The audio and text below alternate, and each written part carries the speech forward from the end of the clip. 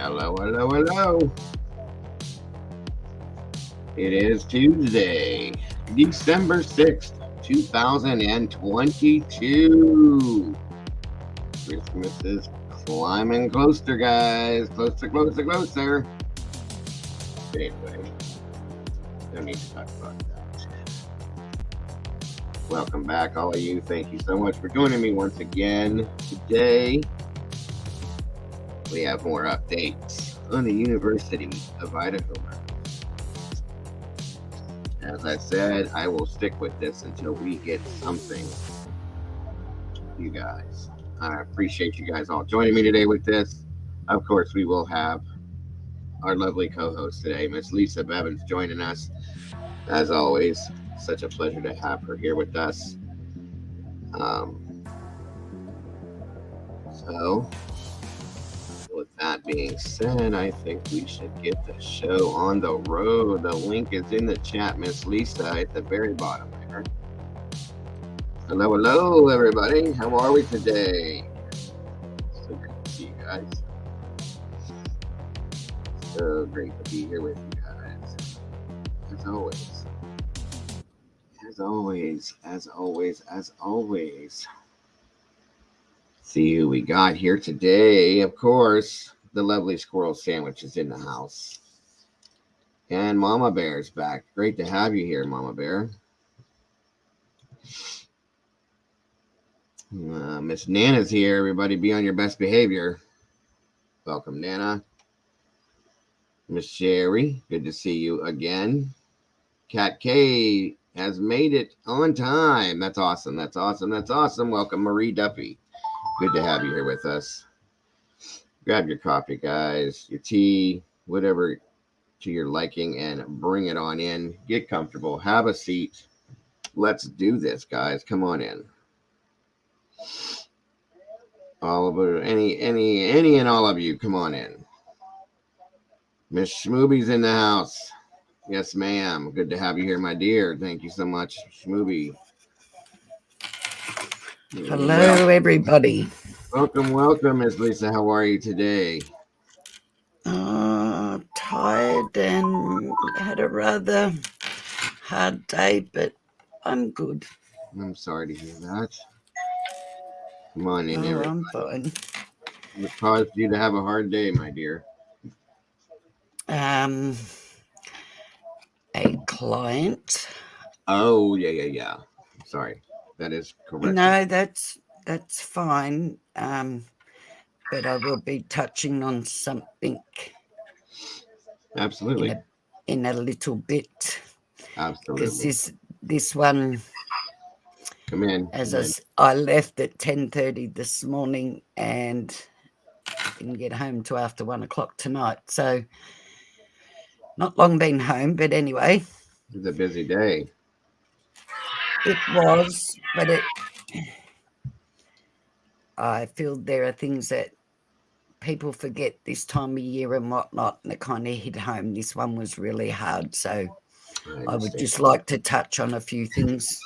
No, absolutely. I understand completely. And welcome, Stacey, the sweetest lady on the internet. It's so great to have you here, my dear. Once again, come on in, everybody. Excuse me. Stacey, Smooby, Mama Bear, Skrill, yeah, Sandwich. You're crucified every time. It is okay. Love you all. Great to see you all. And there we go. Miss Cece with the first super sticker. Thank you so much, my dear. Thank you, Cece. So very much appreciated. Cece's got to be one of the sweetest people I've ever met in my life, I swear. She is just a breath of fresh air every time I talk to her. Hello, Molly, darling. Good golly, Miss Molly's in the house. Thank you so much for joining us today. I think they are all sweet, beautiful people here. We're very lucky. Very, very lucky. Yes. We had the sweetest, kindest, loving people in this chat opposed to any other chat. I have to say that. This whole community. You're absolutely correct. I am thankful and grateful every day. welcome, Deanna. Thank you for joining us today. And it is an honour and a blessing for me to be here and have you all here and to be with Joe too. And Just it is like an to say honor, that. an honor and a blessing to have you here with me and all of us as well. We all love and appreciate you, Miss Lisa. You know that. Oh, look at I that. know. I am here. Very I decorative. even done the bed this morning for you, put lights on the I bed see for you. that. That is cute. Looks good. And you look as lovely as always. Thank you. I like your Don't light. feel lovely, but No, you definitely look it as always. thanking you.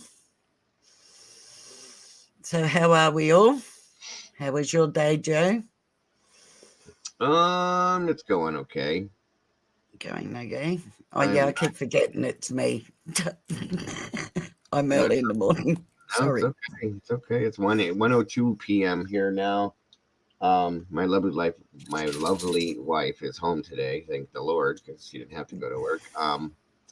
Your And she is beautiful wife. in the kitchen baking for her other job that she does per se. Um, God love her. no You're worries, Mama. very lucky there. Yes, I am. Yes, I am very much so. But thank the Lord that she did not have to go to work today, so that avoided some of the problems we're having with the vehicles. So that kind of helped out a little bit today. I'm sorry. See, I haven't slept, so I'm still yesterday, and it's all rolling into one. So, so please excuse me. It's absolutely fine, Lisa. Absolutely fine. How are you, Mama Bear? CC, No worries, Mama Bear. Molly, I messaged you too, hun. Kat, Yeah, how are you, darling?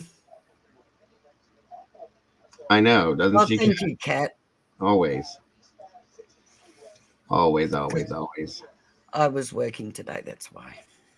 I think Lisa could go out and work on her car, change the motor out, come back in, and still look just as lovely as she always does. That's just how it works. Flower, welcome. Now, Breezy, good to see usually I am covered in grease from head to toe you. and Well, oil and anything else. it is what it is. You look That's it. wonderful today. Um, Thank you very much. Flower, I'm it's good to doing see good. you. Thank you, CC. And how Hi, are you, Flower. Flower? I hope you're feeling better. Last we spoke to you, you were in the hospital. I hope that's Mm. changed now. Are we home, Flower? At the Feeling very better? least, you're hopefully you're feeling better. Yes. Oh, you're home. Great, love. That's Good. good. Good. Good. Good. Good to hear. Good to know. God bless. This thing is Sure is. choking me. Come on. Where is the other end? This drives me nuts when this happens. Where is it at? There it is. Couldn't. There it is. Thanks, CC. Okay, so before we get started, I'd just like to touch on this, guys. It is too, Flower. I have it. It is going round rampant. Lisa had it. Everybody's getting it. Heather has it right now. Her kids have had it. I can't get this stuff to come out of my lungs and stay out of my lungs. It's just bad. So I get it. I'm glad you're Yeah, feeling better though. and it knocks you around for weeks later too, sadly. Yes. So before we get stuck into this other stuff, I'd just like to bring up a few things. As I Yes, ma'am. was talking yesterday about listening to people and whatnot, as you know, I'm a counsellor. Um, and I dropped off. I've actually dropped off quite a bit, my counselling and whatnot. I only now have a few clients, but regardless of that, I was called out at 10:30 this morning. As we know, it's holiday season and Christmas and everything. And I have no doubt a lot of you have lost loved ones, family members, mothers, fathers, grandparents, etc. This one hit home for me because I lost my sister, my mother and my father all within 3 months of each other just prior to Christmas. My father actually passed away in the December, but that was 3 years ago, and it still hits me. Needless to say, this client was on the edge of no longer being here. No worries, Pamela. Welcome. Absolutely lovely, lovely woman. Held it together all year, etc., but December has really hit her with Christmas. She no longer has family. No longer that none of her family is no longer alive. She doesn't have any friends. She keeps to herself, sadly. And she did go to the doctors to talk about it. And doctors being busy like they are, kind of shrugged her off and pushed her out the door and said, "You'll be right." When she called me, she was distressed. Thank And God had you. taken things to no longer be here. I got there as fast as I could, spoke to her, found out what she took, etc. Anyway, as it turned out, we ended up at the hospital, of course. Right. And I sat with her because I handed her over to the CAT team, which is the psych evaluation team. And but I did stay with her. I didn't have to, but I did because she was so alone. Right. In between that, I've organised people to go and see her. I've also now hooked her up with another lady who is extremely lonely at the same time. They're very similar ladies. She'd come to the hospital and seen her, and they actually got on quite well, so he's hoping.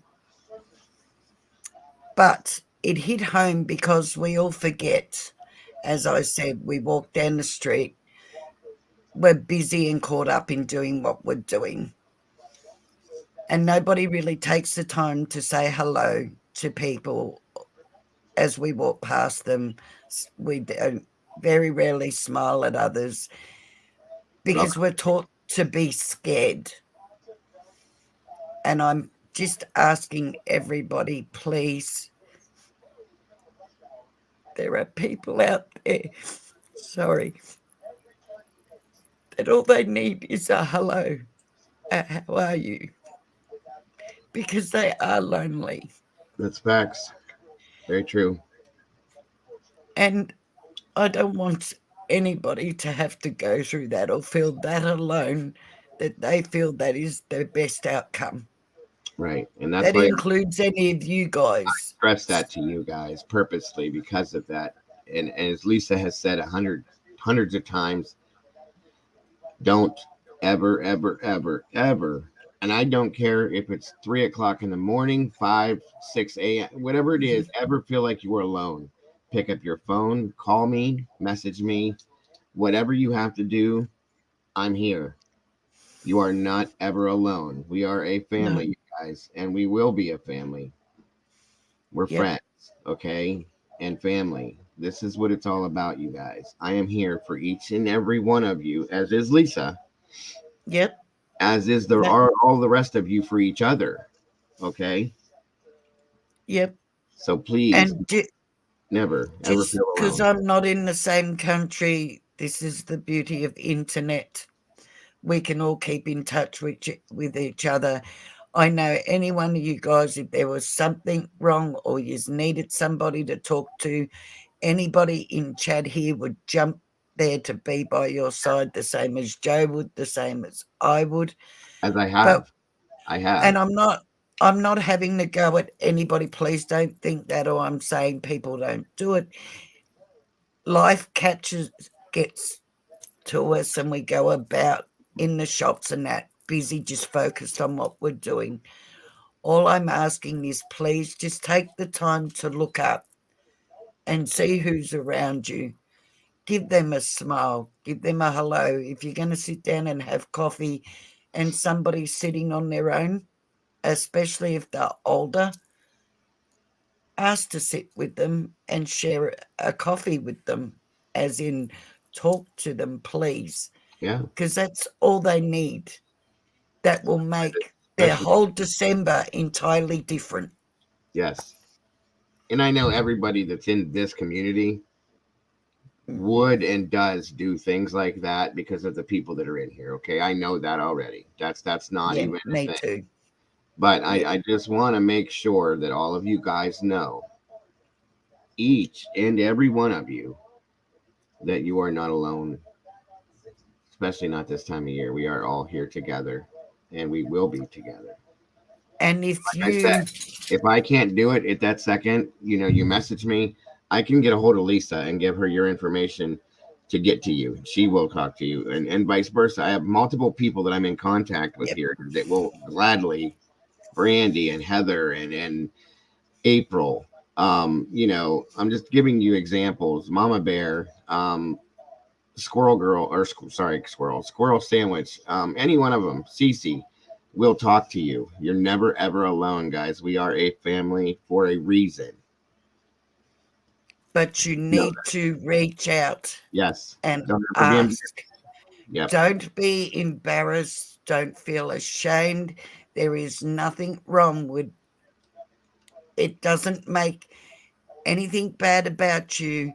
You should never feel ashamed of needing somebody to talk to. Never ever You guys feel know. ashamed or think there's something wrong with you because you need help or you need somebody to listen to you.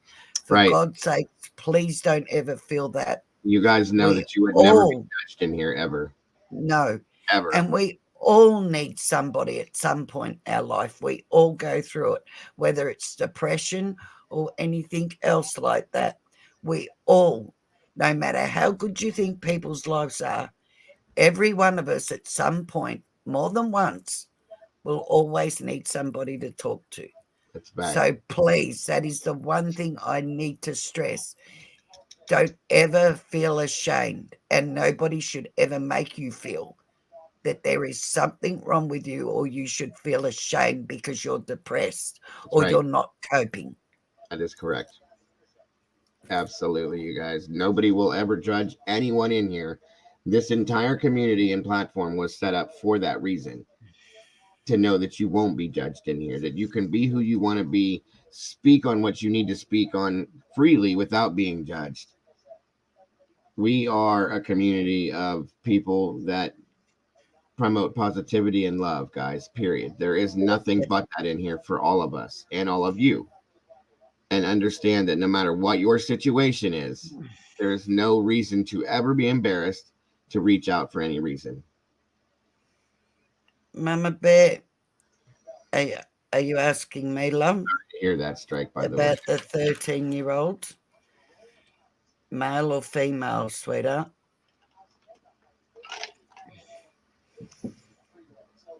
And helping in what regard, Mama Bear? Female. Is it? Need a few more details. You can message me on Facebook if you would like to do it privately, love. Welcome, April. And Yeah, I'll you be don't have happy to talk to you about it. any of Because us. I am a counsellor, guys, I would also like you to know this, that any discussions that take place outside of on here is highly confidential. I cannot discuss and will not discuss anybody with anybody. It I would be cannot easier. do that. You can absolutely do that then, Mama Bear. 100%. As for the client that I spoke about, I didn't give names or anything else. But in saying that, I asked her if I could just mention her as a client. And she was rather happy because she doesn't want anybody else to go through this. Right. Which you think about, I know how close she come to not being here, but yet still thought of others, which to me breaks my heart because she is a very caring, loving woman and just has nobody to direct it to. very sad, especially this time of year, that can get the best. Those emotions can get the best of any person. I don't care how strong you are. Yep. Being alone is one of the worst feelings that Yep. exists. It is an empty, sad, just it's just sad, guys. And I don't ever Yes. want anyone in here or anywhere for that matter. Even people that I am not, for lack of better words, even people that I'm not fans of, I'm not a big fan of, or people that I don't care for too much. I still don't want that person to be alone to go through that kind of a feeling. I will sit with the person that is my absolute enemy and sit and talk to that person. If it saves that Me person too. feeling that way, that's just who I am. I've always been that way. And me too. Do you, 100%. do you know why, Mama Bear? Mama Everybody, Bear, I'll give you my Facebook. Actually, I'll just I'm sorry to hear that, Mama Bear. chat. She's lonely. I understand. My son goes through that. That's a sad thing at that age because he doesn't At have very many 13. friends. He doesn't. A lot of them go through that, Lisa. Yeah. If No. they're I didn't mean that to sound dismissive. I was just going to say I have my youngest daughter and my second youngest daughter severely went through this. Kids are mean. They are. They are. My Yes. wife, me and my wife have gone round and round and round because I've explained my son's situation to some of you guys in the past, and maybe this Kids can are help. very cruel. Yeah, maybe this can help you a little bit, Mama Bear. My son has always, because of his issues, always been very outgoing. Um, there's Lisa's information right there, Mama Bear. He's been very outgoing and always wanted to be everybody's friend, and he's always put himself in people's faces, and he's just a very sweethearted, loving kid. As you guys see, he hugs me every time he comes near me. That's just his thing. Yep. It's his personality, you know. That's not a bad thing. That's our family personality. That's how we are. Welcome on the mic. Good to see you, brother. And Stay on the mic. he's been made fun of because of his personality and because he is outgoing, and people back away because they think he's weird because of this, because of that, and he's not at all. He's an average everyday 16-year-old kid. He just wears his heart on his sleeve, and he shows part of his the ADHD with the autism basis is the sensory thing. For instance, he likes to touch people, okay, because it gives him a feeling of comfort per se, because he's showing affection. It's an affectionate thing, okay? Some people are not like that at all. You know, and it was weird even to me. I mean, I've always been affectionate with my kids. To see him doing it to people that, like, in would not be normal to us, I guess you could say. Somebody that he's only known for a little while, when he was little, he would go over and hug him. And they're like, oh, okay. It's my just kids who were he like is. that.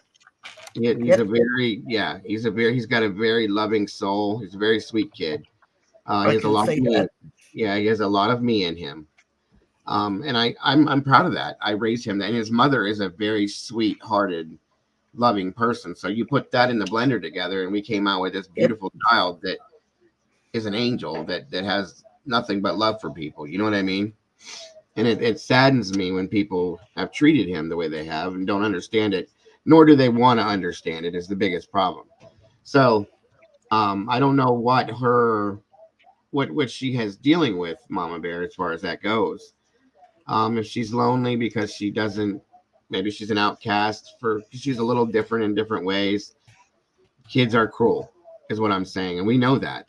I know that. My Mrs. Dago knows that. Lisa knows that. Kids are just cruel. They really are. Even back when I was in school, kids were cruel. But this is what I was talking about the other day about that Jeremy, how everybody judged him and said, yeah, you know, when he was interviewed, he's weird, he's this, he's that, because they don't take into the account the circumstances he was under.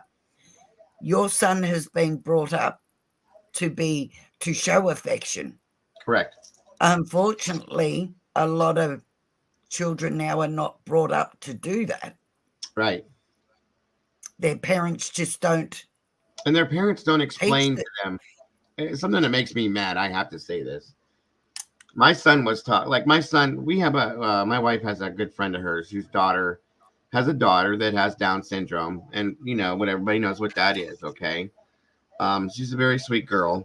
Um, she's very active and plays with normal people, goes to normal schools and all that kind of stuff. Right. Well, Yep. you know, because of my son being who he is, we explained to him immediately before she even came around. Audrey has Down syndrome. She's a little different. She's a little behind on some things, but you know, she's still this, that, and everything. And he treated her just as he would treat anybody else. Mm-hmm. Parents do not teach their children to watch their tongues, to not say No, certain things, to not understand. They don't teach the understanding of this one's different because of this. That doesn't mean it's a bad thing. It just means that they're different in this way from you.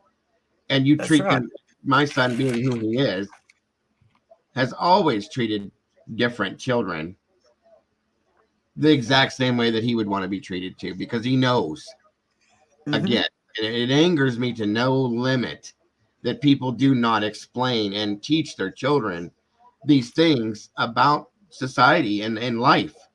It's a very simple 5-minute conversation to sit down with your child and say, okay, well, this person is a different color because they're African American. This person's eyes look like this because they're Asian. This, you know, things like that that you teach your kids so that your child, because kids say whatever they say, and people nowadays, okay, or this person's different because they have a disease that changes them from somebody else to being different from what we are. Nowadays in society, you can look at somebody and say, oh, and say the wrong word, and you're attacking their character, their race, their whatever, their gender choices, and so on and so forth. So therefore, there needs to be more teaching done, more education done But to this avoid these things, sadly. this is what we all forget, though. We are all different. That's right. That is what we're meant to be. So to point out whether somebody has an illness or not is not right, because we are all different. On top of that, self-esteem in children is lost. Schools don't teach it. We don't. A lot of parents don't teach their kids. Schools don't Pro- teach and, anything and anymore. it's not intentional. Please, I'm not picking on anybody. Please don't think that. It's not intentional. It's because you'll find most of us do not have, especially mothers, do not have good self-esteem themselves. Hence my mirror exercise that I That's asked you to do. and wait, And hold you on. know, Don't take what I said the wrong way, guys. I'm not saying that that we should draw attention to those things. I'm saying that our children no, need to be educated to understand that these and things, accept people. right, that's what I mean. It needs to be that Yes, it's okay to be different, is what I'm saying. And without, okay, I'm going to treat you a certain way because you have slanted eyes, or because your color is brown and I'm white. I mean, I'm trying to say it needs to be taught from the parents level, not I just know the what school, you were because the saying. school doesn't teach anything anymore. No. And Nothing. on top of that, And like I that's said, that mirror exercise, as silly as what it sounded to everybody, and as I saw, some years could do it, some years couldn't even get past the first one. Do you know, honest to God, my son, my eldest son, was bullied at school, at primary school, excuse me, I'll at, be right back. You because call me you're something. right, because he couldn't write properly with a pen, because he was never taught to hold a pen properly, etc., etc. And he was more a practical learner than to learn off of books. But regardless of that, he got picked on a lot, to the point where self-harm come into it. That mirror thing that I asked you all to do, you want to know why I take it so serious? That is what saved my son's life. Is because I had low self-esteem. I was in an abusive marriage, which he seen, But I put him in front of that mirror after I left my husband, who also used to say to his son, that was his son, and used to call him the S word, and he's nothing but that word, which I will never use. But regardless, I stood him in front of the mirror every night and did that with him. And believe it or not, guys, this is why I swear by it. It changed him. His self-esteem got stronger. His confidence in himself, his self-belief changed. He stopped worrying about what other people were saying. He would listen to some of it, but he knew how to cope with it and where to put it. To the point that 2 years on from that, when somebody else was being bullied, he would stand up for them people. But when he was being bullied and they would abuse him, he would actually stand up and say, please don't reflect what you feel about yourself onto me to try and make me feel as bad as you feel. And he would walk away. So there is why I swear in on that mirror exercise. I still do it because I did have low self-esteem, and I was abused in a marriage for a long time. So, and I don't wish that on anybody. I don't wish a teenager to feel alone or to be bullied. And in saying that too, as Joe mentioned before, or no, somebody wrote it in here about parents teach their kids to hate. Listen to how judgmental people are. And then the kids are in that mix. So the parents are constantly judging people. Oh, he's weird. Look at him. Or he looks funny. That one's overweight. That to a child, which this blows me away, because when adults do it, we're judging. When kids do it, it's bullying. To me, it's both. The adults are bullying as well as the children.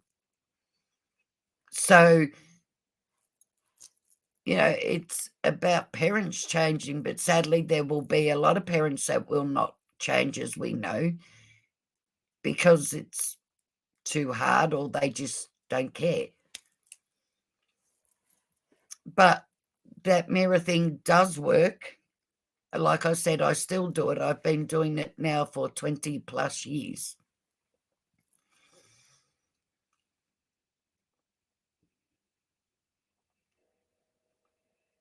That's all right, Seabreeze.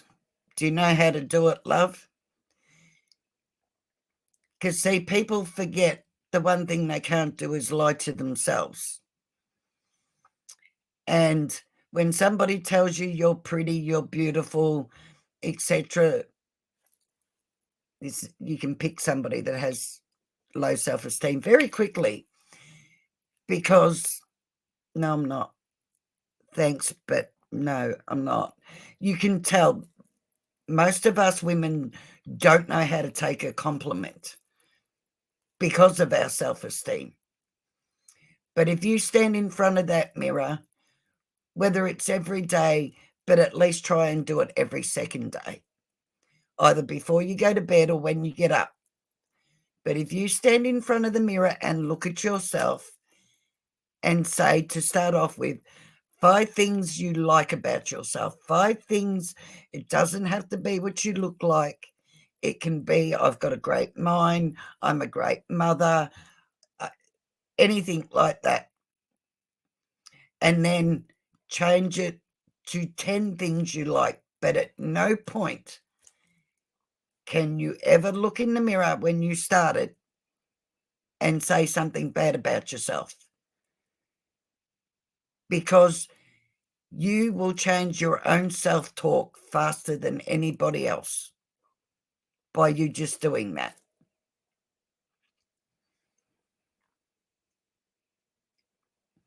My daughter said that she doesn't want to do it anymore because she's afraid to end up in a void, and what that would be worse. The mirror thing, Mama Bear?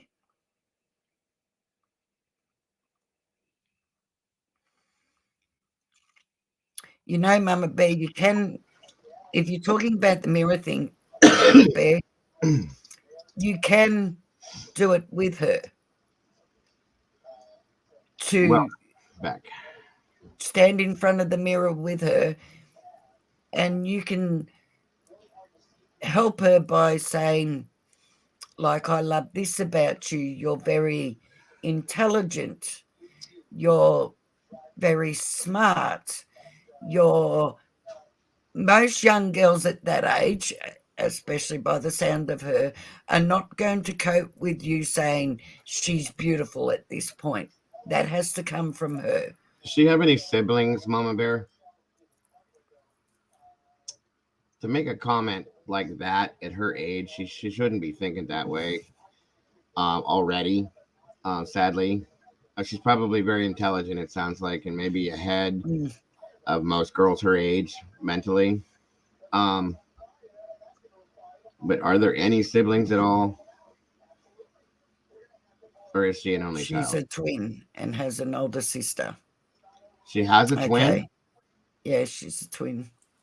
Okay, now does the twin, most twins, like my twins, I have a set of twin boys, they kind of have each other, constantly.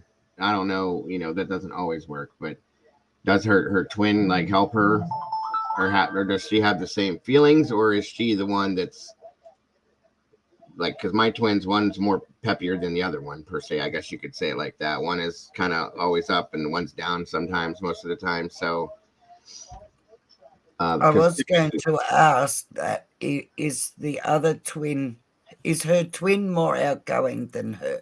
Right, that's kind of what I was trying to make point. Yeah, Why I know. wasn't forming the words correctly. That's all right. She is more extrovert, and he is male female. Okay. I got you. Okay, he's more introverted. Gotcha. Okay. Well, I mean, as long as he supports her as twins do, and as a sibling, that's good. Okay. A lot of And siblings have, she, like she has an older sister, so that's probably not a yeah, common. I was just going to say that. How much older is her older sister, if you don't mind me asking, Mama Bear? And also, does she have a counselor or a therapist that she sees? They talk a lot. That's good. Okay. Okay. So she has that support. That's awesome. She just needs, sounds to me like she needs 16 months. Oh, that's And not. yes, that was my next question. Does she have a counselor? Yes, we think a lot along the same lines, Lisa. I know. Always. I'm surprised we're not She finishing went each back to other's sentence. counselling yesterday. Is this a counsellor she's seen before, Mama Bear? Obviously. Yeah. Because then I've got another question for you. Okay. Are you Does comfortable she with that does counselor? she Sorry. does she click with this counsellor? Okay, that was my question. Here we are again. No, because that's the main thing of counselling. I'm going to tell you the main thing of counselling, especially for a child or teenager. I'll tell you what the biggest thing is.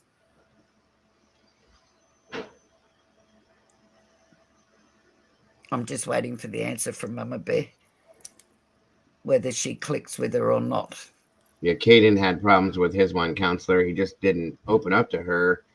But it was also because the counselor would sit there and wait for Caden to tell her everything. He's not going to do that, lady. That's your job to get him to talk to you. He wouldn't do it. That's what I mean about clicking. Right. Yes, I met her through the PTO, and when I was looking for someone, I saw her name. Okay, Mama Bear. All right, anybody that has a child to go to counselling, so I knew I was super comfy with her, they would be too.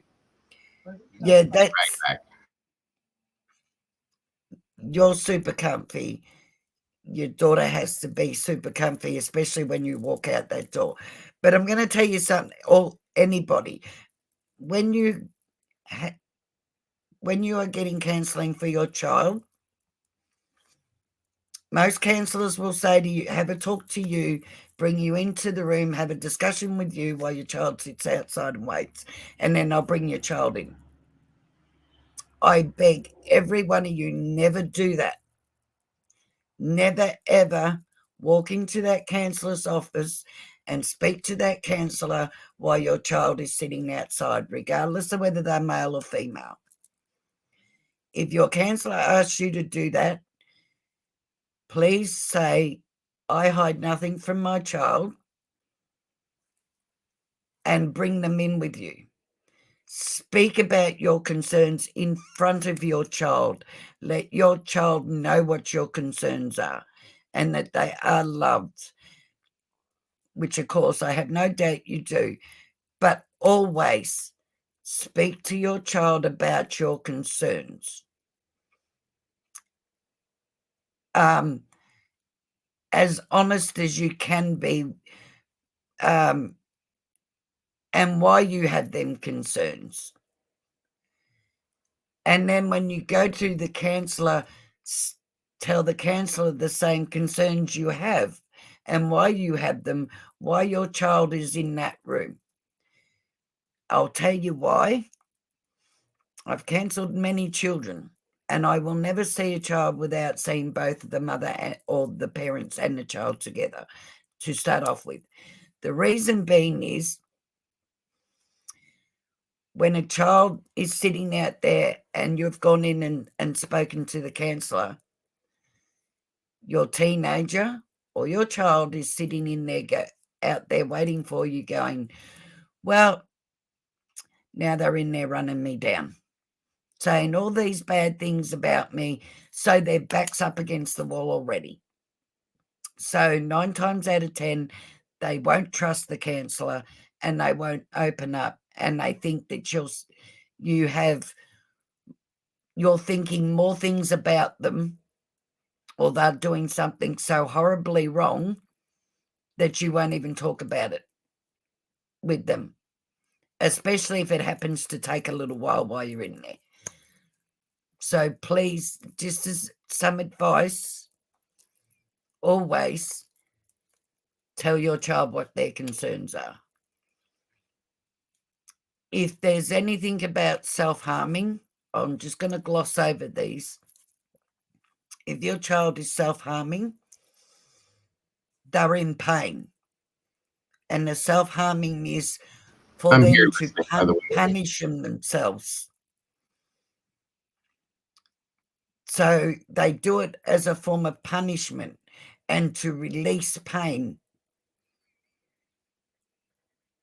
If they are doing that, they do need help ASAP. Doesn't mean to say they're prone to do the other, but kids, if you understand teenagers and children, even young children, anything that happens in your home or, with their friends at school and that, if you listen to your children are very good at blaming themselves for everything. It's my fault mum and dad got divorced. It's my fault dad doesn't come and pick me up. It's my fault my sister doesn't like me. It's my fault people at school are picking on me. Kids will always find a way to blame themselves. My grandson was in counselling and he talked to his counsellor by himself. She was not allowed to speak to me unless it was concerning. No, Izzy, you're right, because it comes under confidentiality. I'm talking about when you first go to a counsellor. When you first engage a counsellor, they will talk to you and your child together. That's when you first go. However, what you're saying is correct.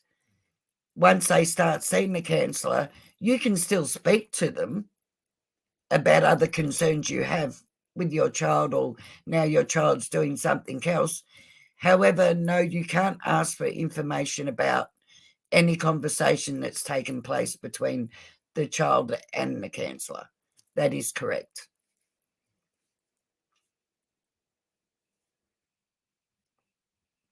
I stay with them for the first 5 minutes each visit just to Okay. update the I'm still counsellor, here, and guys. I then was I just leave listening.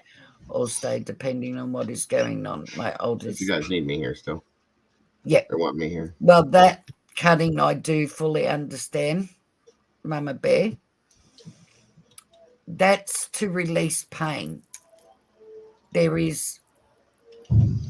That's like a form of depression.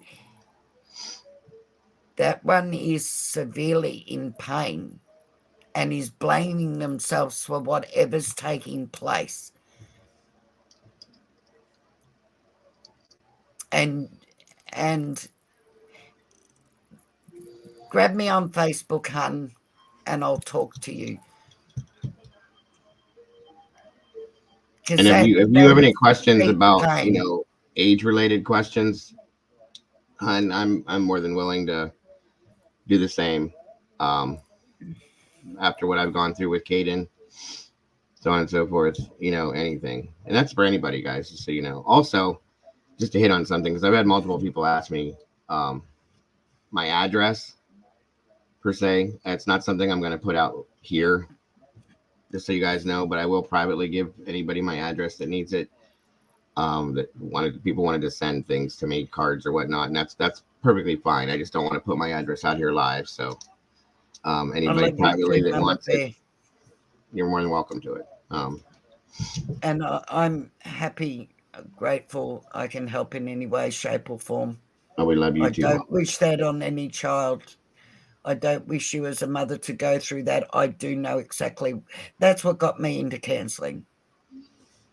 Not only the SA abuse to my 2 elder ones, but because I had children that did nothing and whatnot. So, yep, happy to be there for you, and I will help you in any way I possibly can. Amen to that. That's what we're all here for. Together. And I'm actually now glad that I did bring that point up and open this up. Sorry. No need to apologize. By any means. Welcome, Christy. Good to see you. Thank you, Molly. By the way, anybody that is not in chat, that is just out there watching, thank you so much for that as well. It all helps, guys. Again, if you haven't hit the like button, please do on your way out the door or now to keep us in that algorithm, guys. Very much appreciated. I hope everybody is enjoying the shows that we've been giving. And if not, listen, I want you guys to know something. I do this for you. We do this for you. Not just for ourselves, it's for you.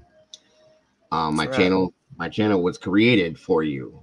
And I want you guys to feel very comfortable with the fact that you could say, I don't like this. Can you, or, recommendations, or, can we do this? Can we do that?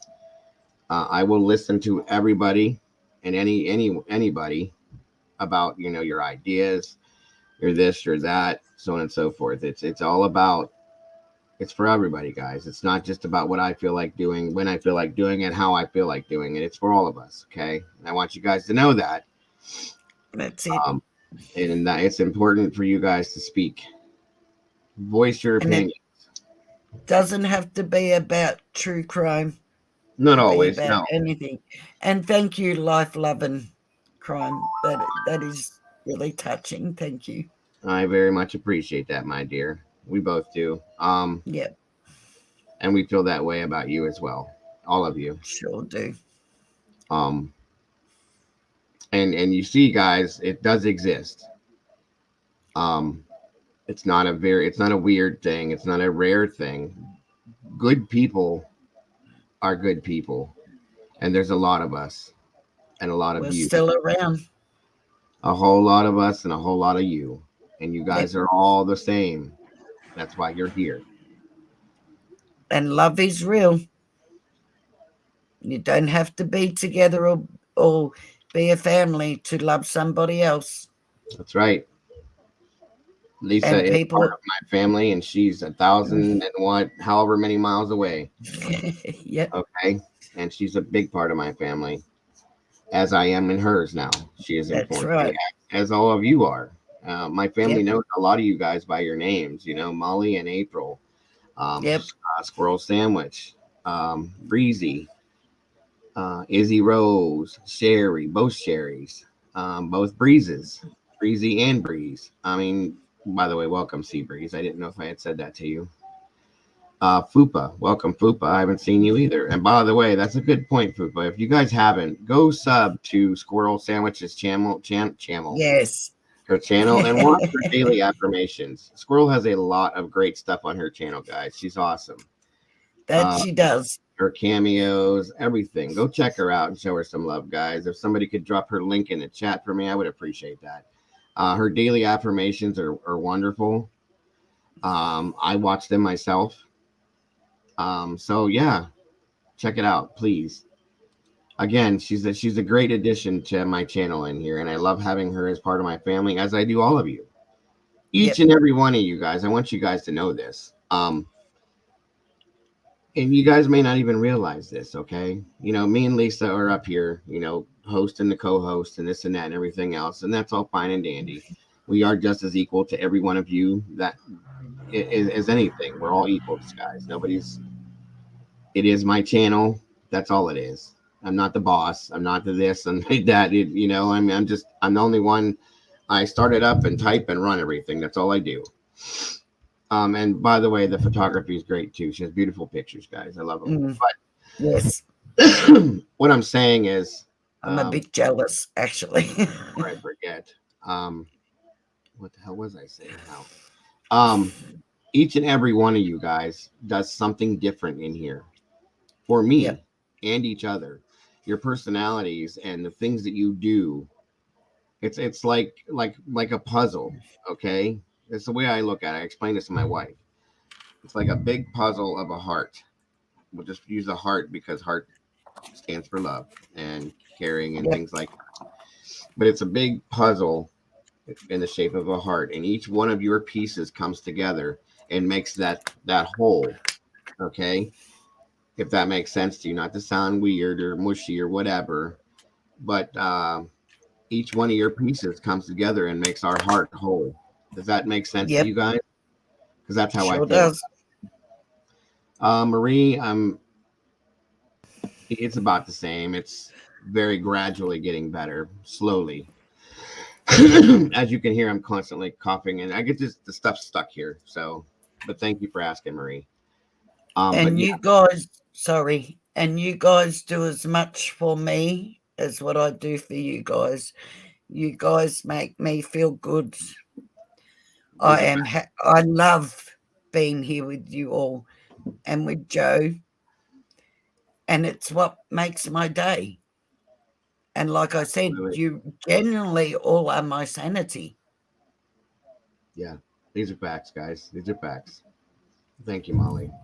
But it's a fact. That's how I look at this, guys. We're each and every single one of you guys is one piece of this puzzle that when we this heart puzzle, and when we put it together, it makes that heart whole. And that's why we're a Yep, family, guys. And that's how I feel about it. Period. yep. But I Nobody got will. to pick on you for one thing, Joe. You said not to get mushy in that, but we're allowed to get mushy here. I know that. I'm just sometimes I get a little carried away with it, and this and No, that. I because we express. should never be scared of how we feel Oh or no, whether we're I'm not. being mushy or not. You That's guys know what's that. wrong I just these sometimes days. I express myself on a regular basis. I always have. I was taught to express my exact feelings, no matter what it seems or sounds like, and I do. Yep, I'm not ashamed of that by any means whatsoever, you guys. None at all. Because at the same time, I could be the meanest, hardest, well, not meanest, but hardest, stone cold, yep. hardcore person in the world that I need to be, but that's not who I Hmm. am. That's a different personality I choose not to delve into. But I've always expressed my emotions and feelings outward on a regular basis Me too. because it's healthy to do that. Okay, it's not That's right. healthy to keep them inside. Because when you do, bad things happen. So Oh, that's great. Life and love. I'm glad we could be helpful. that's amazing. But you Awesome. guys, even just being after my day today, just being able to talk about that and just being Right. here, you don't realize how much that's helping me to actually wind down from that, as well as, like I said, just being here and having you all here does so Absolutely. much for me, especially after today. You really had no idea, honestly. And I love you all for it. And I thank you so much all for it. Absolutely. Absolutely. You guys are awesome. And I love you guys, each and every one of you guys, just for being who you are and for what you've done for my channel, for me. Again, you guys are the reasons why I'm here every day, why this channel is still going the way it is. I mean, Yep. there's no other way to look at that, guys. And of course, Lisa is an amazing addition to it. I'm grateful that she just kind of fell into. Everybody knew I was looking, as I would say, as a joke, taking applications for a co-host, but she just kind of fell into this, and I was very comfortable with it immediately. It worked out very well. Um, and even if she can't be here every day, that's okay. I get it. But she is. She's always here with me, so I'm very grateful for that. And like I said, I attribute all of what has happened with this channel to you guys, because of you guys, and I'm very, very deeply grateful for that and all of you. So just know that, please. And I have to say what Tina said. You're all just simply the best. Better than all the rest. That's it. Yep, yep, yep. Okay. Well, I don't think we're going to have too many more people jumping in here today. And if they do, that's okay. Does anybody else have anything they want to add to the conversation we've had thus far? Or Lisa, do you have any more? No, that's it. Thank you very much. Okay. And thank you for allowing me to get that out. And it's not even about allowing. As I said earlier, this platform is just as much yours as it is mine. So anything and everything, you don't really have to clear anything with me, hon. This is you. You do you.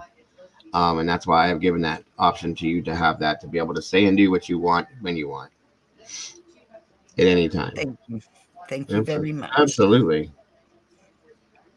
I'm sorry to hear that, life and love.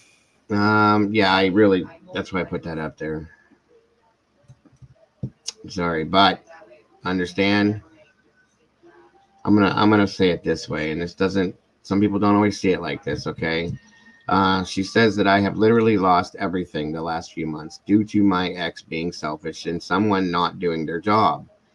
But you all help lift my spirits. Now, the way I'd like you to look at that, life and love, if you could, is to step back from the situation that you're in and look at everything involved and tell yourself, because I live my life by this, I'm not lying. Step back from the situation, look at it, and tell yourself everything happens for a reason. Now, honestly, I'm not laughing at you. You're so my male me. Right, right. Even if it seems like the most horrible thing in the world, it happened for a reason. I truly believe that God has a plan for all of us, and that everything that goes on in our lives was meant to happen for a reason. No matter how horrible it is, it may not be understandable at that point, but on down the road, it's going to make perfect sense to you. Yep. I promise you, everything will get better. You have faith in yourself, in your life. Continue to make good decisions and keep your head up high, and you will be all right, my dear. I promise you that. And we will be here with you. You will never be alone. That I promise too. you. And remember, you didn't lose everything because you didn't lose yourself, sweetheart.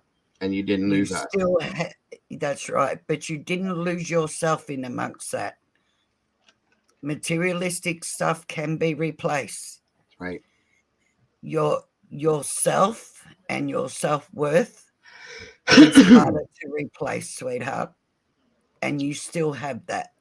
You are. So you still have everything. Believe it or not, it mightn't seem like it, but you still have everything because you are still intact. In and some you ways, still you have have more. your self-worth. Right. And in some ways, you have more than most. As April said, where God closes a door, he opens another one to a better future, to a better That's situation. Right. Okay. Always remember that. Believe me, I go through things daily. And I'm still, as stressed out as I am right now, I'm still being positive and I'm still promoting that because that's just how it has to be. It's exactly how it has to be. And it will all work itself out, my dear. I promise you. And I don't make promises that I don't keep. By the way, welcome, Kim. Good to see you, my dear. Welcome back. Happy to have you here. All right. It's all right, Kat. You're allowed to be in your feelings. Yep. We will all pray for all of us. That's how we do it. I do it every day. Each and every one of you guys, I say a little extra something. Yep. No, just know that God's not only looking out for you because he always does, but he's doing it too because I'm asking him to do it a little extra, guys. Because that's who he is. That's who I am. That's who we are. And there's the sweetest lady on the internet once again with the super sticker. Thank you, Miss Cece. Always believe in yourself, life and love. Yep. Believe in yourself and trust in yourself. Before anything else. Yep. Because I'll tell you one right now, the one person that will never fail you is you. That's right.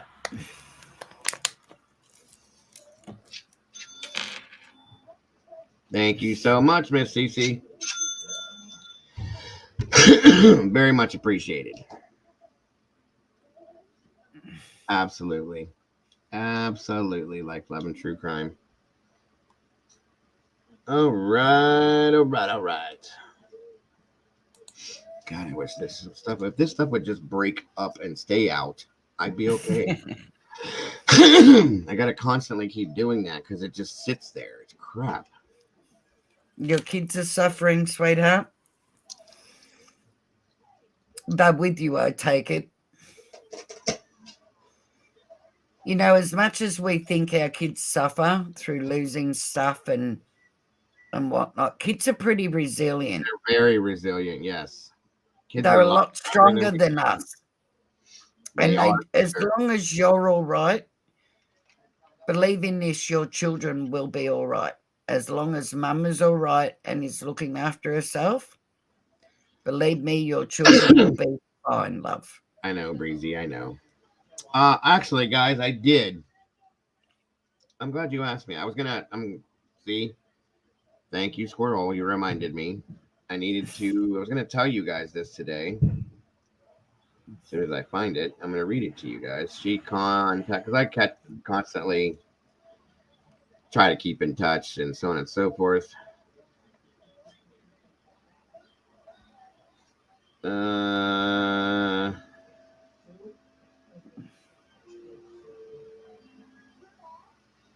One second.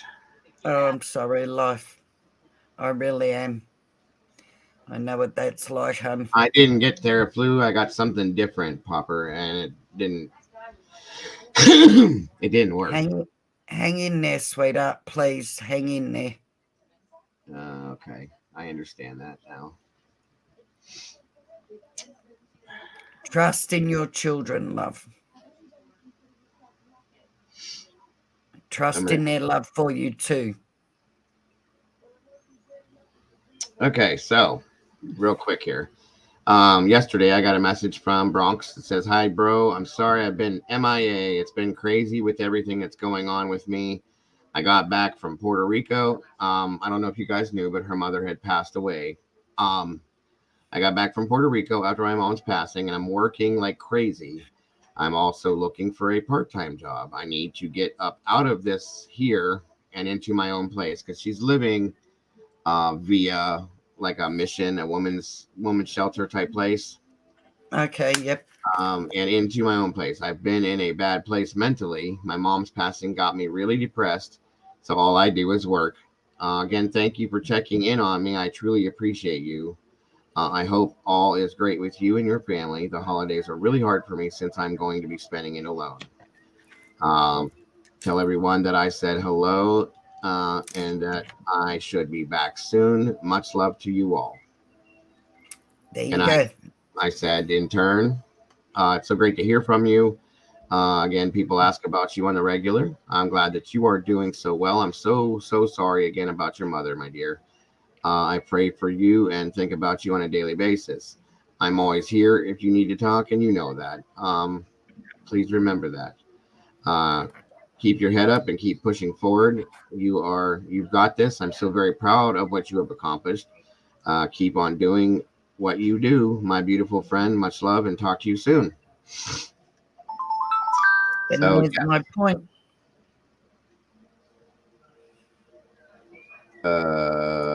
Welcome, David, to the meatballs. Swim around in the sauce. David James, new member. Wait a minute. I thought you were already a member, brother. Good to see you, David. I've been looking for you. Good to have you, bro. Yeah, I need to actually get the real Theraflu popper. I couldn't. My wife was looking for it, couldn't find it. She got something else, and it wasn't the right thing. It doesn't have the expectorant in it, which is what I need to get the guaifenesin or guaifenesin. I can't ever pronounce it, but I think it's guaifenesin, and it's an expectorant to break all that up. Oh, okay. Well, either way, he's a bigger meatball. I'm not sure, Squirrel. Can you just excuse me for about 2 minutes? Yeah.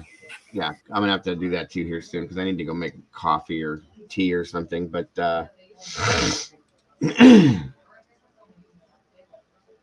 back to where I was.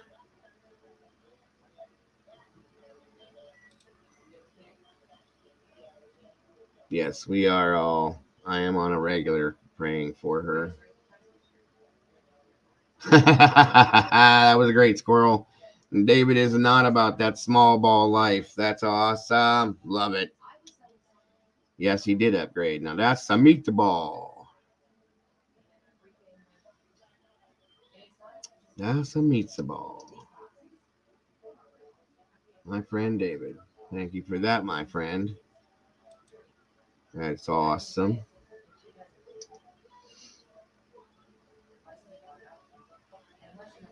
I am what was I gonna say? I forgot. 1 second, everybody. I'm checking. I got a message from somebody, and then once Lisa comes back, I'm gonna get rolling into what we're gonna look into today. Keep things rolling. Thank you once again for all of you joining me today. I am extremely grateful and happy to have you all here. 100%.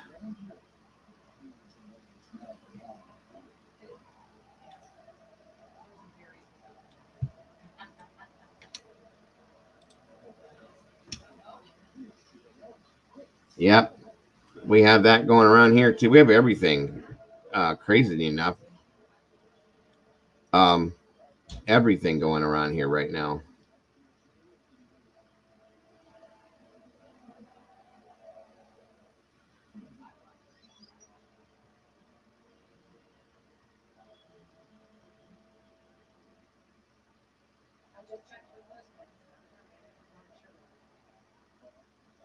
I hope Miss Heather's doing okay. She said she's better today than she was yesterday, but she's still got this crud.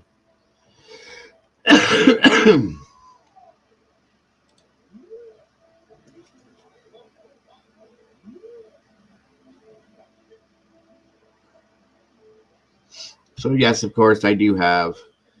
Um, oh my God, that's so horrible, Marie. Updates. I do have updates on. Thank you so much, Miss Cece, on the case that we're working on. Again, thank you for those of you that have donated in the past on these. I am asking anybody that is able to at this point with my situation with my vehicle, if you could possibly um, be able to donate to the Cash App, Venmo, or PayPal. It would be highly, highly appreciated at this point to get things rolling again. I hate doing that like that, guys, but I have not much choice. So if you are able to do it, it is greatly appreciated. And I thank you all ahead of time for that. Thank you so much. Um, where are you at, Marie, that's happening? I haven't either. That's unreal. I've never heard of that happening.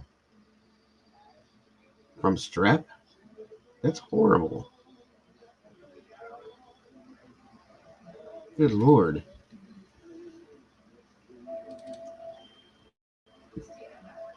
I mean, unless they're just getting it that bad, it's a or it's being completely untreated in the UK. Okay, because it's a bacterial infection that it spreads, but it's like that's horrifying to think about that because it's a regular thing around here. It is frightening. My God. And we've had a lot of these diseases. I don't know I know what's going on, but it's like COVID has caused so many problems, you guys, and it's making all of this stuff that we weren't around for 2-3 years because of COVID. They've turned into super bugs, basically, and they're attacking people's.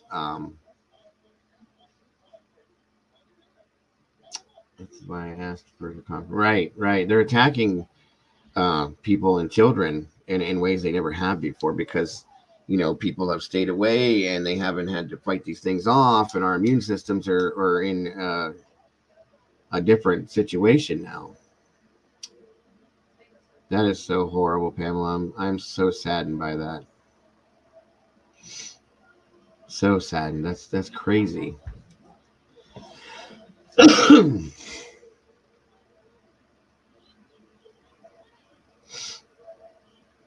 soon as she comes back, I'll get some things going, and then I'll step away from it to grab that coffee.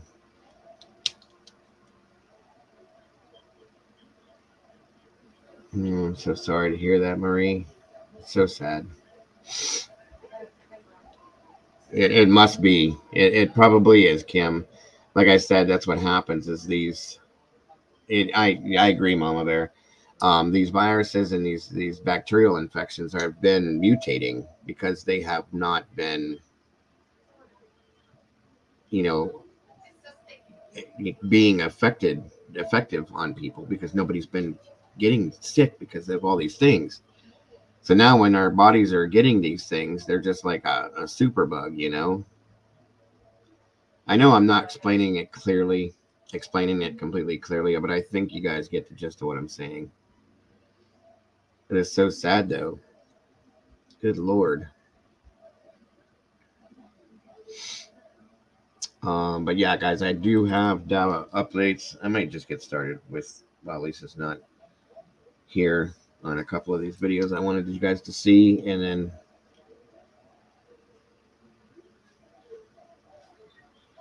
and I'm pretty much trying to stick with News Nation, guys, because I've noticed that they're doing a great job with this story. Brian Enton and Ashley and all of them, they're doing great stuff on this, and they're staying on top of this just as much as we are. So I like that. Glandular fever. So all of the glands are I got you. Yeah, I know what that is. It's different there than it is here. Um, I'll show you guys real quick. No, thank you, my dear. You say Buckeye. My wife is making her cookies and stuff. See what I was just given?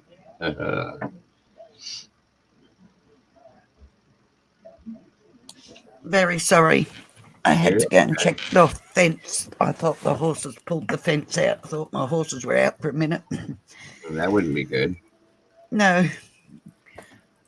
But we forgot to put the electric fence on, so it's all done now. Right, right. All right. Okay, Pamela. Yeah. Glandular fever, guys, basically is what we call over here like mononucleosis or mono. Again, it's all about this. So I'm sure we know what mono is, mama bear. When we were in high school, it used to be called the kissing disease, because teenage kids would get it because they were making out all the time. Yeah. So one of them things. It is what it is, I guess. All right, guys. I'm gonna put this up. Talking about the.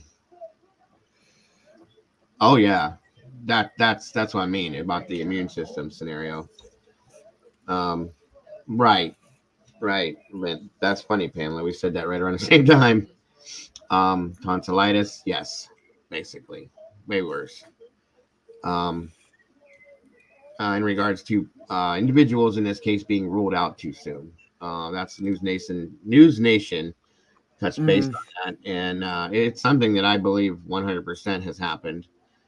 As does the family, Kaylee's family. I'm sorry. Let me give that to you guys here real quick. And again, I'm going to excuse myself in a second here once this is playing, so I can get some coffee or tea or something. You're right. To keep my voice clear, because I'm losing it again.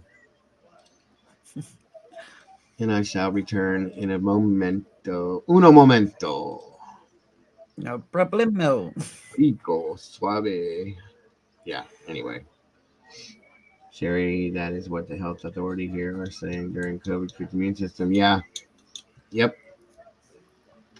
I have seen that on the national news.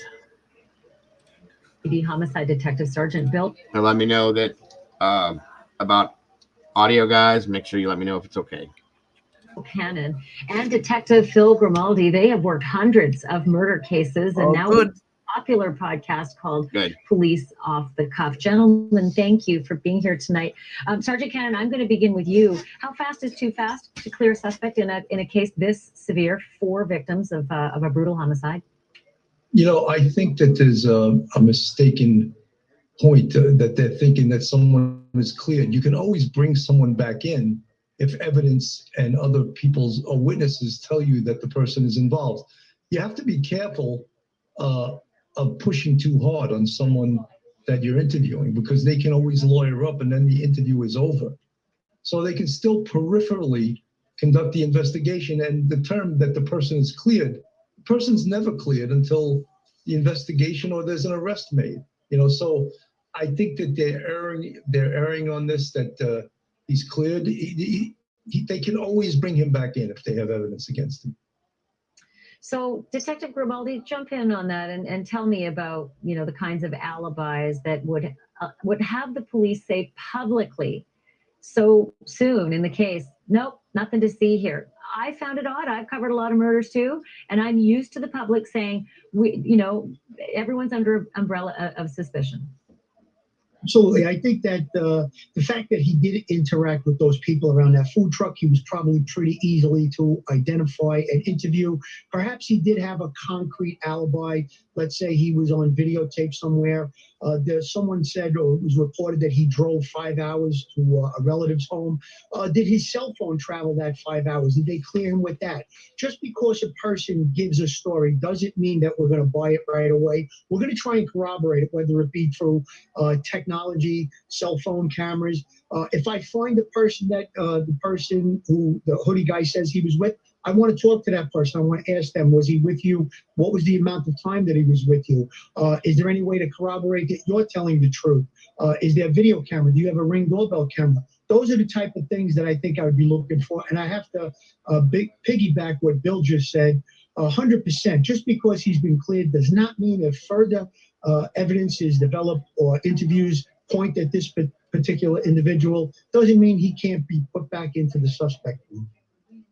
Does it mean anything, Bill, that the family of Kaylee Gonzalez has heard and learned in some way that he is out of the country now, and that he had not submitted DNA? It would seem to me if you're going to clear someone, you'd say, spit in the cup on your way out. Nothing personal, but we'll clear you, but just give us what we need to cross our T's and dot the I's.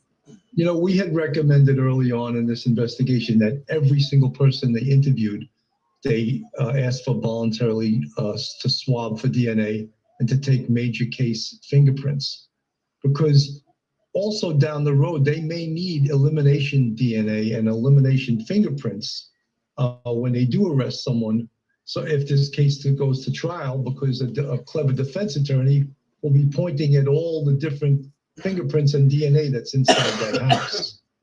Thank you for watching. Go to newsnationnow.com to find News Nation on your television provider. And don't forget to click the red subscribe button below to get notifications. All right. And there is our Tony.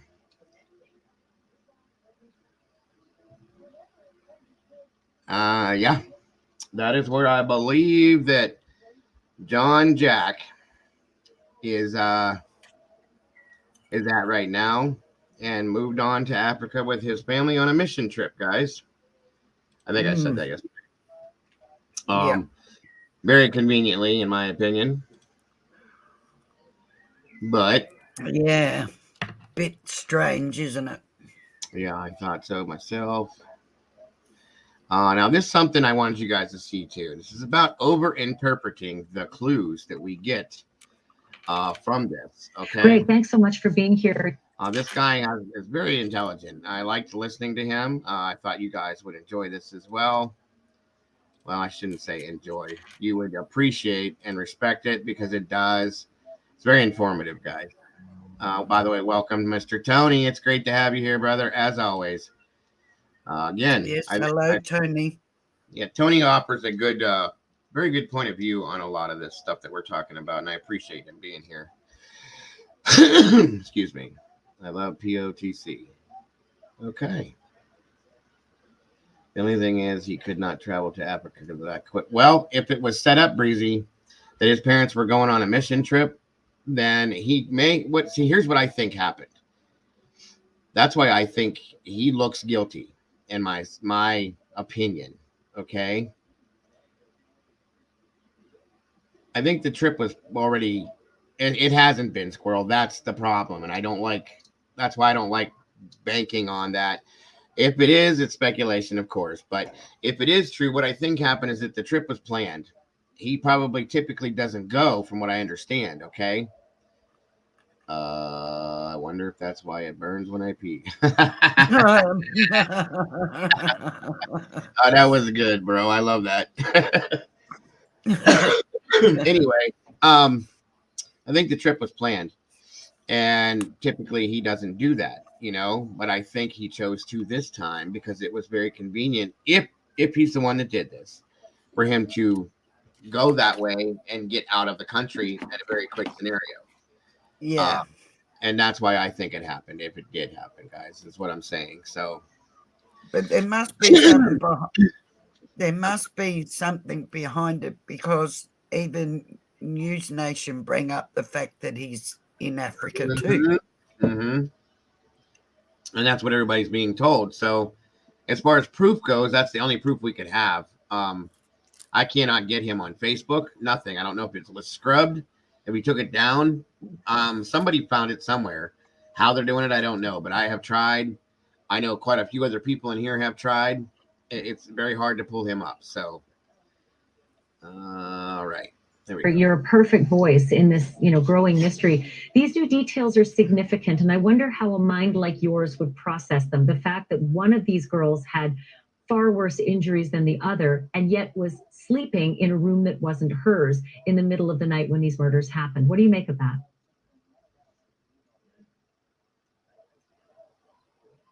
Excuse me, we have to be careful that we don't overinterpret the information. And one hypothesis is that she was targeted. Perhaps that may explain the number of wounds that are excessive in her. But I've had other cases where I've worked with multiple murders where one victim has been subjected to the most violence, and turns out that wasn't the targeted victim. It was the person who had put up the most resistance and enraged the killer. So the killer inflicted more wounds on that person, even though that person wasn't specifically targeted. So we could be dealing with anything like that. So it's important not to get tunnel vision on a given hypothesis. Important to have multiple competing hypotheses and then let the evidence sort that out and support one and maybe dismiss the other. So we have to be a little bit careful with that. And, so often we've heard, from the police, from the coroner, multiple reports that the kids were killed while they were sleeping. But then we hear about defensive wounds as well. And then there is this unusual aspect of 2 additional kids being killed, or maybe 3 additional kids being killed if 1 or 2 were the targets. I'd love to. And they were not all sleeping, by the way, everybody. Get your thoughts on all of that piece that means, like, what kind of person would take a knife, not a gun that's impersonal, a personal knife, a difficult physical endeavor in the middle of the night, and take out 4 people as opposed to the one or the person who put up the fight?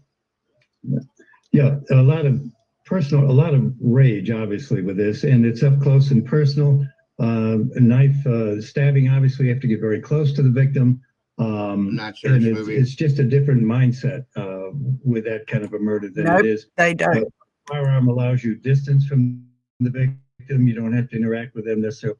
They don't have extradition in Africa? Nope. Is that what you're saying? Okay, well, there it is, guys.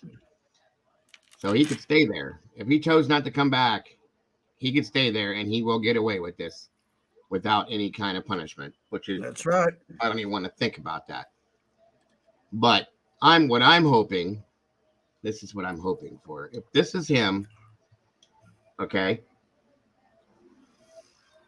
If this is him and he did this, I'm hoping that he thinks that he got away with it enough that he will come back here.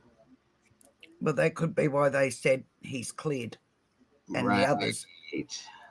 I'm hoping that that's the tactic, because I don't want this piece of garbage to get away with this in any way, shape, or form. And he needs to be going down. And I'm hoping that they have the right tactics in play for this, to catch this guy, to lock him down, and to surprise him when he's not expecting it.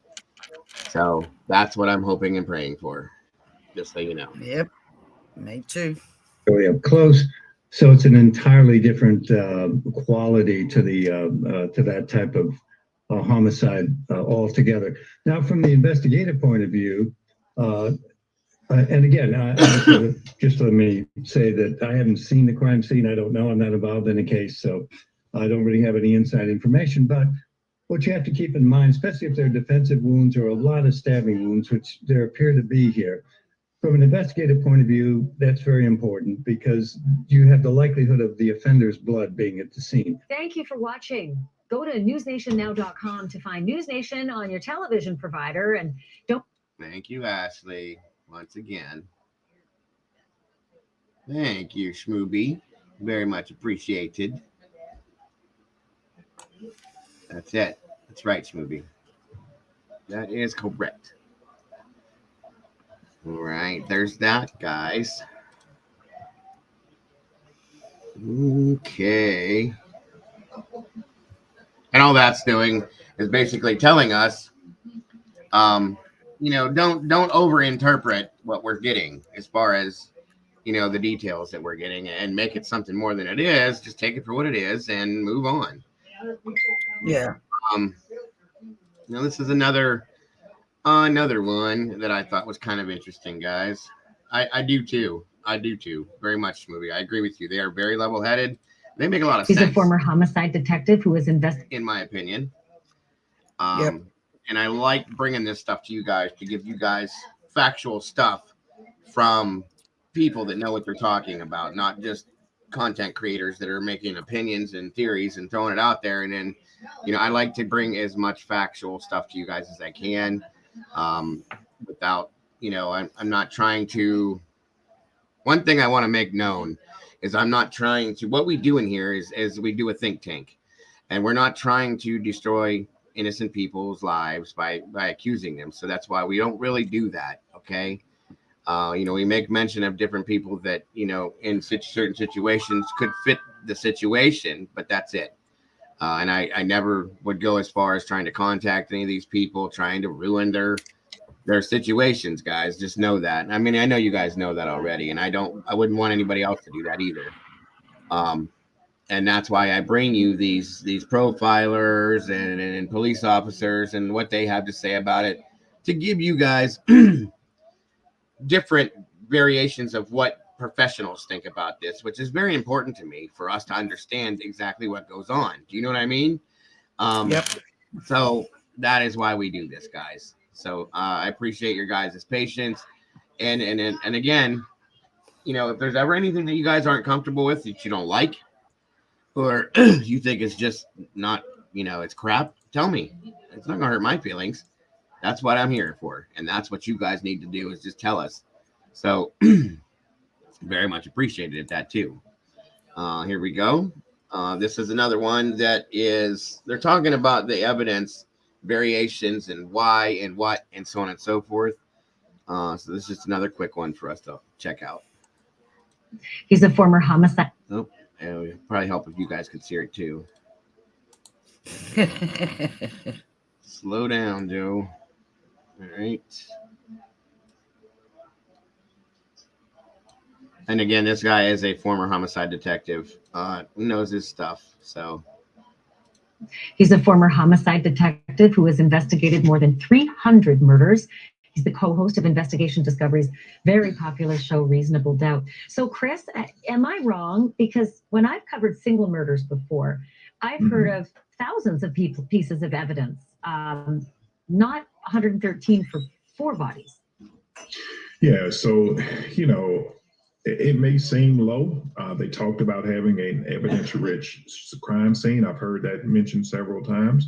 But, breaking it down to 28 pieces per victim is really not an accurate way that we should look at evidence. It could be evidence-rich in certain portions of that crime scene, and that's what investigators are saying. So, there may be small amounts in one portion of the crime scene, but there are major portions or major amounts of evidence in the other portions of the crime scene. So, So let me ask you this.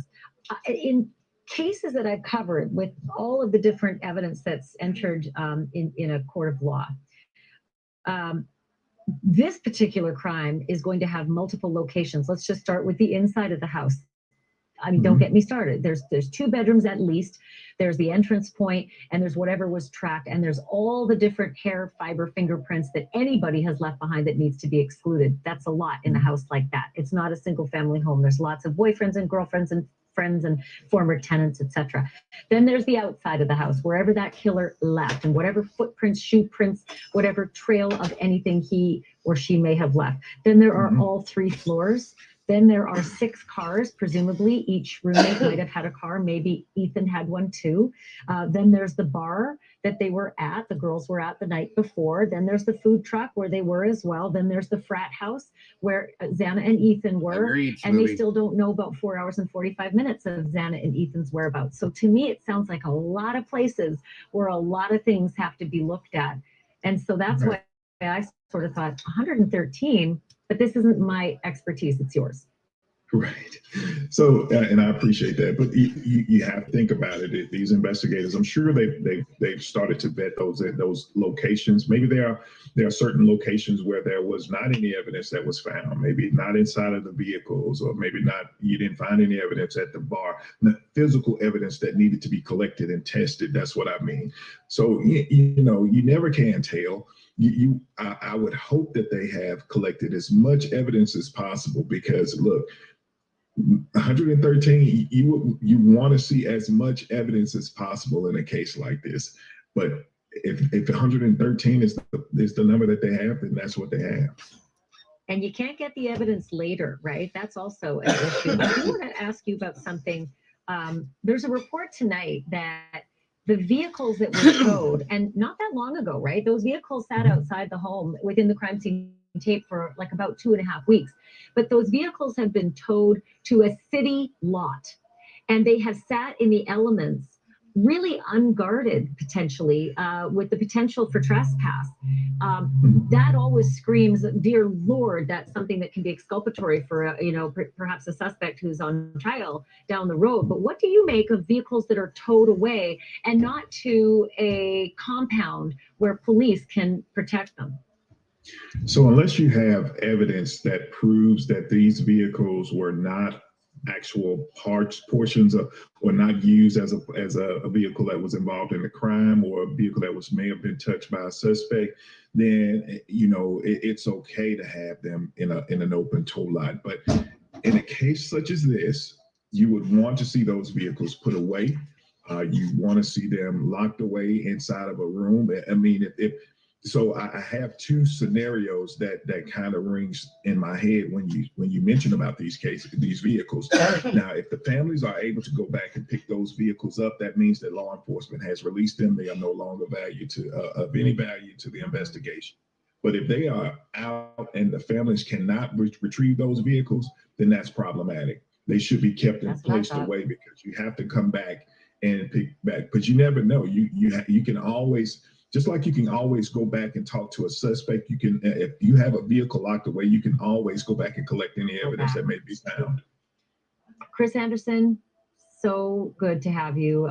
You know more than I do, and I needed you to sort of bring me down off of the ledge. Thank you for that. Thank you, Ashley. We'll see you later.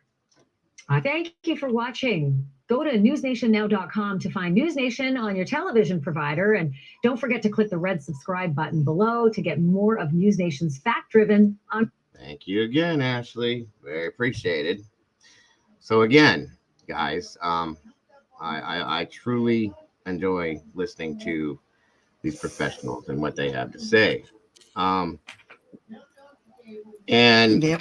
that makes me, I have to do a retraction. Yesterday I had made a comment, and it was just a miss. I misspoke due to one word. I had said there was 3,000 pieces of evidence, and what I was actually referring to were the photographs, where there was 4,000, and that's what I meant, guys. So my apology on that, if anybody remembers that. Yeah, I do not like to misinform you guys. That's the fact. Now this one is,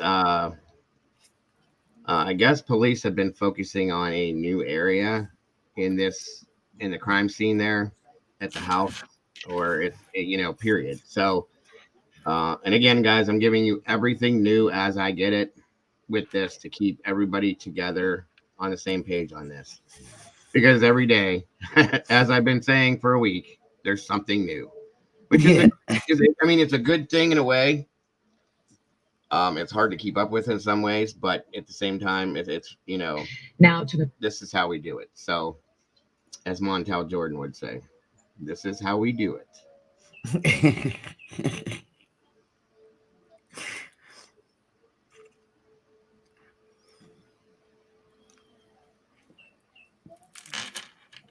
This looks like she's giving everybody a kiss. Look at that.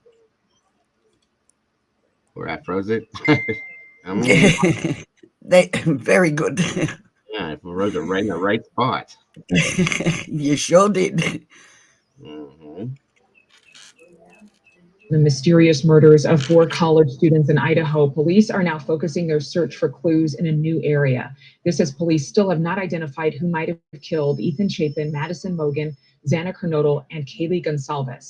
But they are asking all in the community to be wary of speculation, saying they need time to properly investigate.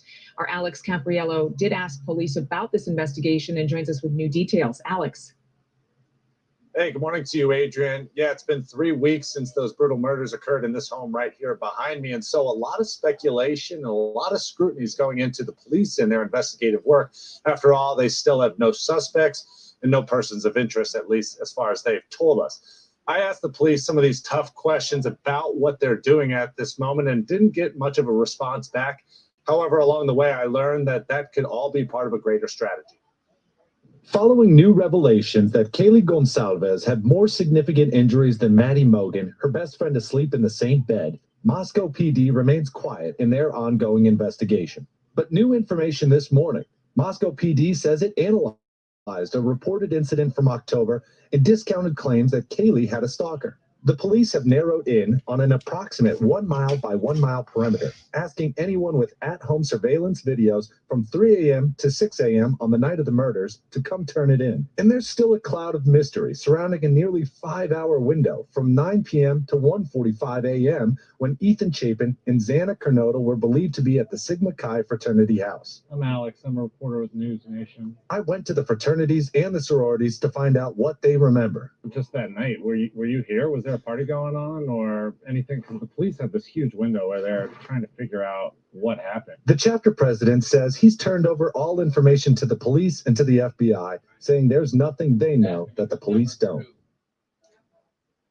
And keep in mind, there's around 65 different detectives and investigators among the FBI, the Idaho State the Idaho State Police and the Moscow Police that are all looking into this case. And that doesn't even account for the uniformed patrol and the extra support staff. These are all resources that are going into trying to capture this killer. Adrian. All right, Alex, thank you.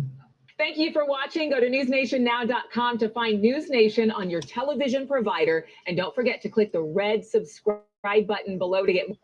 Yeah, there's some more. Something new.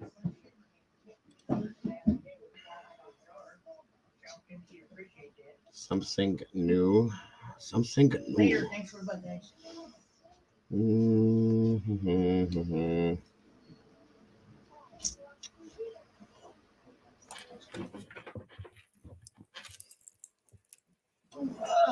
All right, let's see here.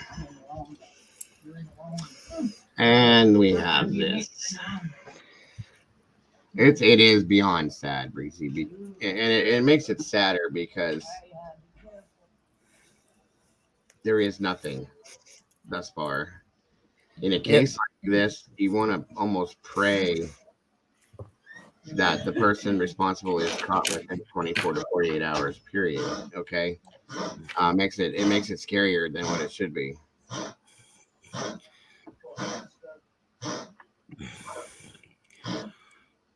All right. Lord almighty, this dog. Hack, hack, hack, hack. And they had talked about putting a reward out, and police don't want them to do that, Schmoovy. At first I was, I think there's actually somebody personally that was talking about doing it. Police don't want a reward put out there. A lot of people question that, and it's due to the fact of the people that it's going to draw in and the situational issues it can cause by having a reward. And I understand it. With as high profile this case is, and it's the seriousness of it, it needs to be very well monitored in those situations, for lack of better words. Do you know what I mean? So yeah, that's my opinion. And I wanted to address this because this has turned out to be a big issue now where it wasn't before. And I think with who we've been talking about suspect wise, I think this kind of falls into that category, in my opinion. Oh my God, Oscar. Go drink some water. Go get a drink. Go on. Go get a drink. Well, welcome back. There you go. Go get a drink. Hurry up. Go on. So I'll go sit here and do this and do this and do this. Now he's going to get a drink finally. It only took how many times? Sorry, guys. I know that all the noises in my background have to drive you guys insane, so I apologize. Lord. It's all part of life.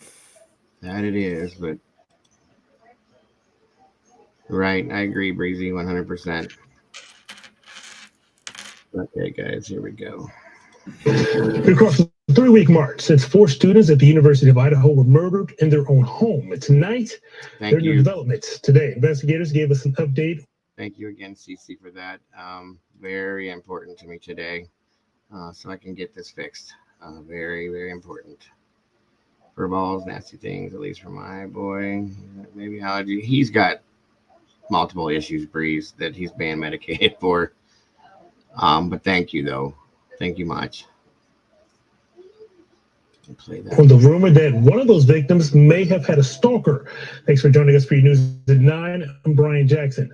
Fox 13 News reporter AJ Janival joins us live from the newsroom tonight. Now, AJ, you've been following this story. You were just in Moscow last week. Give us a little bit more about this new information. Brian, police saying today that Kaylee Gonzalez had an interaction with a man at a local business.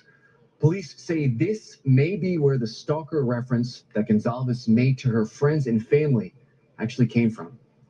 Police say in mid-October, a man appeared to be following 21-year-old Kaylee Gonzalez inside of a local business and then followed her out of the business as she walked toward her car. During this situation, police say the man turned away and did not appear to actually interact with Gonzalez, who was with that night at the local business. Detectives saying these two men were at the business trying to meet women. They also say no evidence links the two men to the murders. The local business was not named by investigators. Also on Monday, police focused on the time period between 9 at night on November 12th and 1:45 in the morning on November 13th, specifically for victims Xander Kernodle and Ethan Chapin. Chapin and Kernodle were dating the night of the murders. Investigators say Kernodle and Chapin were at a Greek house on campus. Investigators saying any interactions, contacts, direction, and method of travel, or anything, quote, abnormal, could add context to the murders. Investigators say they are working through more than 2,600 email tips, 2,770 phone tips, and nearly 1,100 digital media submissions. However, investigators continue to ask for any information. They say, whether you believe it's significant or not, your tip could be the missing puzzle piece to help solve these murders. Brian, so also today, investigators discussed a dog found in the home where the murders happened. Now, according to police, investigators found the uninjured dog in a separate room from where those murders actually happened.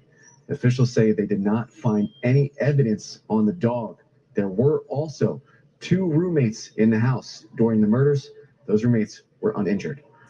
Reporting in the newsroom, I'm AJ Janival for Fox 13 News. And there it is, guys. There is the stalker scenario and where it came from. I'd like to know who the person was, but of course they're not going to relinquish that name, sadly. But what are you going to do? Thank you, Breezy. I appreciate that. Please do. And again, Cece, thank you. And again, guys, I am promoting the Venmo, Cash App, and PayPal because I need to fix my vehicle. The starter solenoid is bad on it. Needs replaced, and it's not cheap. So for those of you that can help out with that, that's very much appreciated. I hate to sound like I'm begging, but I am, basically, and I appreciate it. So thank you all very much.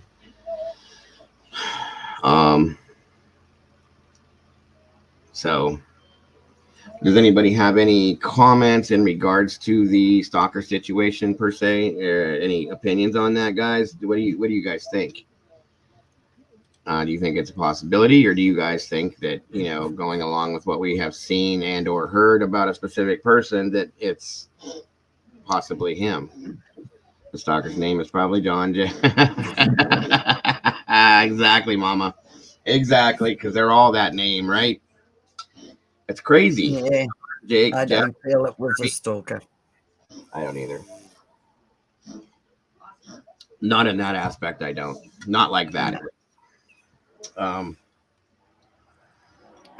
definitely don't feel like it was a stalker. I definitely feel like it's somebody that definitely was part of their crowd, but who knew them pretty well. Listen, guys, with the facts that we have, it's very hard for me. It's very hard for me to go away from the person we've been talking about, mainly because facts present truth. Okay, the facts that we have on this person per se, they lean so far into this, so far close to this, that it makes it hard to look at anything else, you know. And I am fully I fully appeal to the fact that people are innocent until proven guilty. 100%. You know, the system is what it is, but there's too many points of interest on this with this person that just, it all fits, guys, like a glove.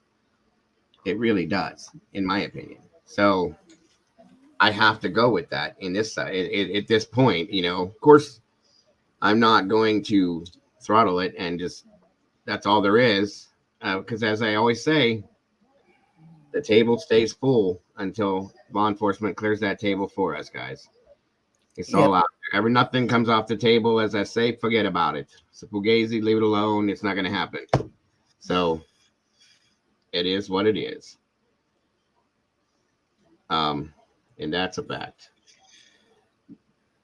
So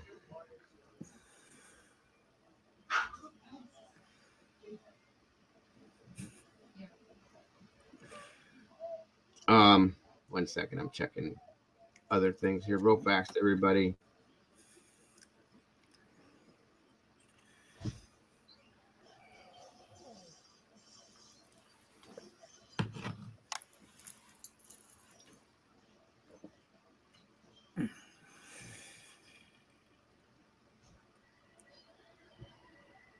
Sorry about this. All right, thank you for your patience with me, everybody.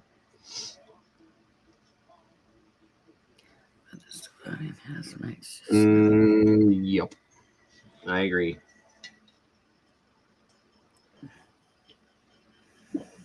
That's going to affect them probably for the rest of their lives, just so you know. I pray that they get professional counseling. Yeah. They're both going to need in-depth therapy. I'll be honest with you. At their age, probably obviously never have experienced something like this. And it's the extreme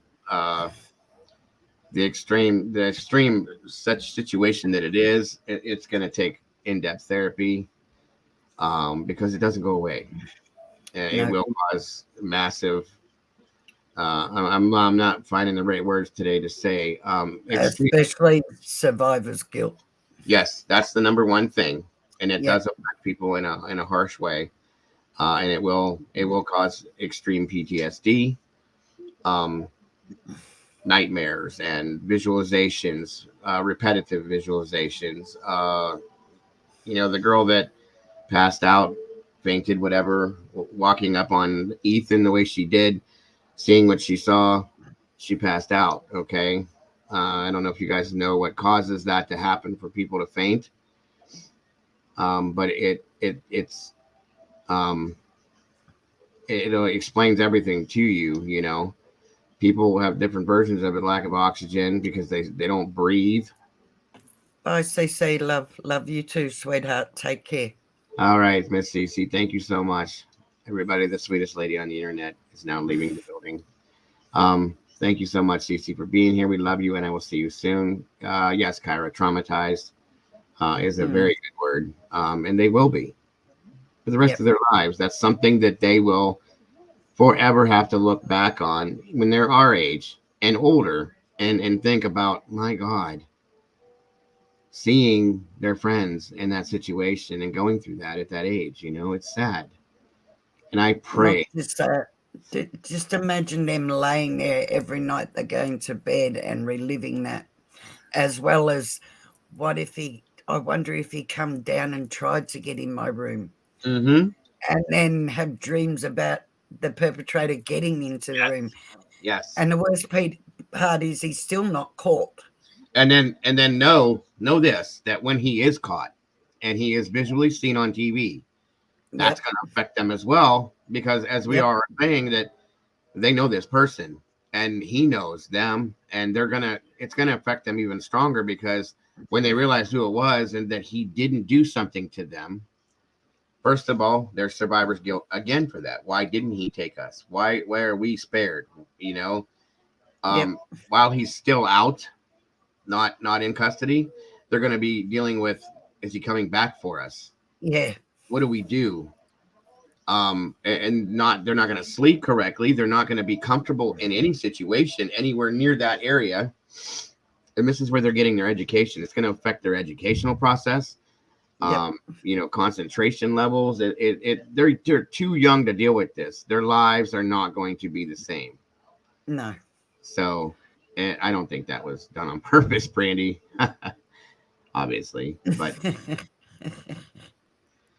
the dreams from something like this can be as bad, and they become very vivid at times too. When you see stuff like that, guys, vivid dreams, if you don't know what that is, are very realistic, and they affect you in a physical way sometimes. So,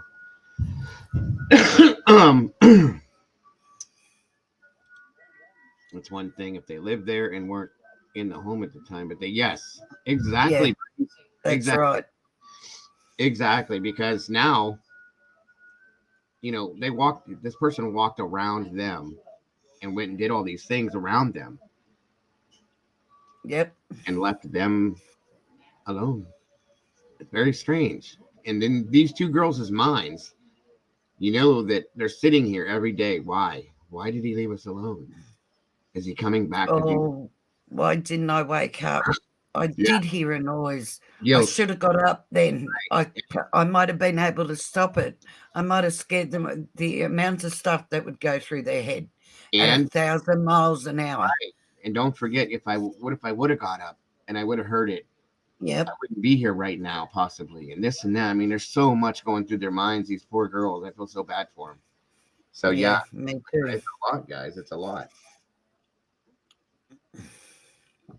Yes. And you'd imagine when they are in bed, even the likes of their parents or somebody close to them just opening that door or walking in that room, I would guarantee you they would jump straight away. Yep. Oh, yeah. I agree.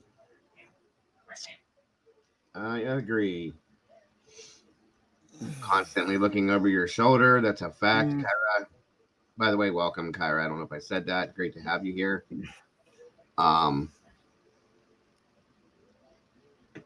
Right. No, it's okay, Sherry. No, I can understand that, Sherry. Okay. Quite okay. I don't believe that they physically could have done that themselves. Physically.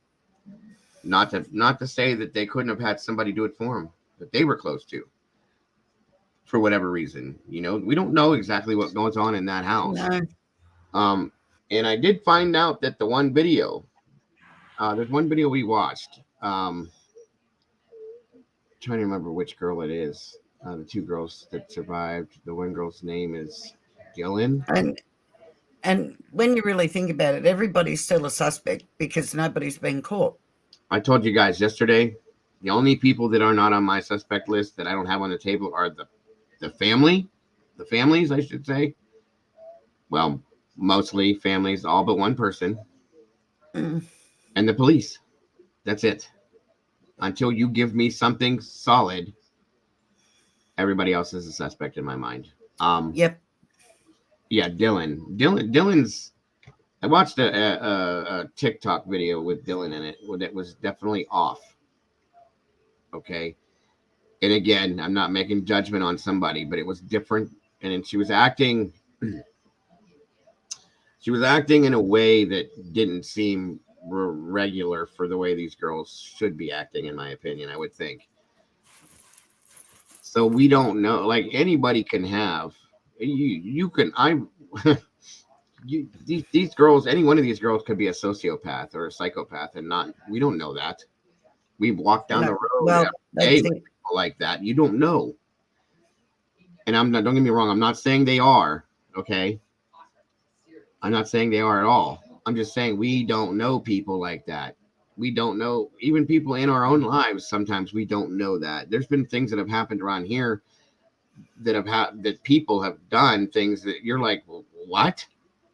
Who did that? No way. Yep. You know what I mean? Because you don't expect it. So again, we don't know. That's why I don't take nothing off the table. So as I say, forget about it. And you'll find, like I said, you'll find it's over the smallest, what we would class as small, something ridiculous. But but like you, Sherry, I still do have the same issues. I can understand one girl passing out and being in shock, but the whole two and call it, if you can call a friend, you can call the police, and that's what keeps throwing me with that. Yeah. And no, I'm not blaming them. Please don't think that, but that's the one thing that sticks in my mind. If you can call friends, you would call 911 first. I agree. I keep putting that. The only thing that gives me solace with that is that they were young. Yeah.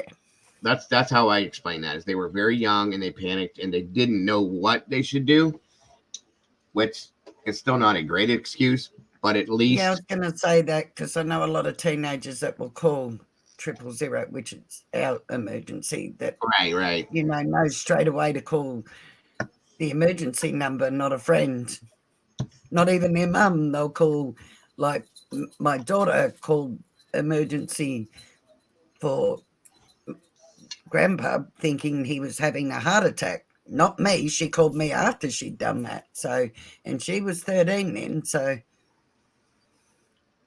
yes, ma'am. Yes, ma'am. And Squirrel had said, I don't know if you saw it, that Schmooby's the only one she cleared so far. Everybody else is a suspect except for Schmooby. I'm not.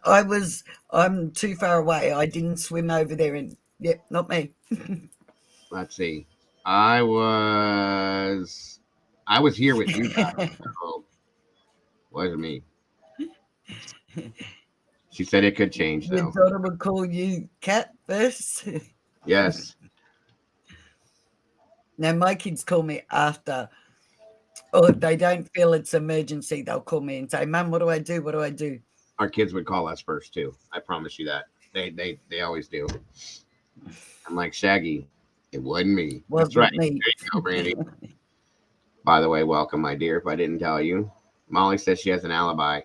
I want to know it, Molly. What is it? Let's hear this. Come on. Come on. And is it on video? Molly's alibi is that she's a meatball. That's all it is. If you're a meatball, you're good. That's all it takes.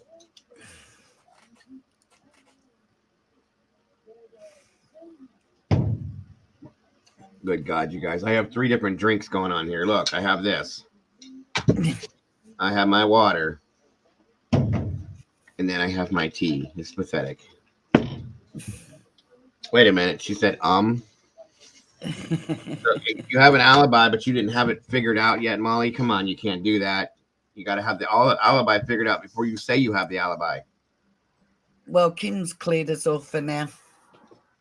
I think you're just saying that, Kim, like Ellie. Thank you, Kim. I appreciate that, Kim. The one I'm worried about is Pamela. She's the ex-police officer. That's the one I'm worried about. She's probably got her eye on everybody in here right now. One eye. Not that. So she calls me and I call actually, come to think, my daughter in Queensland did that. Like, I'm 2 states away from her, and she went up the backside of a car with Gotcha. her kids in the car. And she calls me, Mum, I've just had an accident. And I could hear all the kids crying. Said, have you called the ambulance? No. Get off the phone and call the ambos. Yeah, that's how we are with our kids too. My daughter got into a car accident, did the same thing. So why? Yeah, she got in a car accident. The first day she had her driver's license for 12 hours, you guys, and had her car for 24 hours.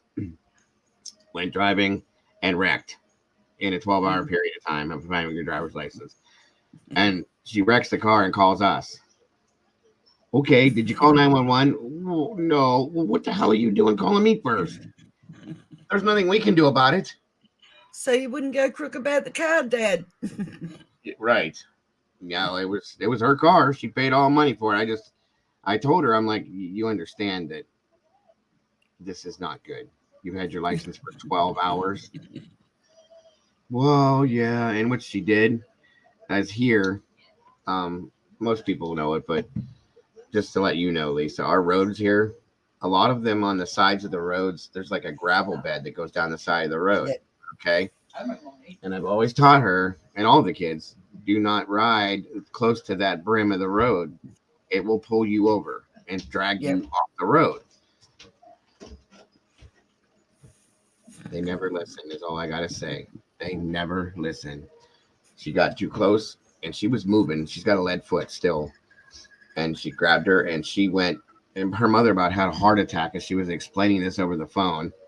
The thing grabbed her. She went down into a ditch, back up out of the ditch, airborne, past the tree, over a bush, and then landed in somebody's yard.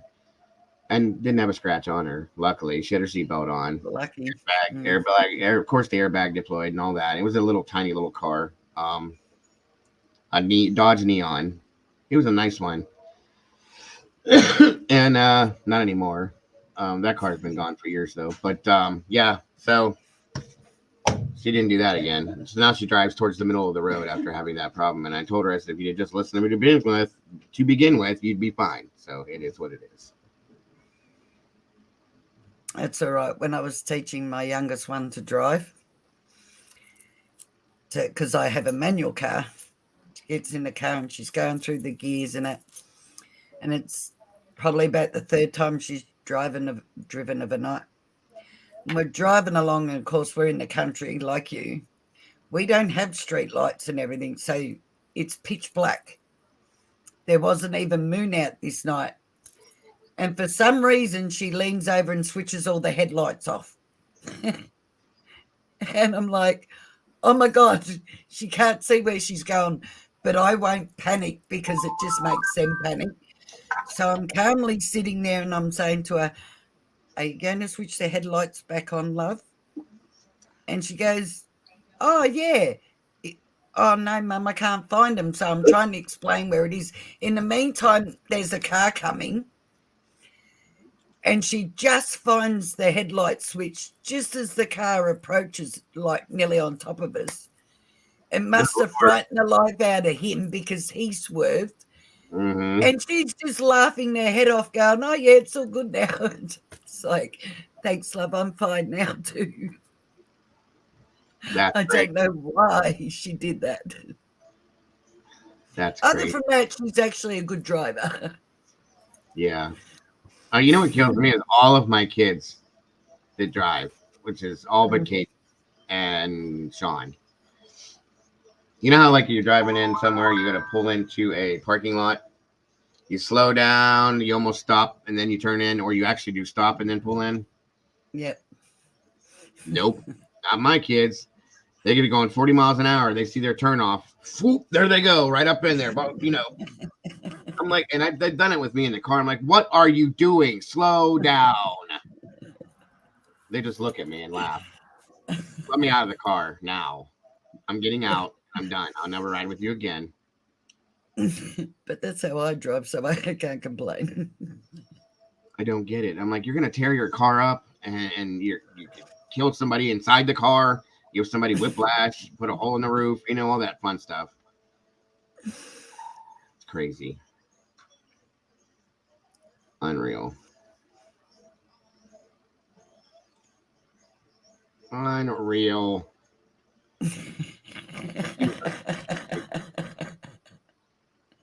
Need to improve. So laughing at Cat. Yeah, that's. I agree with you. Yeah, let me out. My daughter-in-law is the same way. Good Lord, I don't understand when I ride in the car with my daughter-in-law. You know how there's this what we call the oh shit handle up here. Well, the old Jesus handle. Her vehicle has one up here and one on the dashboard. That's how I ride in her car. My feet are planted flat, and I'm like this. And she'll tell me all the time. I guess I do it regularly. She said, "There's no brake on that side of the car, Joe." I said, "I know that. Why are you telling me that? Then why do you keep pushing one?" I said, "I'm not pushing a brake. Shut up and drive." My daughter in Queensland is like that when she's in my car. Straight away, the old Jesus handle, and she's braking. It's like, can you stop it? Right. She actually frightens me in the car. So I don't know what she's frightened about being in the car with me, because of a nighttime, especially in the country, when she's driving at a night and a truck or something's coming towards her, she gets hypnotized by their headlights and starts driving towards them. And I have taught her time after time, don't look at the headlights, look down at the side of the road, the line on the side of the road. No, straight away. Oh, there she goes. Listen. And she's like night blind. So in a 60-kilometer zone, she'll be doing 25, 30. And I'm just not one of them people. Like I said, I know 2 speeds flat out and stop. So I can't handle slow drivers. It's just me. That is hilarious, Kat. And I have said things like that on a regular basis. I'm a very nervous and anxious driver. I've done that. I don't know how many times. Everybody in the car, especially when we had all the kids when they were younger. We had 7 kids. Okay, so you can imagine the inside of my van or whatever it was sounded like excuse my language, I almost said it, a flipping circus. Okay. Yeah. So it was bad. So here's me driving. I'm like, all right, you guys got to be quiet now. I can't see what I'm doing. Look at me. What the hell did you just say? You know? And I think about it after I said it. Why? Thank you. It is the most common thing. I always have because my car is my sanctuary, so I've always got music playing to cope with my pain and stuff. So it helps me wind down. And I have a subby in my car, which, of course, like I said, my music's blaring.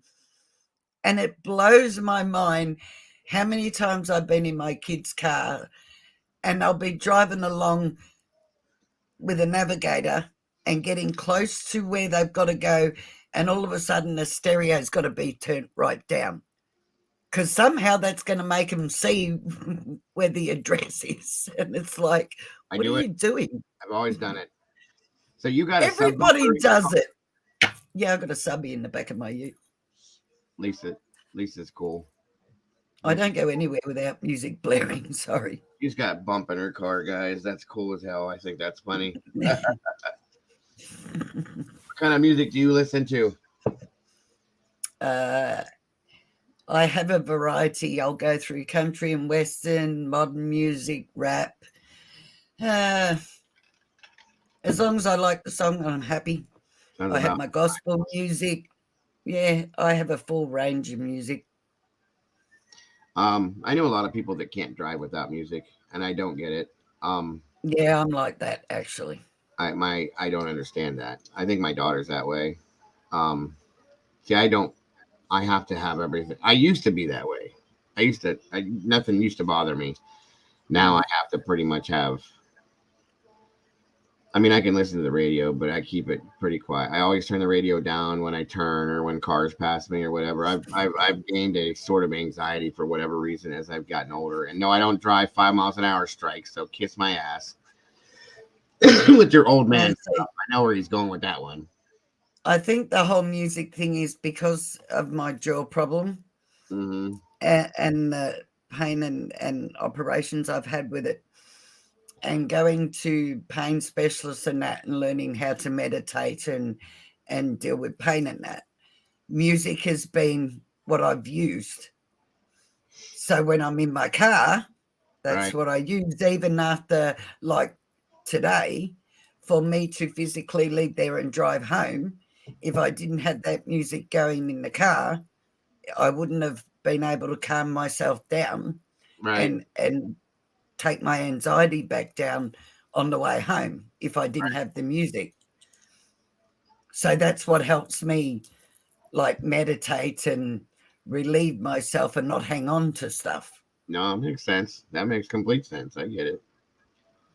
Mama Bear, you're correct. People do drive faster and way more stupider than they used to. That's a fact. Everybody's always in a hurry. Always in a hurry. Whether you're late or not, you're still going to get there eventually. I get it. The one thing that gets me is that all these new cars now that have indicators and everything, and they don't know how to use them. It's like, Right. I'm sorry, we're in 2022. Your car has indicators. Right. Use them. I don't want to guess where you're going. Mm-hmm. These are facts. It is, Kat. It is severely. I've had 30 operations on my jaw and had it reconstructed, Kat. So, yeah, I know about mine locks shut. I think my daughter has that TMJ, and so does my mother-in-law. It doesn't feel good. I do not recommend it to anybody.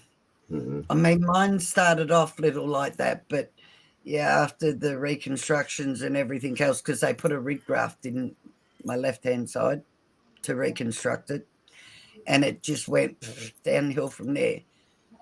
And like they said, eventually it is going to seize up and I'll need a tube. That'll be it. Because there's nothing more they can do for it. Right. So you can see why I don't eat dinner like everybody else every night, and that I eat when I really need to eat. There's nothing they can do to make that better for you? No, they've done everything they can. That's ridiculous. Well, at least if nothing else, you could go ahead. She's the specialist that did the reconstruction. The reconstruction she did was 15 years out of date. And she only did one side. So she stuffed the other side up, and then, yep, you can see what happened. It snowballed, and the amount of scar tissue, and I don't have the joint on my left-hand side anymore. So that's why it will dislocate, lock shut. God. And that's why they had problems getting it to unlock. Fun times. Not really. You learn to live with it. Sorry to hear that. I get it, though. I get it. That's sad.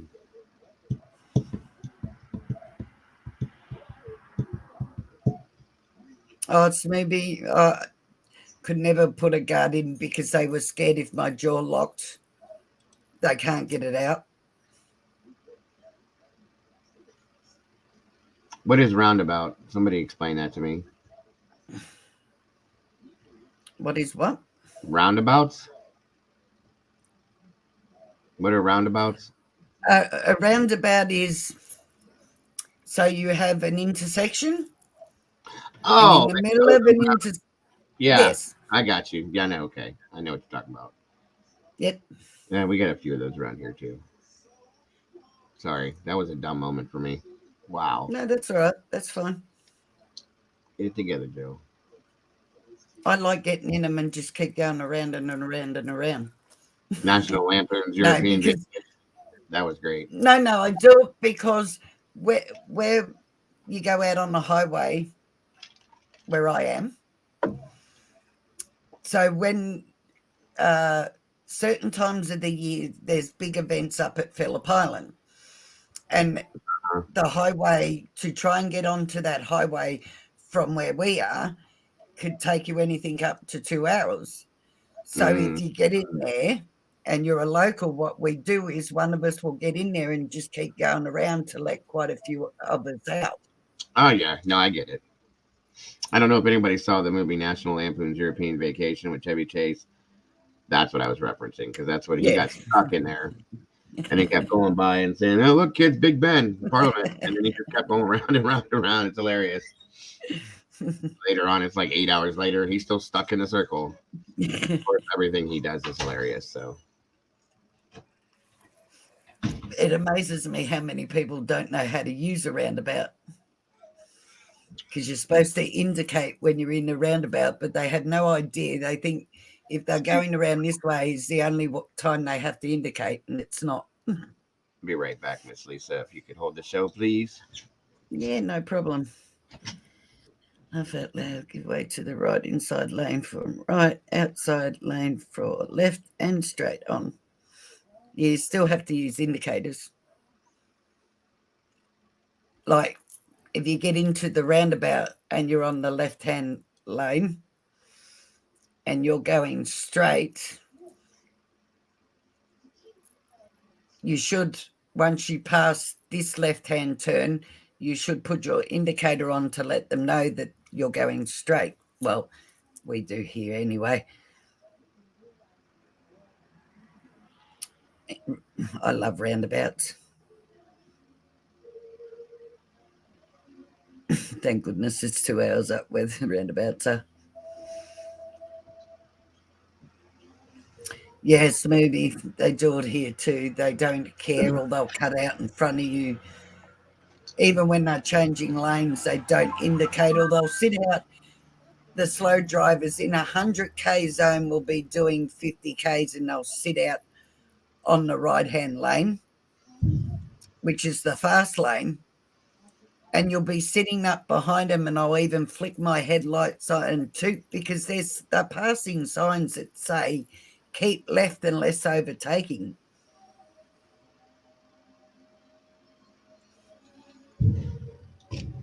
But I'm not a person that will sit in my car and abuse other drivers. But I'm amazed at how many people will abuse me as a driver when they're in the wrong, and I'll just smile and give them a wave. Yep.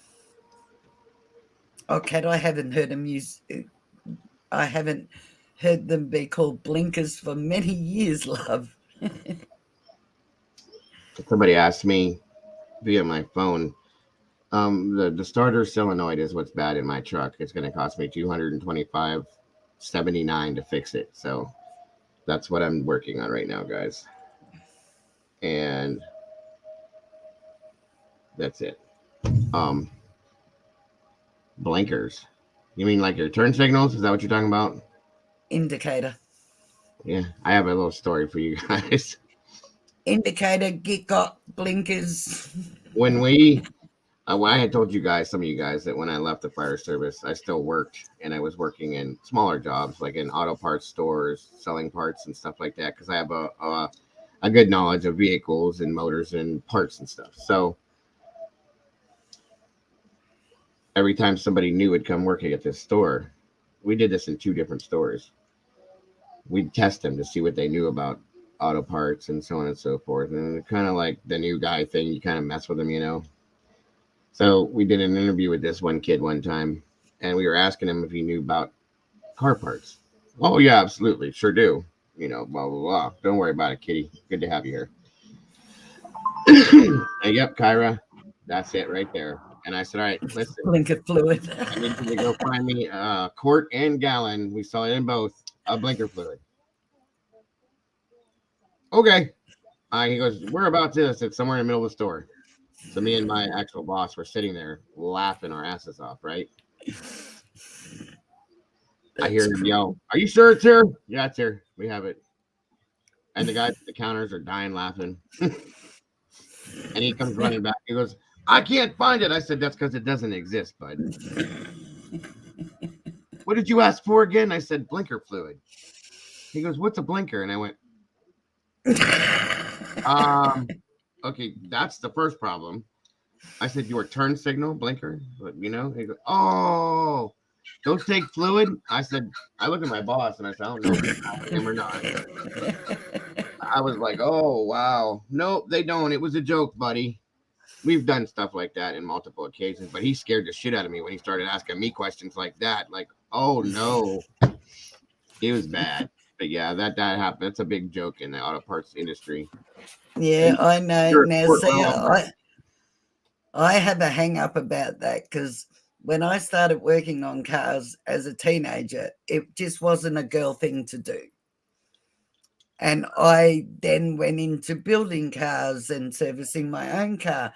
Do you know how many males and how badly I was treated for 20 odd years before they actually accepted that I knew what I was talking about, that I knew what I was doing, the stupid things they did, like I would go, I'll tell you how bad it is. I would order an inside door handle for the passenger side door. You go in to pick it up and they'd look at me and go, oh, is this what you were after? Weren't you after the driver's side door handle? And then they would actually, after the passenger side door handle, I'd say yes, but they'd actually show me the driver's side door handle. Like I was some idiot, and it used to drive me insane. The stupid things they did.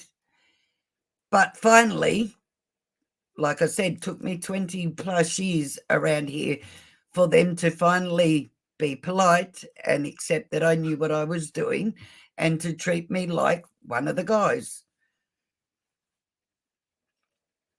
I don't mind a joke every now and then, but the stupid things like a boot lock on a car, oh, is it the left or right boot lock? Like, yeah, no, don't do that to me.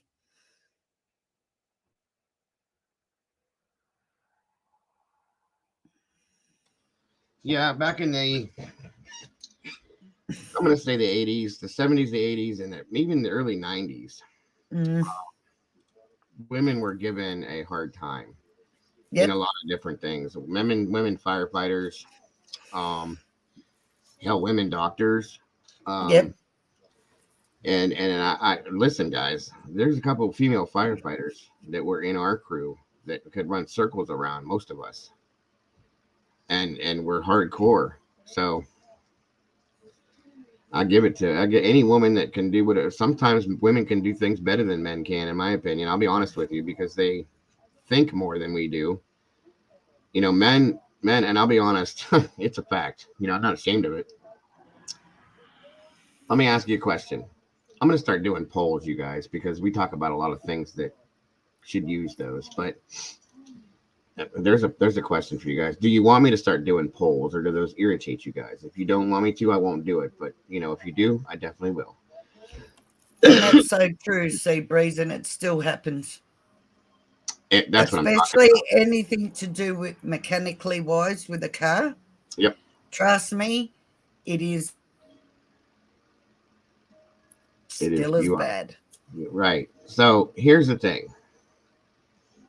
And if you disagree with me, that's okay.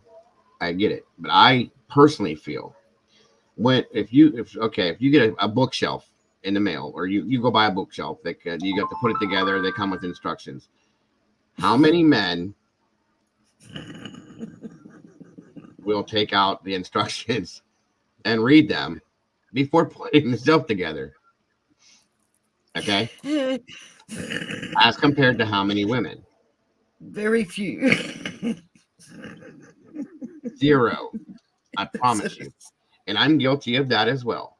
And I will be sitting here. It's not just a book. It's with anything I've ever put together, guys.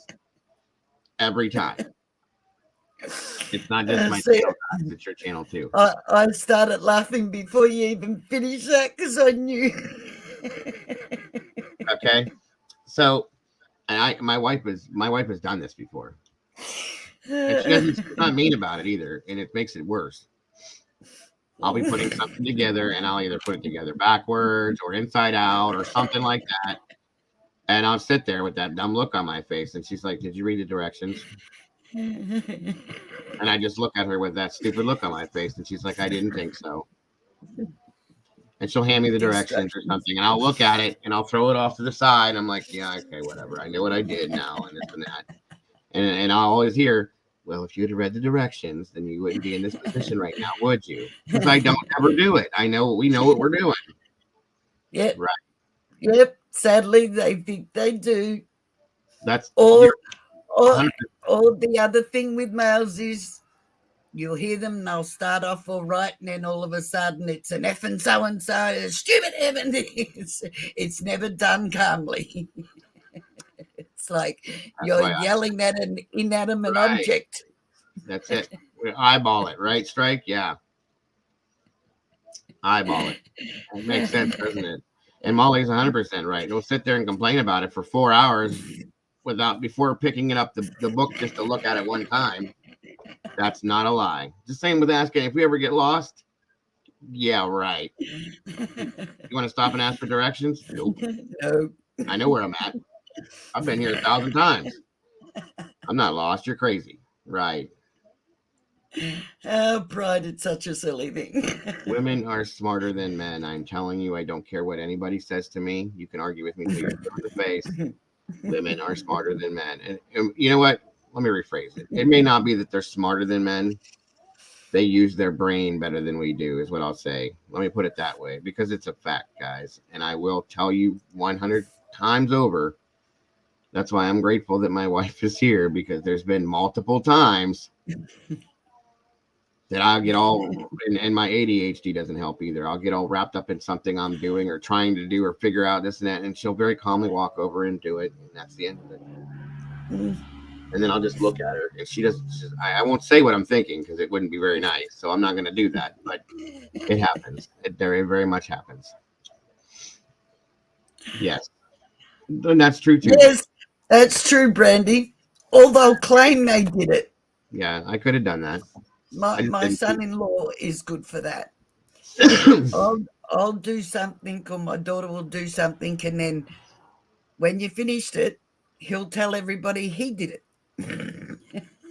It's like if I go out to wash my car, I'll get all the bucket and the sprayer and everything ready. Go to pick it up, and out he comes, and he'll wash his car, and then give me the dirty water and everything back. It's like, but he's another one. He'll scream at an inanimate object. I do that 10 too. 10 to the dozen, and it's like, oh, I don't want to hear. Yep, I do that all the time. It's a male thing. All the time. And if I'm working on a car and something's not going right, I'll go, oh, you, and then I'll go, no, walk away.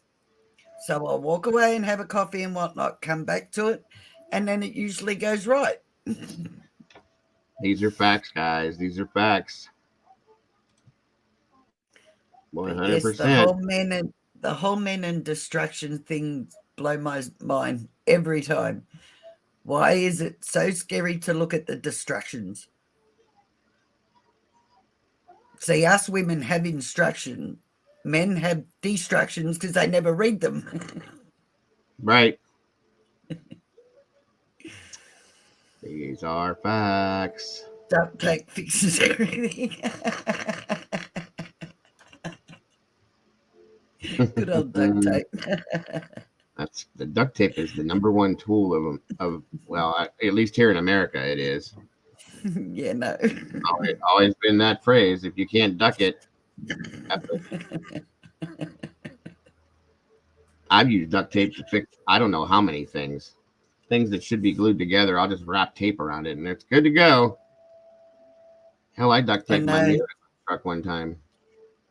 I know it amazes me how many people have duct tape on their cars holding them together, and I just go, oh. No. Listen to this one. Listen to this one. When I was younger, probably I'd say about 18 years old. We had a friend who had a Chevrolet Chevette, which we've all pretty much had one of those at least once. That was one of my first cars too. All right. This kid, this piece of crap was so old when he got it. It had like 500,000 miles on it. He'd start it and it would shake. The whole car would shake. You know, you're sitting in the car like this, constantly shaking. The exhaust was ripped off, so you had to roll the window down driving on the road so you could breathe or you wouldn't die from carbon monoxide poisoning. The radio was dangling out of the dashboard. Neither one of his turn signals fixed or worked. The tires were all mismatched sizes. The hood never latched. The hatch never latched. The doors would not. Wow. You have to literally grab the door when you got in and throw yourself to the other side of the car while you're pulling it, slam the door, and then you always had to fix that little latch thing there to refix the door to shut it. So the passenger side door broke completely eventually, right? And it wouldn't stay shut. He'd be driving on the road and the door would just fly open. And it's like, oh my God, somebody's going to die in this car. That was the only car that I ever purposely wore the seatbelt on if I rode the passenger side because I didn't want to fall out of the car. So this kid, God love him, he was a good friend of mine. Took 5 rolls of duct tape, you guys. And because the door wouldn't stay shut, he decided to tape the door shut. And he went around the whole edge of the door where it met with the car, where it would close, and sealed that. And to ensure that it would stay closed, he wrapped from the door frame down under the car. Oh no! Up over the whole car, and he wrapped the entire car like this, right? Yeah. Well, when he's done, he was like, okay. He walked over, yanked on the door. It didn't move. Now the window at the same time was stuck down on that side then, okay, by that time. So he put up a piece of plastic over that. That covered that. But the other side, he had the window down that day when he was doing this whole thing, right? And didn't think about what he was doing, and he wrapped it through the door, like the inside of the door window frame on the door. So when he rolled his window back up, it only went up and stayed open that far because the tape stopped it from all the way going up. Okay. So, and then I told him, I said, so can I ask you a question? How are you going to get into the car now? He said, what are you talking about? I said, you wrapped the door frame shut on your side too. How are you supposed to do that? And he was like, what? And he reached down and he grabbed the handle and yanked, and the door was taped shut through the window. And then he couldn't roll the window. I'm like, oh my God, dude, what are you doing? So he had to cut that with it took 2 hours to cut the tape off because it was that thick. He had to cut that and do it again. And this time he couldn't wrap it that same way because you couldn't do it. Otherwise you wouldn't get in the car. I mean, it was like an 8-hour excursion on trying to duct tape this car together. He duct taped the bumper on one time. He duct taped the hatch shut because it wouldn't stay shut. And the best one, he did have a license movie. I don't know how, but he did. Oh my God. The best one was he got a hole in his tire on the sidewall. Okay. I don't know how he did it. I think he ran up against like a, what do you call those? Railroad tie that was lining somebody's driveway that had a needle or a nail sticking out. I'm sorry. And hold on, everybody. No.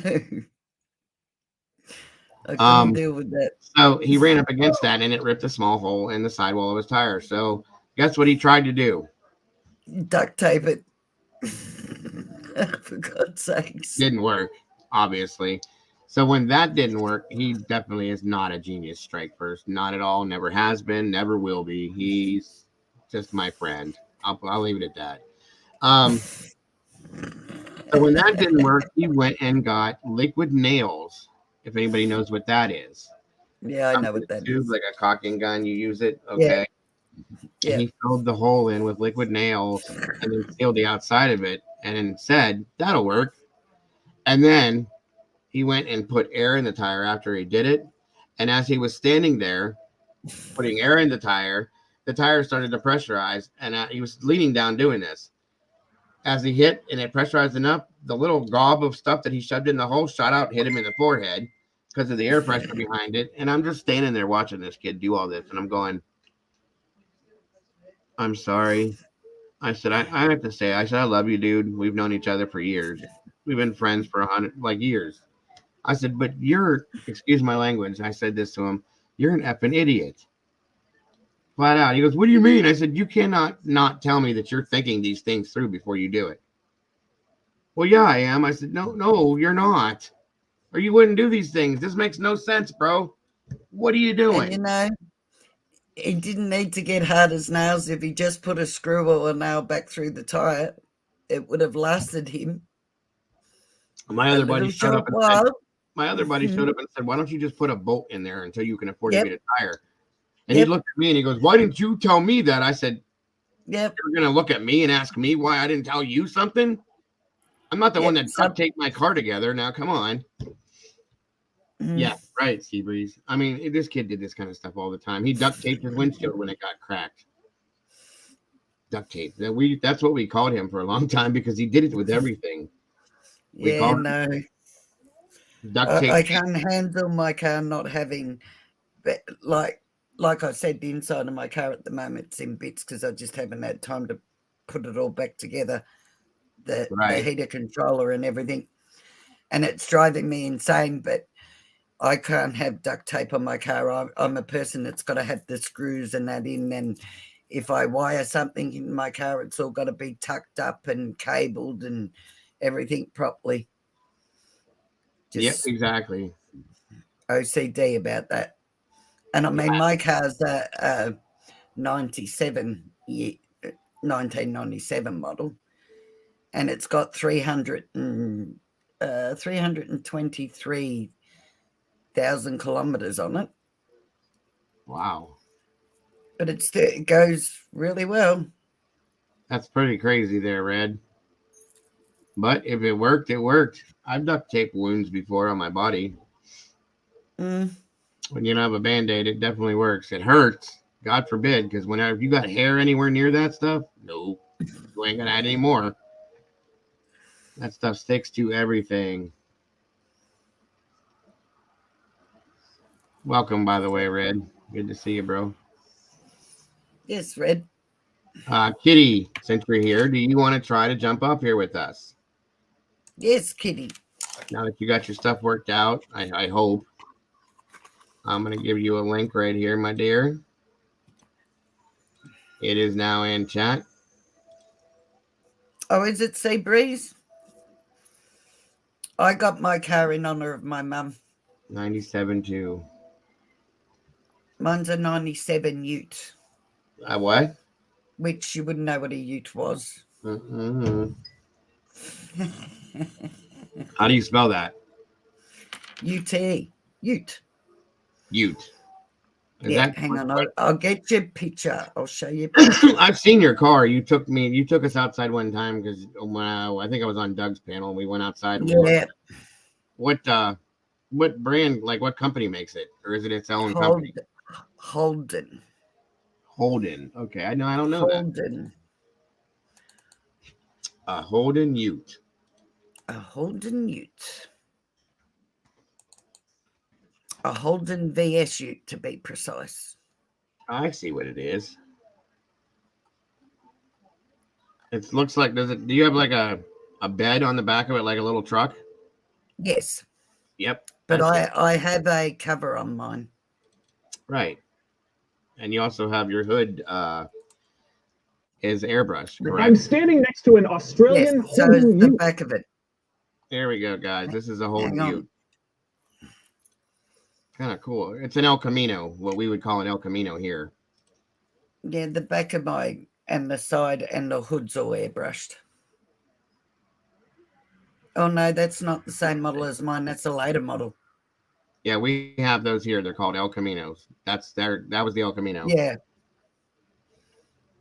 That was, we had the Datsun. Yep. It was kind of a cool looking car. What did you call it? You called it a Datsun, and we call them Datsuns. And it was loaned to me by. Say that again, Lisa. You called it what'd you say, a Datsun? And we call them. Datsuns. Yeah, we have Datsuns, El Yeah, and we call Caminos. them Datsuns. That's okay, got you. The Gran Torinos, which was Ford. Mm. Does yours look something like this? Hang on. Sorry. Well, there it is. No, that's a later model than mine. If you just type in VS Holden, Ute. VS Holden. Yep. Type in VS Holden. 97 VS.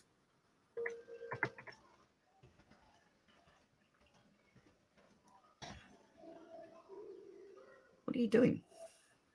Typing in what you just said. No, VS 97. Go back. That's what I did. You VS. got Triton. No. Take the Triton out. Just type in 97 VS Holden. Ute. I thought you said Triton. I'm sorry. Yeah, no, you're right. There's, okay, guess, see the Holden VS Ute 1997, the third one down. Nope. Okay, hold on. I clicked it before you said it. So down here. Yep, that's it. There's my car. Same color? Well, not my car. My car's black with the airbrushing on it. No, that's green now. Right. That's right. Yep, there's That's my interesting looking. Is yours an automatic or stick shift? Yeah, mine's manual, stick shift. Manual. Okay. And of course, It's the exactly steering the wheel's on the same. other side. That's exactly what my car is. Nice. You get how you get yeah, shaggin' wagon, David. You get good gas in the mileage. back of that. Oh yeah. Mine's only a V6. It's not a V8. Okay. Yeah, I was gonna say it looks like it might have a 4-cylinder, but No, 6-cylinder. I wonder why we don't get those over here. Don't know. Because you're into your big trucks and that. Well, we have smaller vehicles over here too, but do they still David, make these? Yeah, David, a shag and wagon is a panel van, hun. It's hard for that to climb in the back and then shut the lid. They're handy to sleep in because I just throw a mattress in the back and climb in it. All right. There's the panel van. There's your shag and wagon, David. Mm-hmm. Got one of those here too. Oh yeah. Yep. I watched some of these things where these people like live in their vans and they redo them all. It's pretty crazy. Yeah. Don't think I could do that. I could if I was traveling around Australia. But once I'd done it, I couldn't stay in it. Sorry. Right. All right. Listen, Kitty, I'm going to put the link down here. And all you do is click on that link, and you should drop in backstage back here, and I'll be able to click on you. It should work. Down by the river, yes. Do they make those Utes like convertibles too? No. No, see, Holden don't make cars anymore. Holden are now ceased. Okay. So my Ute that cost me $2,000, that Ute, and I to do the airbrushing and to do everything on it, like because I stripped it and redid it all. So I've pumped another 12 grand into that car. Gotcha. But all up, the car cost me $2 grand to buy it. And it is now, I got offered 29,000 for it. Nice. Because Holden and because they're no longer making Holden, the price of them are going up and up and up. So it's in demand now, right? Yeah. Gotcha. But I won't part with it because, like I said, it was done in honor of my mum, my sister, and my loved ones that have passed before me. That's why the cemetery's on the back of it. I gotcha. So I won't part with it anyway.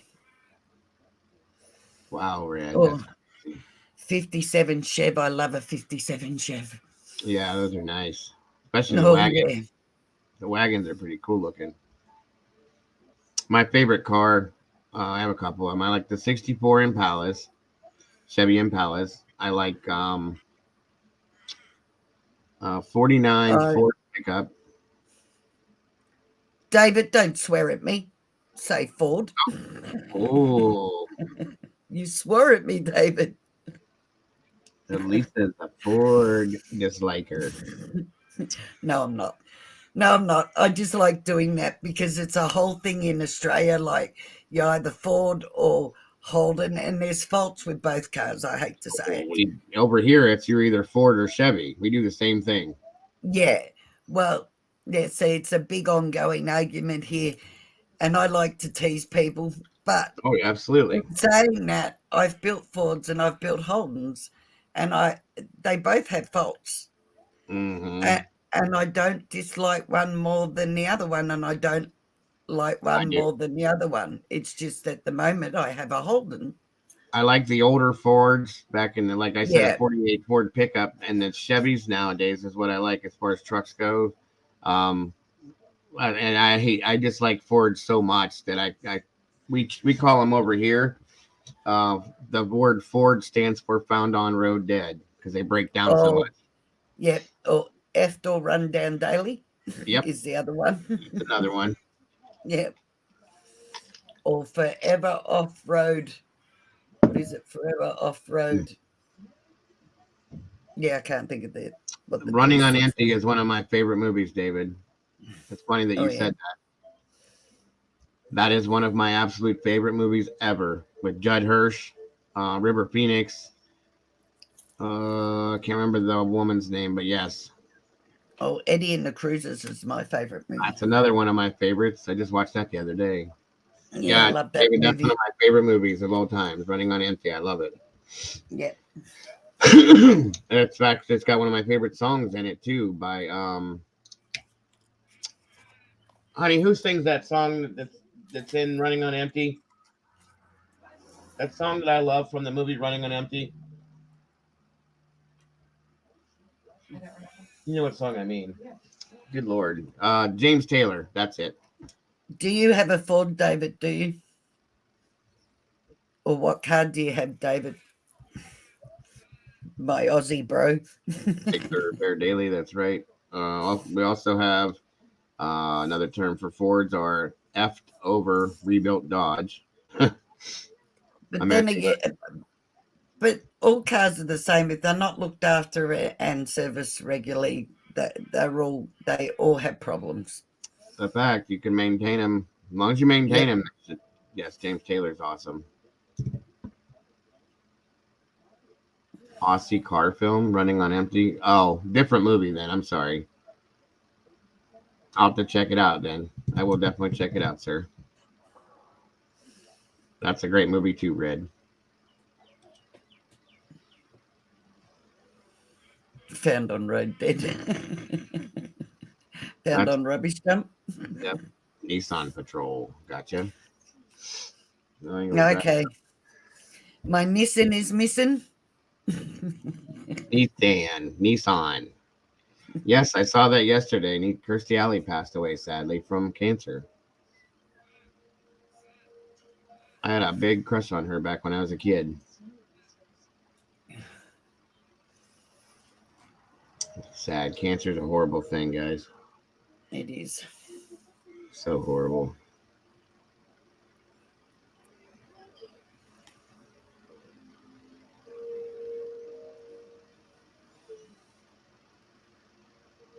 Yeah, it's right here, Kitty. I'm going to do it again. Right below what you just said.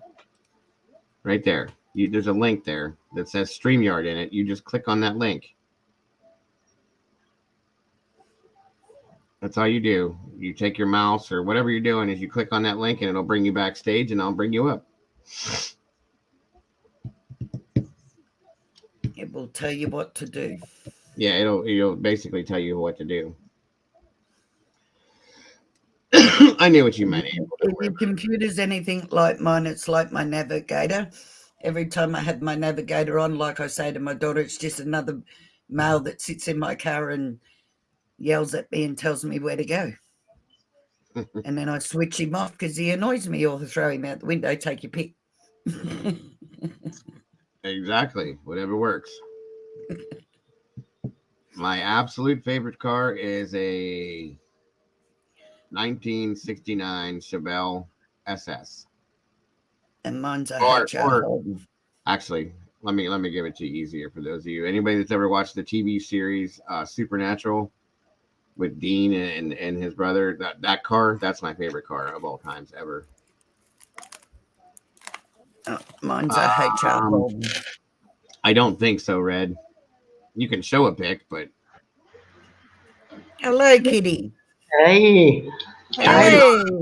Welcome. You did it. Oh my gosh. Well done. Don't start about it. Hey. Good to have you here. Yeah, don't ask me now. You made it. That's the main thing. Yeah. I have a delay. Sorry, it could be because you're overseas. Sometimes that happens. Do you want to use? You don't have to use your. A lot of people aren't comfortable with doing video of themselves.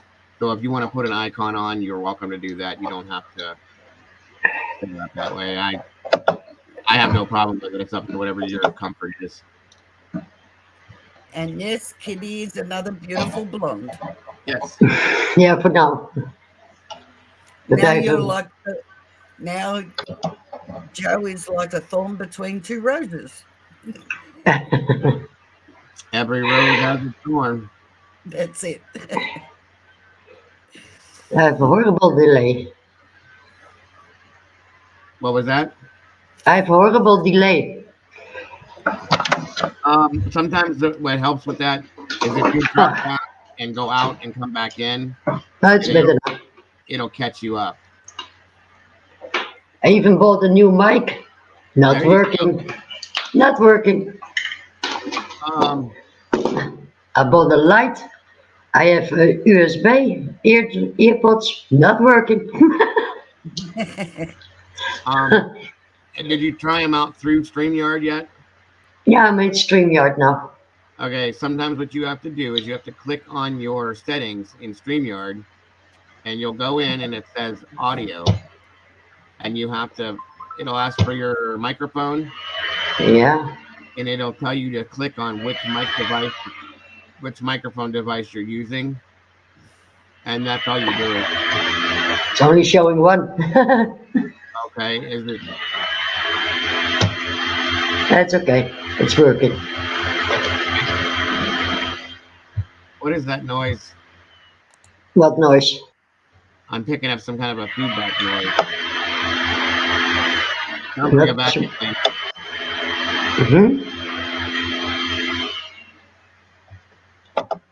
It's over now? I'm mute. Yes, it's off now. Yeah. Okay. No.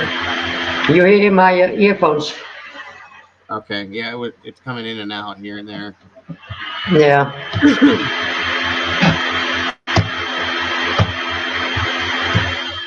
Oh, you got it. Much You got it better up now. for the most part. It's better now, I think. Yes. It's better? Yeah. Yeah. Okay. Put the sound down. Yeah. Okay. Yeah. Now I can see the chat also. It's back on again. It does sound like a dentist. It's weird. It sounds like a dentist.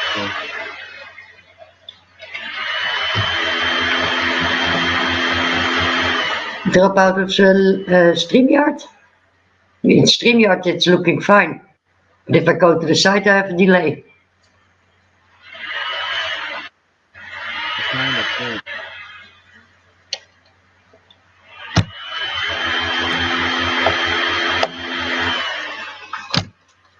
That actually doesn't sound like headphones. No, I don't think it is. There's nobody here. I'm sitting still. Can you click your echo cancellation and StreamYard audio?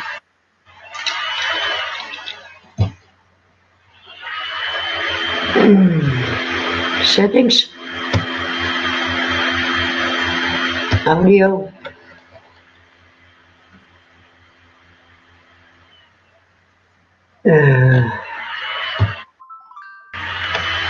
Better? Figure out what it could be because I've never heard this. I have no idea. Maybe it's my laptop. Is the microphone that you have near something?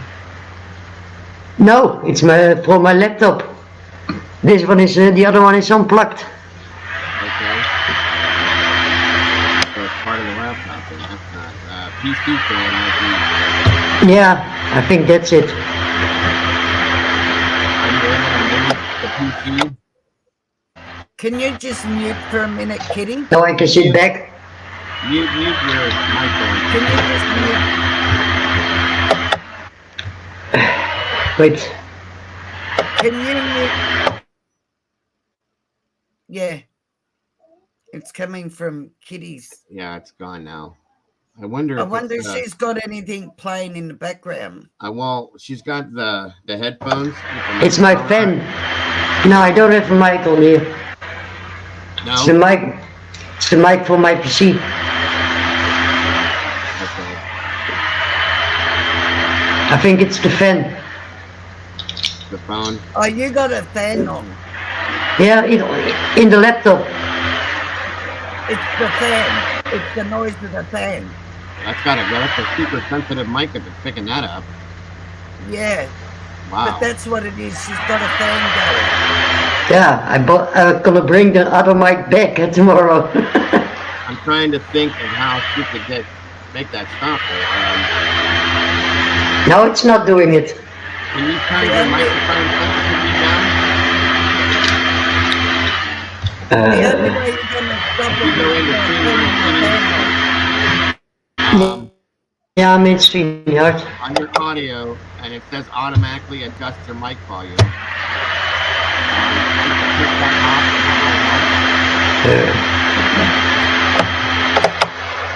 Setting. Audio. Automatically? Yeah. Click that box and see what happens. Okay. Done. Better?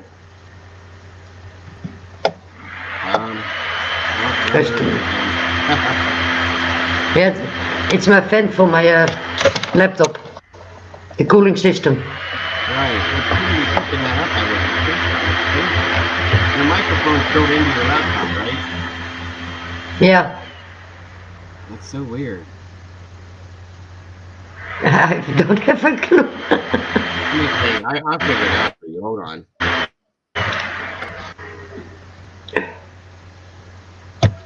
Give me 1 second.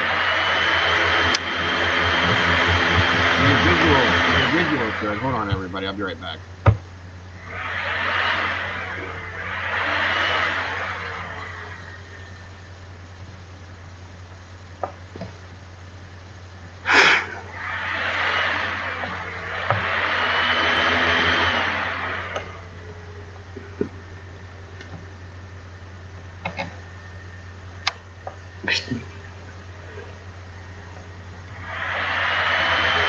Is het over nou?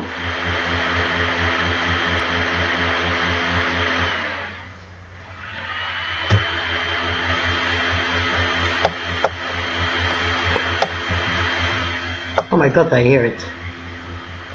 Yeah, it's really loud.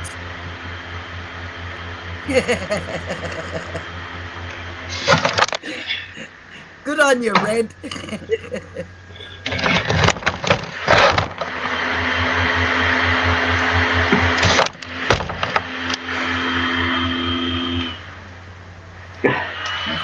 Unbelievable.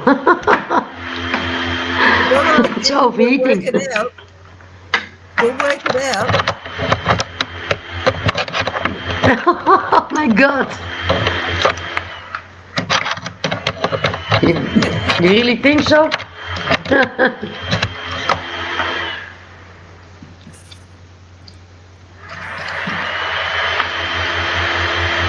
How?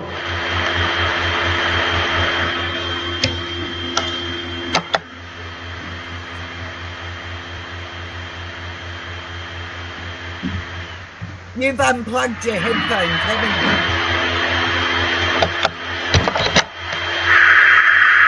you? Now it's better? No. No, it's my, it's the laptop.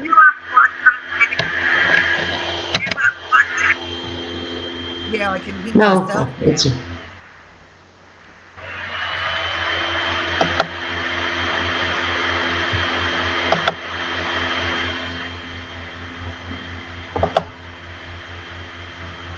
Another mic doesn't help.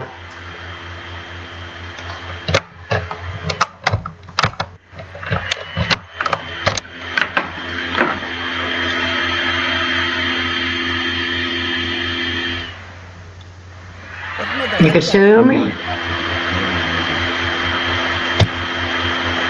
Okay, closed YouTube. Can you guys hear me? It's working now? Yeah, I can hear you, Joe.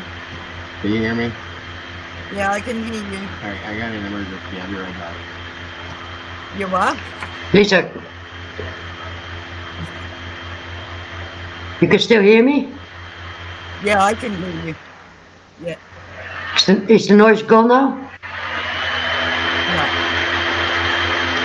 Because I closed YouTube. Yeah, no. Yep. It's your fan. Yeah, I know. Having issues, yes, I have issues.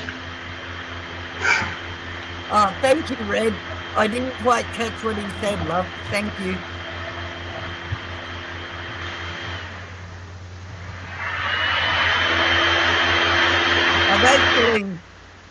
I've actually never had a fan sound like that.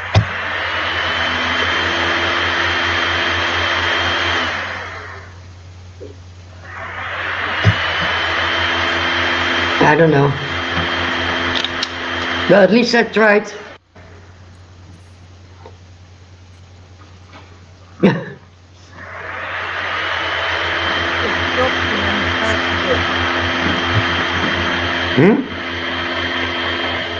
It stops and then starts again.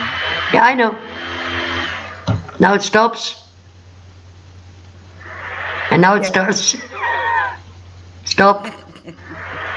Start. No, at least I'm trying. We're doing sign language now, guys. First word. No. Yeah. I didn't buy a Christmas tree. But I have nice lights. You see them? Lovely. Yeah. They're lovely. That's a bell. No, it's a, yeah. It's a dream, I don't know. It's half a bottle. An empty bottle.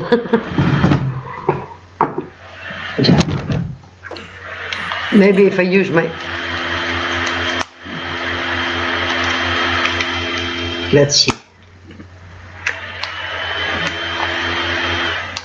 I can't see the chat anymore, so... Ellie, I'm starting to feel like I'm in a vacuum cleaner, love.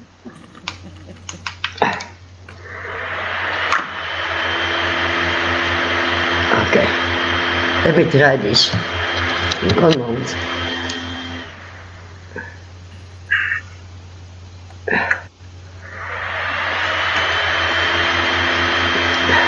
Is it working?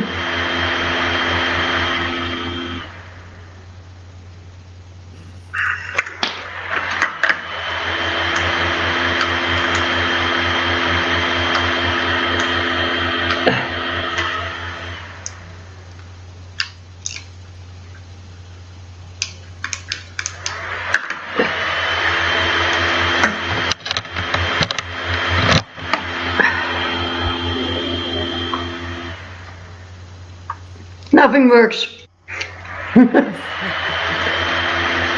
Terrible.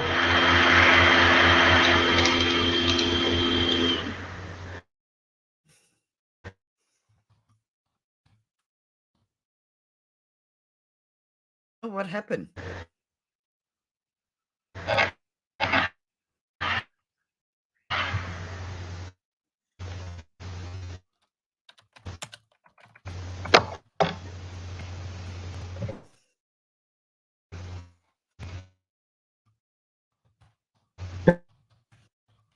And Your internet's dropped out by the sounds of it. it's not Your internet's dropping out now. working. Yeah, now you're back.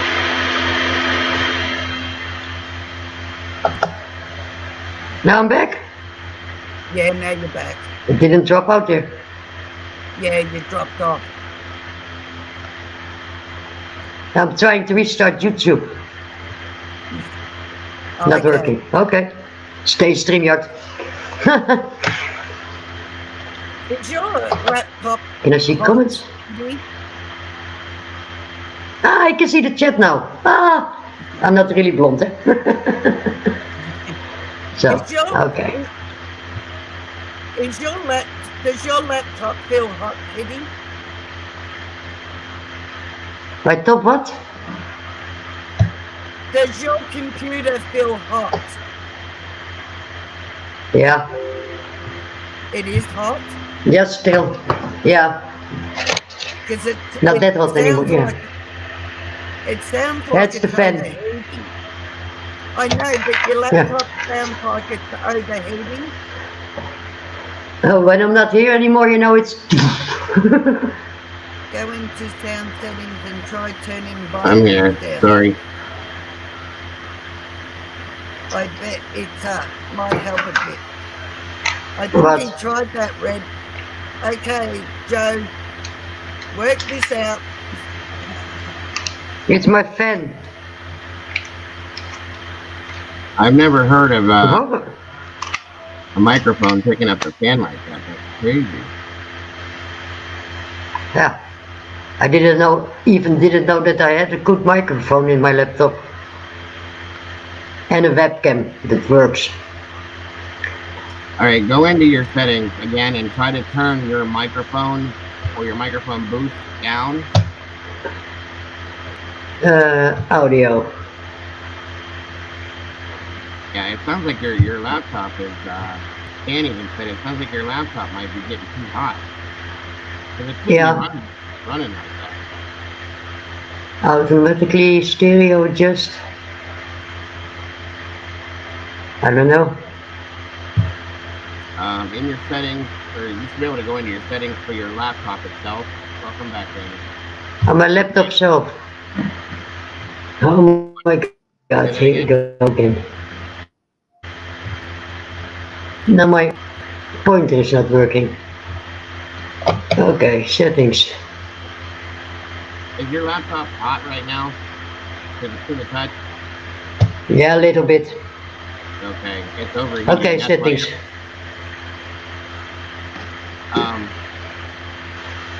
Go into your settings and then go under your microphone settings. Geluid. Okay. And then you should have either a boost on it or a volume boost or something like that.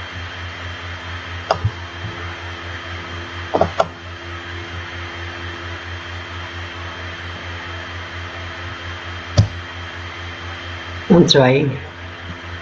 And then I would just take either if the boost is on, turn it off. And if nothing else, turn your microphone allowance down so that it's not so high. Because it's picking up everything. I know. And then once you do that,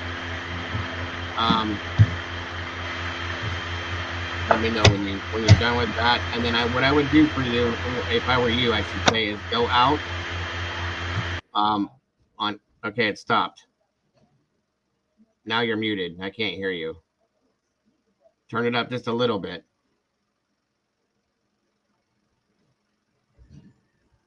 Hello. A little bit more. Still can't hear you. A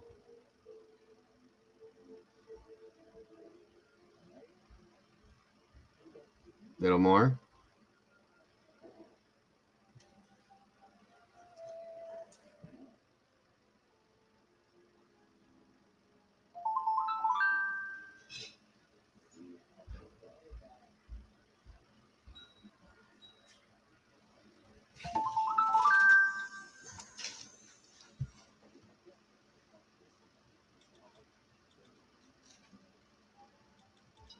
I can't hear you at all now, Kitty.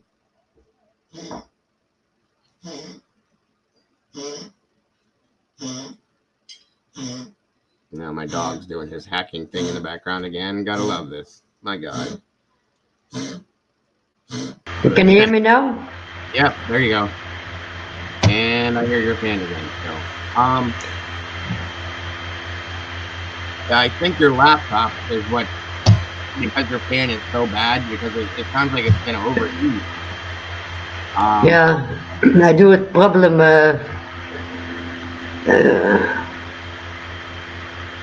Is that your only computer that you have?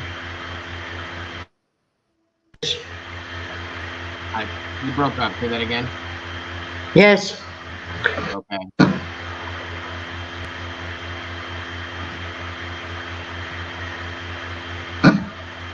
Okay. Let's try having you go out of StreamYard. And now my phone rings, of course. What else can happen? I can explode. That's true. I would go out of where you're at right now, out of StreamYard, and come back in like you did. I'll put the link back in, it's going to re-click it, and then come back on and see if it resets everything after we've done that, okay? Okay, I have to go to YouTube first. See what happens with that. Okay, close StreamYard, yeah? Yeah, and then come back in. There we go. Okay. Boy, if this stuff... I'll tell you what. I was holding it together, but Red just made me lose it with your dog. And the dog stops when the fan comes back. Yes, and then my phone rings in the background, not to mention, of course. And I Murphy's felt like Law, exactly, Stan. I felt like I was in a wind tunnel. I was waiting for Twilight Zone, you guys. I've never heard, yeah, poor kitty, exactly. I've never heard anybody's fan get picked up by their microphone like that. No. But I think her laptop is overheating. Yeah, it sounds like her. I asked her if it was hot, and she said, "Oh yeah, it's hot." All right, Kitty, there you go. Go ahead and click on that link again. It sounds like it's getting ready to fly away.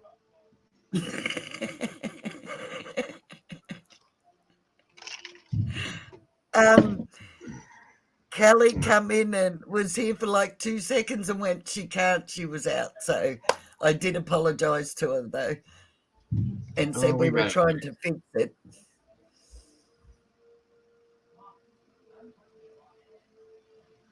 Yeah, me too, right. Smoothie.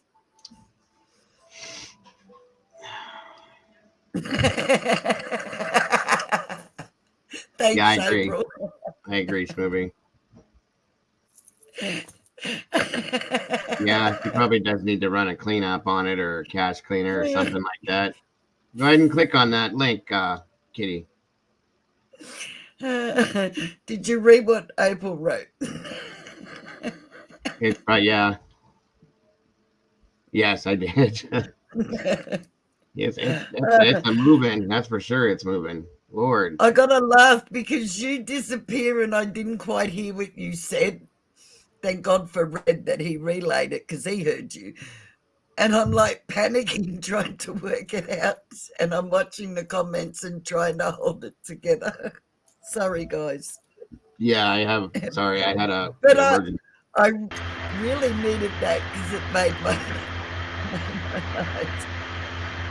night. Okay, I still. Can you hear me, Kitty? Yeah, I can hear you. I still hear it, but it's not as bad. Not as bad. Okay.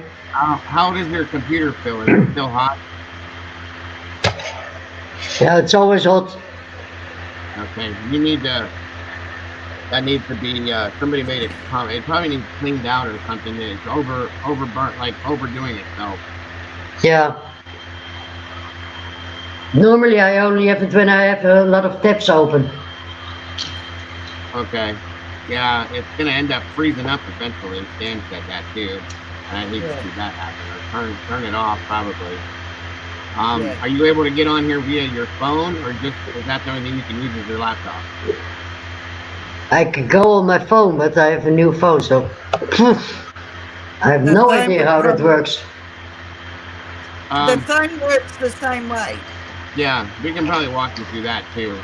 I would shut down the mic or the computer. That way it can cool down, and then we can walk you through the whole thing on your phone too. Yeah. Okay, open YouTube in my phone. I'm a bit worried about sitting here in a computer laptop. Okay, I close StreamYard, yeah? Okay. And I close YouTube. All right, now. All right. Now, I'm putting the link back in here. You can click on the link on your phone, just like you would, and it should bring you up just the same way. Yeah, just and then follow it once the you do same that, way. Kitty, turn your computer off so it cools down. I would hate for you to lose your computer because of that. It's a laptop, April. Yes, Kelly. Oh, what a day. I'm losing my mind. I lost mine and I haven't slept yet. Yeah, none of this stuff with Kitty is not bugging me. It's all everything else. But I'm awake now.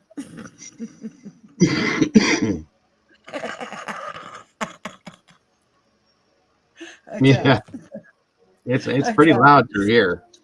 I even turned my mic down so that it wouldn't be so loud, and it's still loud.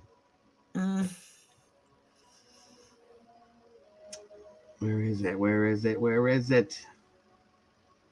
Yeah, but that's what I was worried about, Stan. I was waiting for smoke to start. Yeah. Well, it's moving. I've seen that happen before.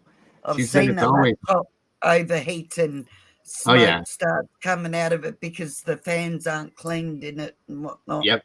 So have I. And she said it's always hot. And it's like, well. Yeah, that's a bit of a worry.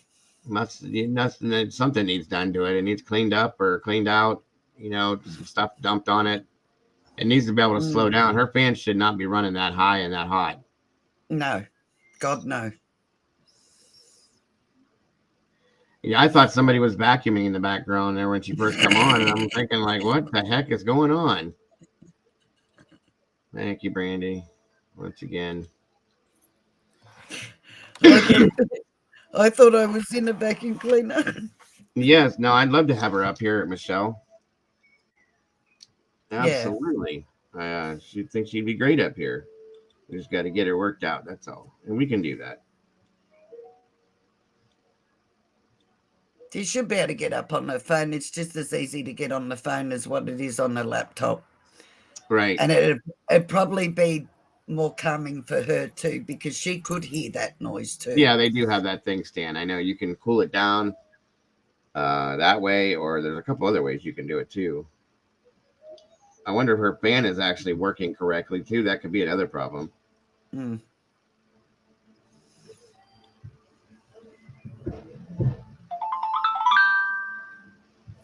Mine is garbage now. Excuse me for a sec. Yep.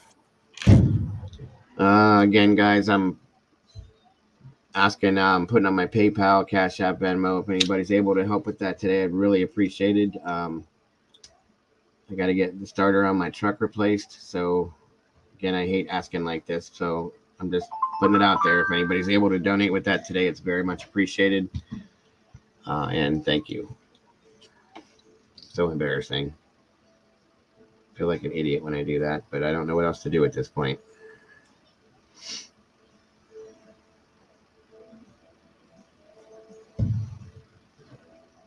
Okay, you can hear me. All right, can you click on the Here's the link, Kitty.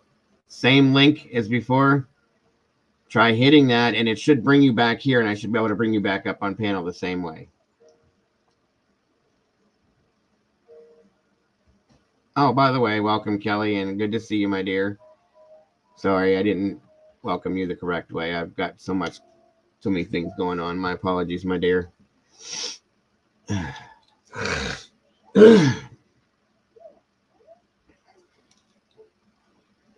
Oops. She is absolutely fabulous. I would love to have her up here talking with us on a regular. I do love her accent as well. I love all your guys' accents when I get to hear them. Absolutely, Kelly. I hope you have a great day, hon. Thanks for jumping in. Hope to see you soon. Hope everything's going well for you, my dear. It is, Schmovie. It is.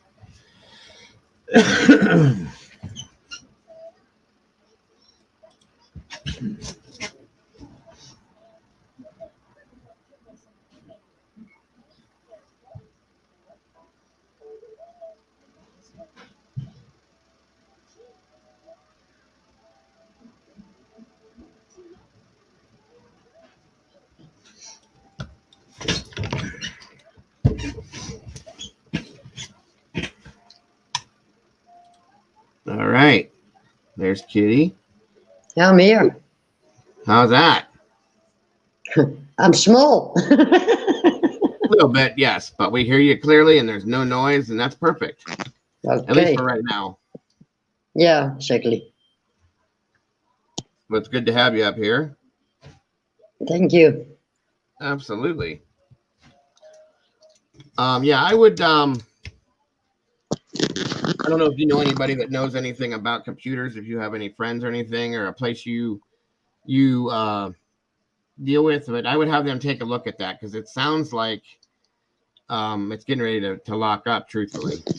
Yeah, I know. But it's out now. I turned it off. Well, I would hate for you to lose it too. I hope you can get it fixed, is what I'm saying. Yeah, I have to buy another one. Okay. I gotcha. So I can't see the chat now. No, unfortunately, that's the only thing with being on your phone is you can't see the chat. But I can put different questions and stuff up and all that for you. Okay. Right, David. That's what you're saying. The fan should be. It's overworking, is what it's doing for whatever reason. But again, it's great to have you here, Kitty. Welcome. Welcome. Thank you. It's great to be here. Lisa should be back here in a moment. Sorry, Joe. Can you just give me a couple of minutes, love? I'll be back in a sec. Sorry. Oh, okay. No worries, hon.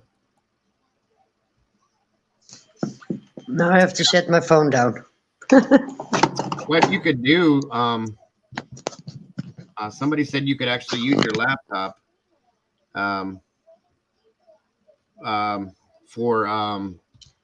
to look at the chat. I'm not turning on my laptop anymore. I get it.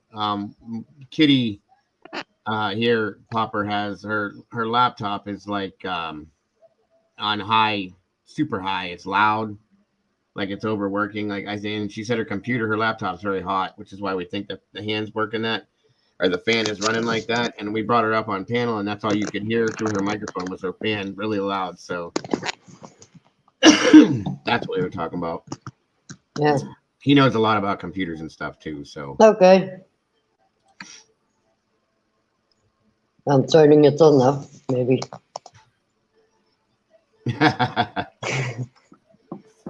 I'm just so small. I never use my phone. I have it for 2 months now.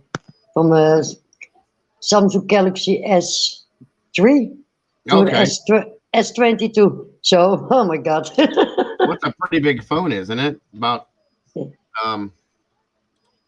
is it about like that big? Or do you have the smaller version? It's big. Okay. Big enough. I'll be honest with you, Kelly, right now. I'm gonna have to say number one would be John Jack. Oh my God, Idaho.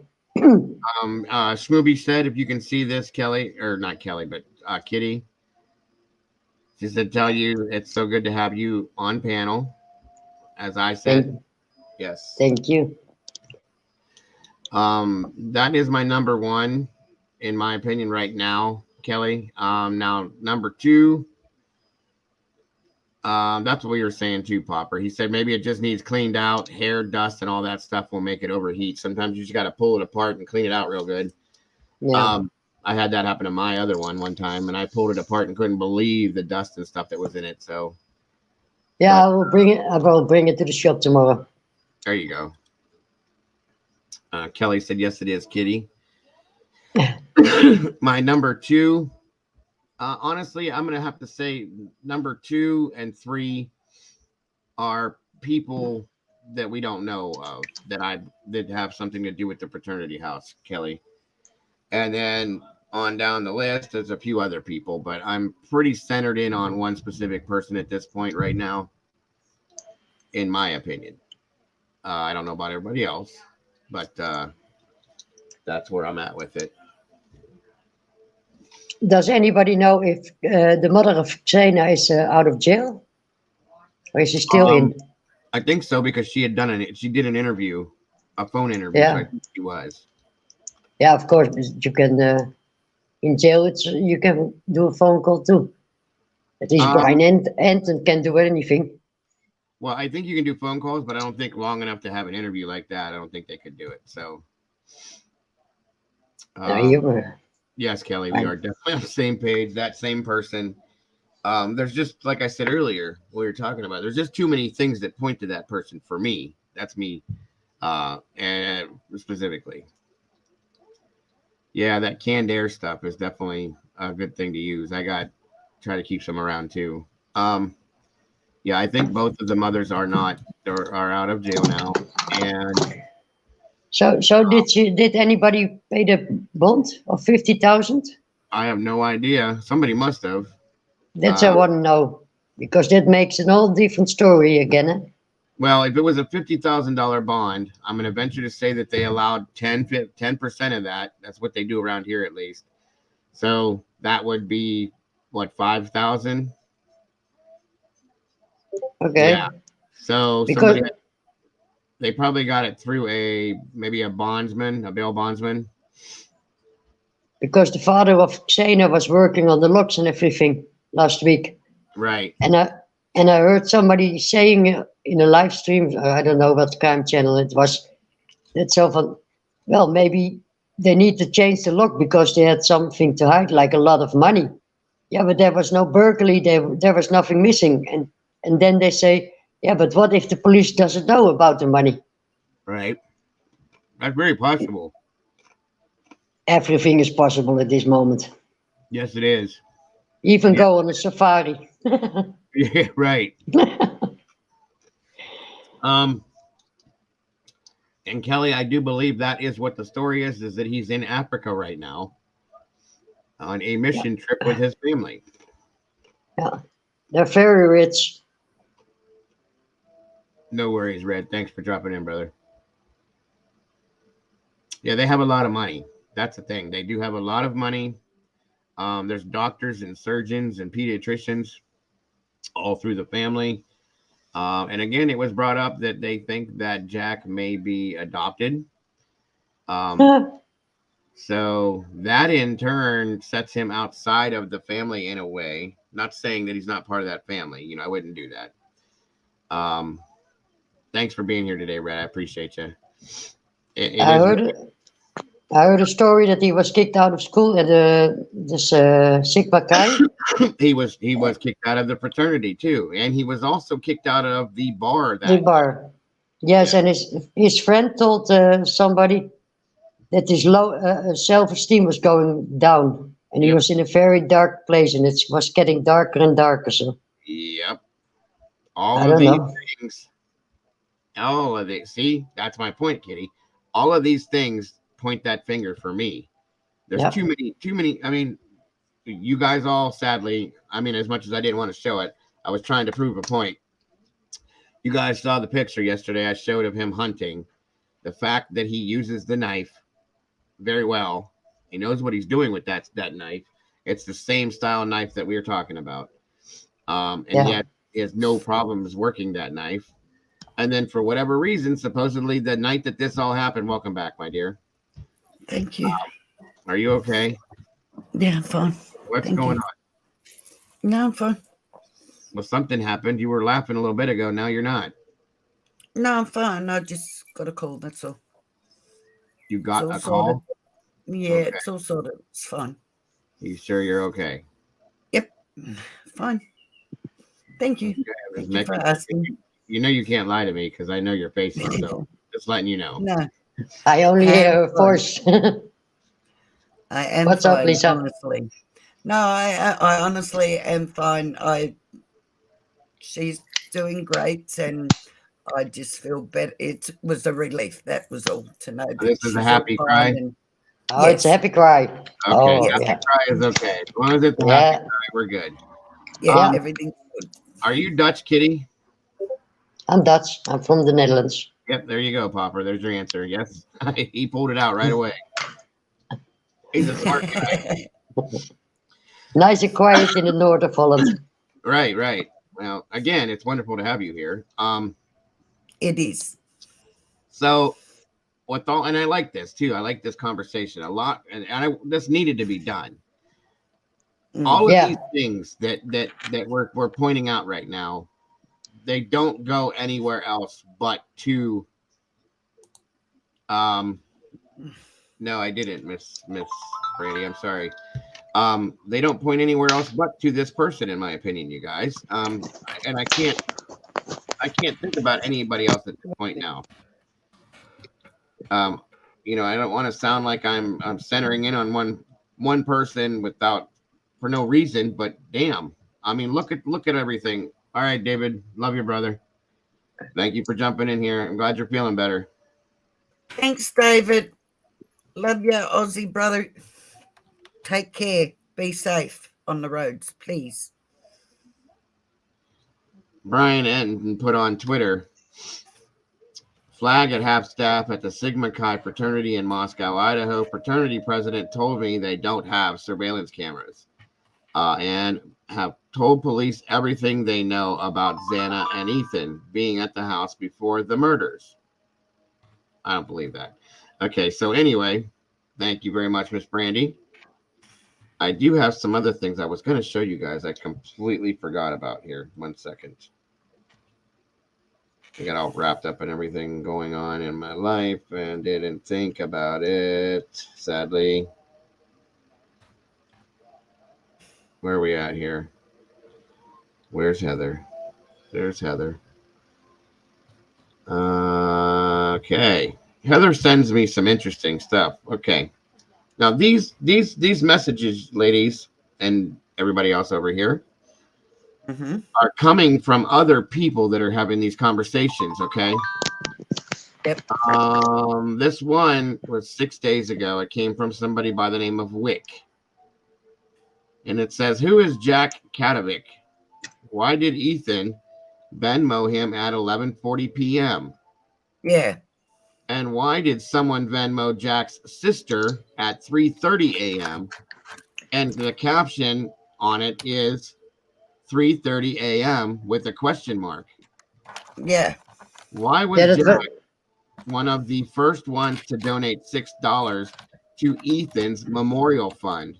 Make it that. That's right. And why is the house number etching up to 6? 6 rooms. House number 6. Oh. That's weird. Whoa, I never thought of that. I'm in the numbers and I'm in the numbers and astrology and everything, so I did not call you a lady, my friend, unless you want me to. So that's one that was sent to me, and that was from Wick at Lil Wicks 6 days ago. Heather picked that up from there.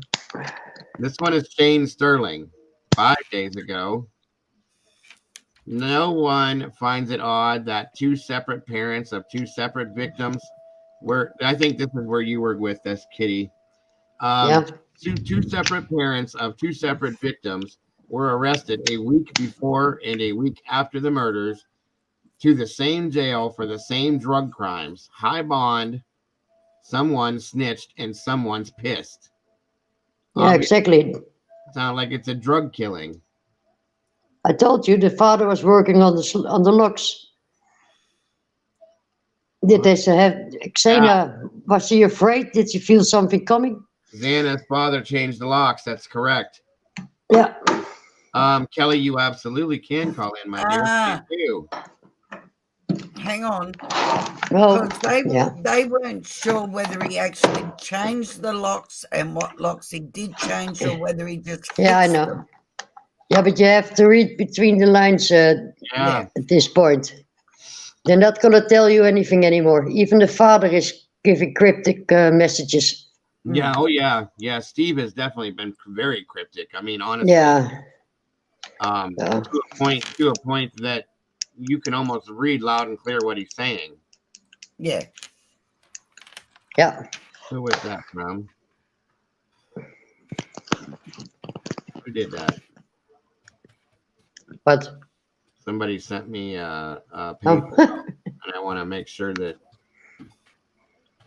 I'm well, thank you so much for that. That is so appreciated. You have no idea. I very much appreciate that. Every bit is helping. So thank you so much, Smoothie. You're an angel. Thank you. Yes, you're an angel. That's going to help for sure. That's a quarter of the way there, guys. Thank you so much, my dear. Much love. It's getting dark. I did not call you a lady, my friend. I promise you I didn't. Go ahead and give me a call, Kelly. The number's up there, honey. It's 234-703-4047. Give us a call. Or did you already try? Because that looks like I've It's dark. At least I can walk around with my phone now. You're right. Yeah. That's the best part. Yeah, but now I can fix a drink. There you go. All right, guys. Ladies, give me one moment. Kelly's going to grab her phone and stuff. Give me one moment, and I will be right back. While we get that set up, I got to grab my drink. Be right back. What time is it there, Kelly? Kitty? Sorry. Bruh. 9:45 in the night. Okay. You're in almost 10 o'clock. You're in the UK, aren't you? No, the Netherlands. Oh, sorry. Stream a lot. So it's nearly 11 o'clock, you said? Is it in the UK it's 11. No, it's 9. I'm always 1 hour. I'm always 1 hour ahead of the UK. I can always tell the future for the UK. Now you confuse me. What time is it where you are now? Almost 10 o'clock at night. Okay. Tuesday night? Yeah. Don't ask that horrible questions. Yeah, no, you're right. This is where I get confused because I'm Wednesday morning. I'm nearly 8 o'clock in the morning on Wednesday the 7th.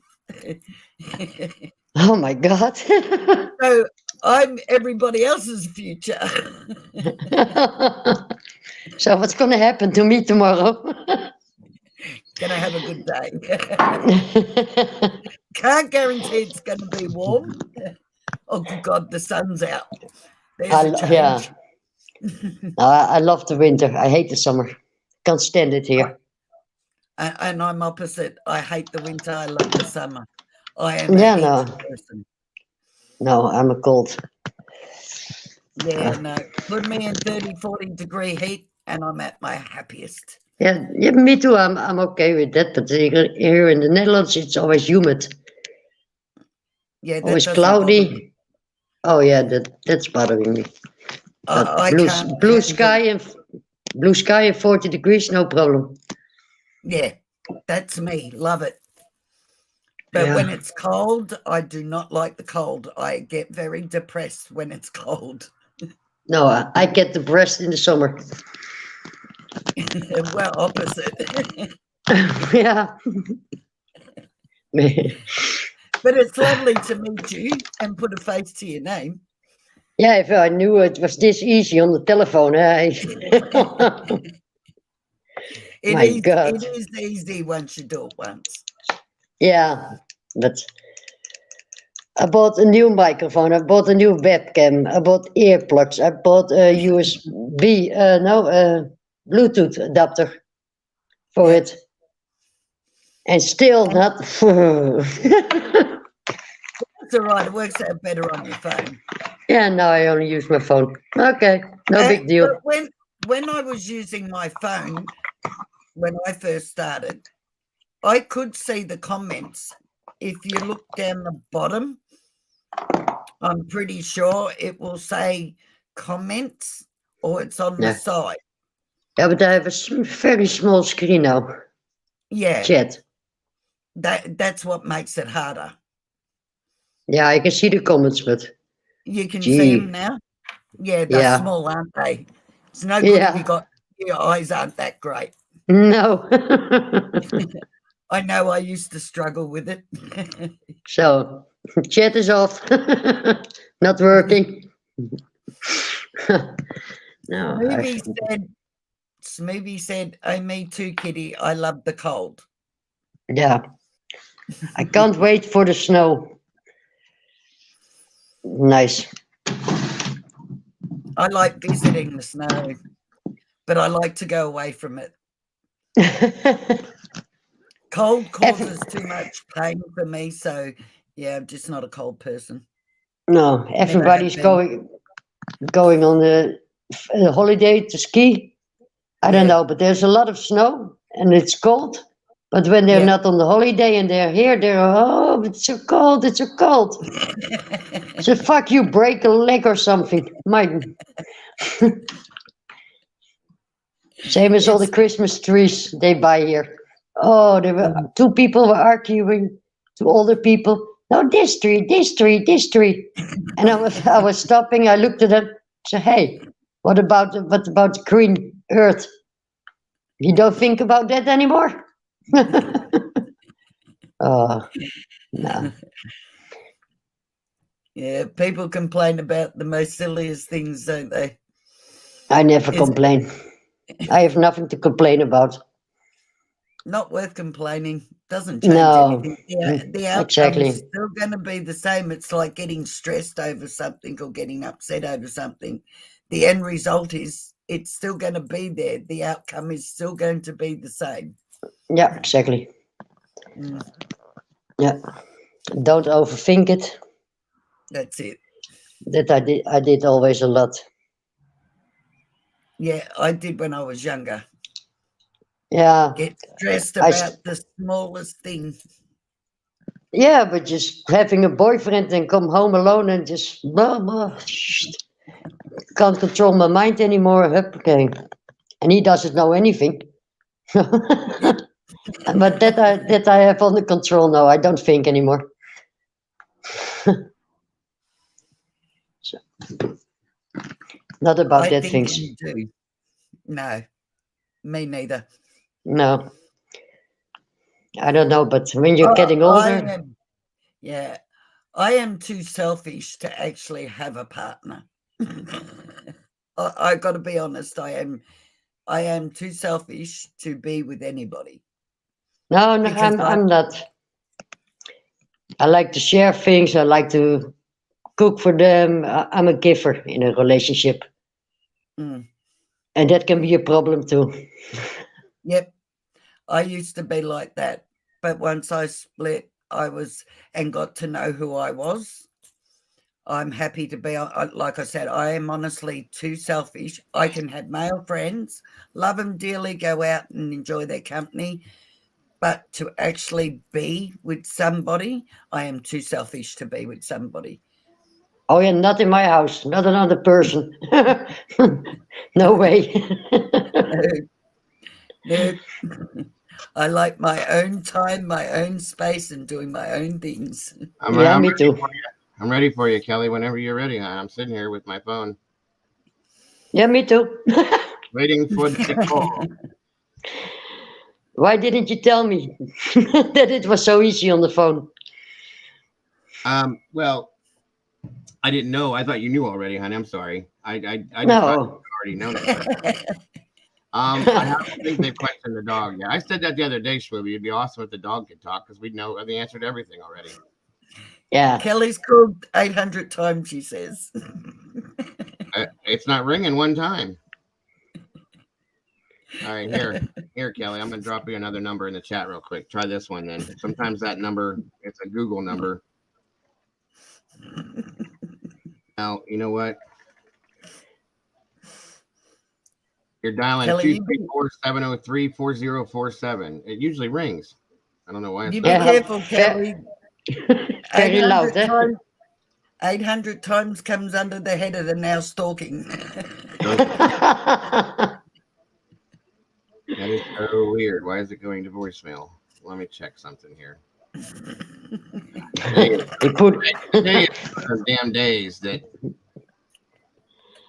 I mean, decide to answer. Yep. That is join not join the club. There is my coffee to prove it. That is not what I was doing.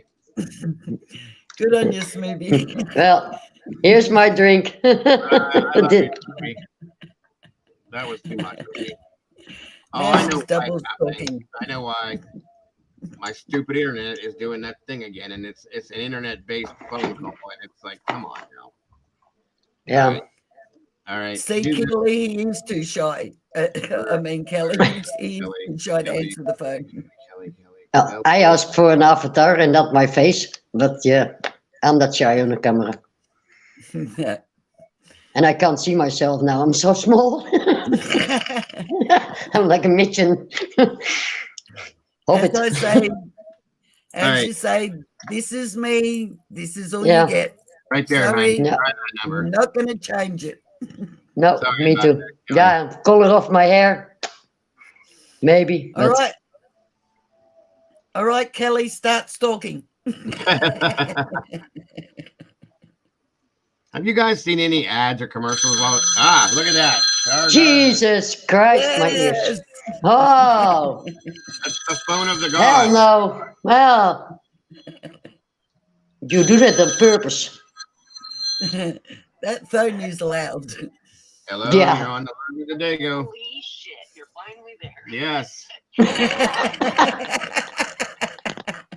I just wanted some opinions and some, feedback, what people thought about this little scenario, okay? Absolutely. So, Mr. Murphy Dog was there. He was apparently put in that room, I'm thinking, by the killer. Mm-hmm. Somebody he possibly knew because he willingly went in there. And he was unhurt. So, to me, I could be wrong, I feel like the killer placed him in the room so he was away from everything. But what kind of a person can kill people and not hurt an animal? I could because I like animals more than people. Well, and that's it right there. It's kind of odd. I just thought that to be kind of odd that he was sensitive enough to maybe put the dog away, but not sensitive enough that he still went off. He doesn't. You know what I mean? He doesn't have shut up, Strike. I'm not that old with you and your old jokes. There's a lot of people that prefer animals over humans. That's a fact, first of all. One of them. Yes, and secondly, it makes me wonder. And let me ask you this: since we're asking about that theory, let's go back to this one more time. Okay. Who feels? What do you guys feel about there being more than one perpetrator? No. Okay. Maybe in his mind, maybe personalities. Yeah, yeah, that's true too. Yes, could be two people in his mind. I really do. I feel it's one person with one knife. Okay. Okay. No, and He was coward enough to wait till they were vulnerable to strike because he didn't have the balls to do it while they were awake. Okay. He preyed on the weak and the vulnerable.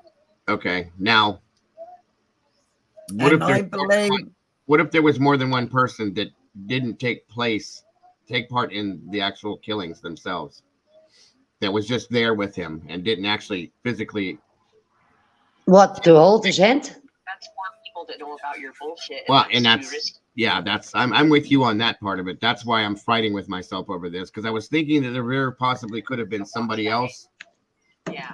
You know, but at the same time, I don't think so either. So we're all pretty much on the same plate with that one. Gotcha. What gets me about this whole dickhead that's out of the country now, it's just they have no murder suspect at this point. It's been so long, and he's conveniently out of the country. Maybe law enforcement is saying they don't know, but maybe they do. Waiting for him to come back to the country. Maybe there's hope to God he's going to come back. That's and then get it. Yep. Everything points to him. There is no ifs, ands, or buts, especially with doctors and surgeons in his family or whatever the hell. And him just, it just seems, he seems the only one, honestly, that's on my number one list. And secondly would be, I couldn't even tell you a second, honestly. He's just the number one I have. I'm right there with you. Schmooby made a good point, a very good point, that maybe, and this sounds dumb, but it's not.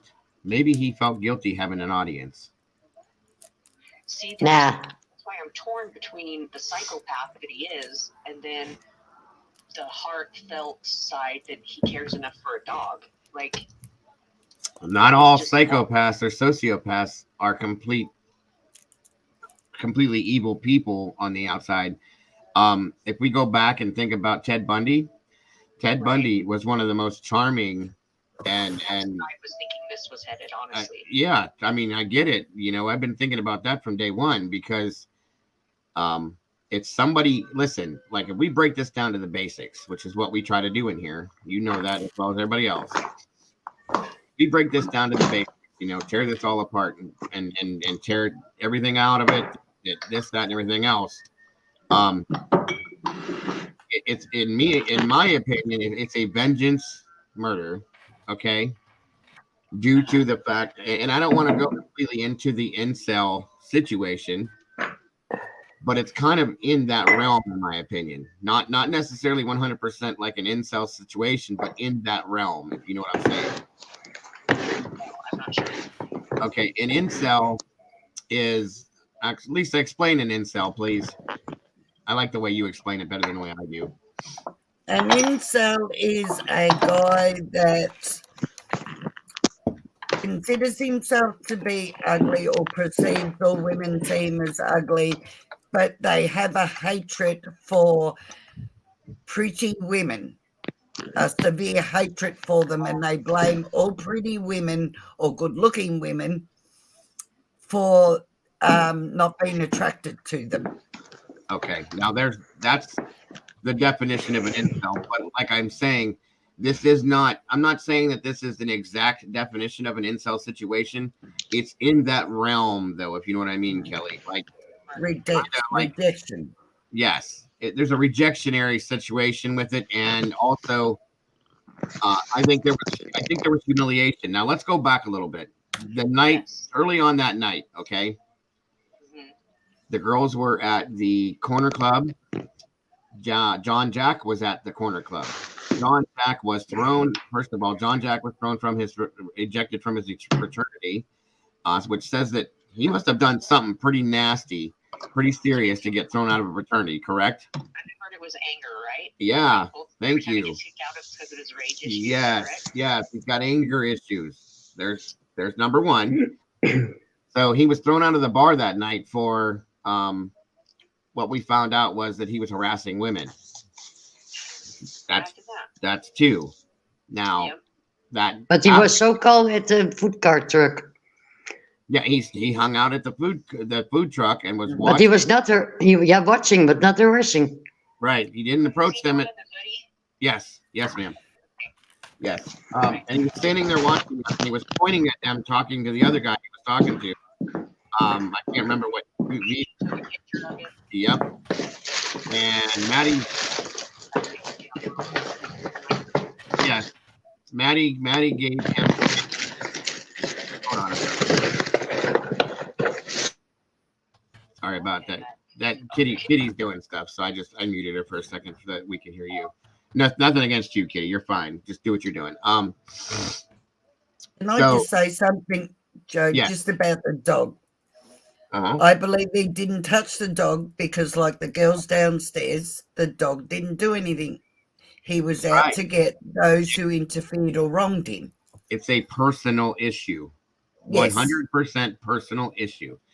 Now, and his mind was so, as much as everybody says this psychopath and it's done in rage and that, he still had enough sense of mind to know who he was after and not to touch anybody that didn't do anything towards him in his eyes.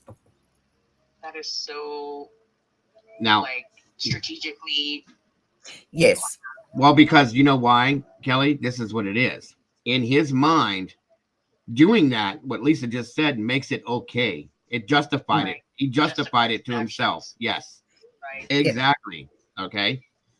So he got kicked out of that bar, was standing out there the whole time. He was talking to the guy about the girls. Madison kind of gave him the finger at one point in time. Kaylee took a picture of him or more. It was very noticeable that they were ignoring him, that they wanted nothing to do with him. And then very quickly, Ethan shows up, picks the girls up, and they're out. Ethan got out of the car and said, "Let's go." They're out. Yes, it was. Yes. Okay. Yes, I'm sorry. That's why. Sorry, Joe. Can I ask? Please do. This is what's confusing. If Ethan picked them up, how do we get 2 different times of them returning home? Well, because I think they say Ethan and Zano got home at 1:45, right? And then the girls got home at 1:56, right? Yeah. They got home at 1. Yeah, they backed that up and changed that. Yeah. That's only what we know, eh? That's exactly right. Now, see, I brought out a narrative a couple days ago, and I said because Xana's mother had mentioned the fact that she thought that the kids went to the bar. What if the kids were in that bar? Yeah. That the girls were in, and they were involved in the fact that with John Jack getting ejected from the bar, there in turn gives you reason for all 4 of the kids to have been attacked. That's right. Well, I did think of that maybe the girls called him. Not the girls, but Ethan and Xana were at the bar where asshole gets kicked out. Then they see asshole again when he goes to pick up the girls, right? Well, Ethan goes to pick them up. So, like, if Ethan was there at the bar and they get kicked out, then Ethan goes to pick up the girls, and there he is again, and they see each other again. Well, here. Fuel his hatred. Right. Well, that's what I'm saying. This is partially my theory. Humiliation. I may be wrong. Remember when I said that word, humiliation? Big word, isn't it? Backing up, like I said, I gave a theory the other day. It may be completely off. It's fine. But the other theory I think still makes sense too. If, for instance, Dana and Ethan were in the bar with Kaylee and Madison, and the girls that were being harassed were that group of girls, I can see Ethan stepping in and going, "Hey, dude, back up. Enough. They're not interested. Let it be. These are my friends, blah, blah, blah, so on and so forth." Jack gets ejected. Okay.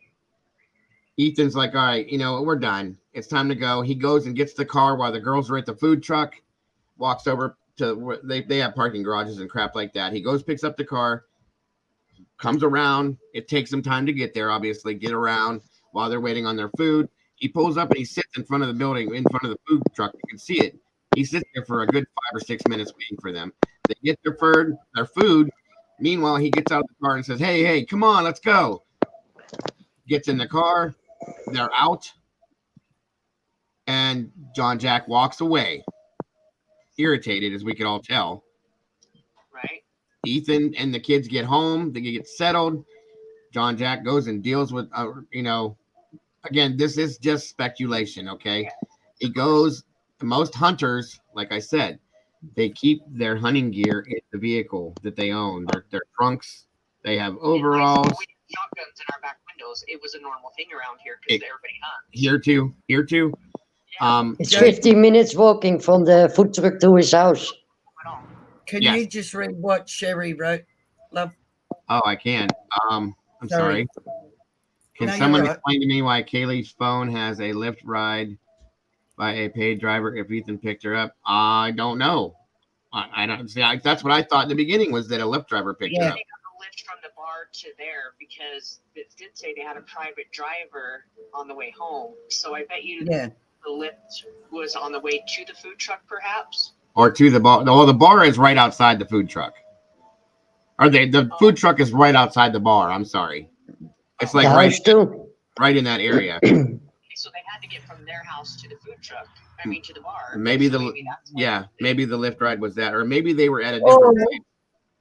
Or maybe when that guy started harassing the girls at the corner club, the girls called Ethan and got Ethan and Xana to go there. Yes, very much so. Yes. And maybe they did leave and they did catch another driver home at the food truck. Yeah. I can't see an Uber. Weekend, we took an Uber like 6 times and you barely get around the town. I mean, it's just, you take it quite often. Yeah. I can't, because I can't see an Uber driver getting out of the car and going, "Hey, come on." Hurry up. Yeah, they don't do that. So because whoever it was told them to hurry up. Knew them, as in a friend or a relative or somebody like that. Yes. Okay. So let's go with that. And then they go home, get settled. He goes to his car. He's irritated. It's building in his mind what just went on, that he looked like a fool in front of everybody. Humiliation is a huge word, a very monstrous emotion, and it causes things. I'm telling you. Okay. Sure does. But not in a few hours. Yeah, and he gets in his car. He goes over there. Boom, boom, boom. There it is. And he has a love for animals. Yeah. I don't know. We've seen him flaying them. Well, I'm just saying he could have a love for animals. But even if he didn't have a love for animals, I believe, even take the love for animals out of it, I believe the girls downstairs weren't touched because they didn't intervene. They caused him no harm. Nothing to do with it. They had nothing to do with it, and he wasn't going to go above anybody that didn't do anything towards him to justify what he was doing. I think he would have put the dog for everything because the dog would have been barking after. I mean, during all this. Maybe the dog. Maybe he was worried the dog would attack him. Or get in the way. Yeah, or get in the way. It was Kaylee's dog. A lot of dog owners, their dogs protect them in any length if they have to. What, honey? No. I don't know. The dog to see him. Nobody turns into a real killer with no DNA, no trace of blood, nothing, no breaking entry in a few hours time. And loves animals also in a split second. No, I don't believe it. No, because it's telling me the psychology wise is actually, if I'm going along these lines, it's telling me that the person that did this was only out to make whoever what he considered intervened with, whether it was an unrequited love that he was rejected on and he felt the other 3 intervened and stopped it, or they broke up a relationship, or they intervened and humiliated the person. But this person was wholly and solely there to only get those who he considered harmed him and the one that he was directed at. So one of them was definitely a target. We know that. The other 3 he classed as intervening. The dog wasn't wherever he was or whatever happened, so would never touch the dog, regardless of whether he was an animal lover or not. And the 2 girls downstairs had nothing to do with it.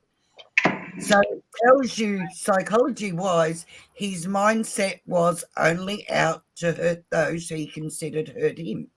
That justifies it, correct, in his mind. Yes. Yeah, but not inject from the food truck. Close this case or what? Say again, hon? I think we solved it. Why don't we just wrap this up? Wrap this up and go home. I wish it was that easy, because I really feel after this past week that I think we're on something more than some people are, to be honest with you guys. I really do. The same person that Kaylee or Maddie's sister or whatever is saying that they stand behind 1,000%. No. No. Yeah, and that's where a lot of people are getting confused. See, in the beginning, I was confused with that too, and I'm thinking to myself, like, wait a minute. So I started watching. The awkward one, right, is the one that they stand behind. The goofy, the goofy red-haired dude with the weird science hair and all that. Yeah, that's him. That's what I thought. Okay, so I started like analyzing the interviews, literally with her family, because those are very interesting to me.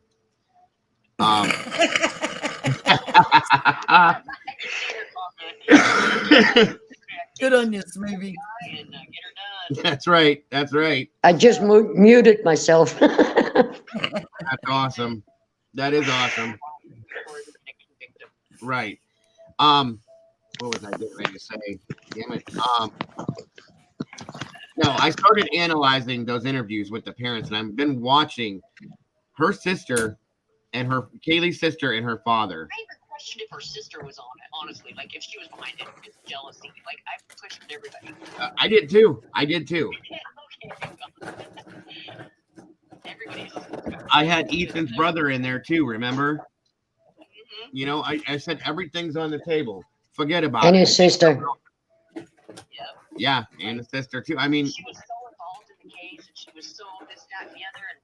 And at first I didn't think that, but then I was like, well, God, maybe. But when I seen that newscast about them, the professional people that come in and saying that the father, if anybody's acting like a suspect, it's the father. Yeah.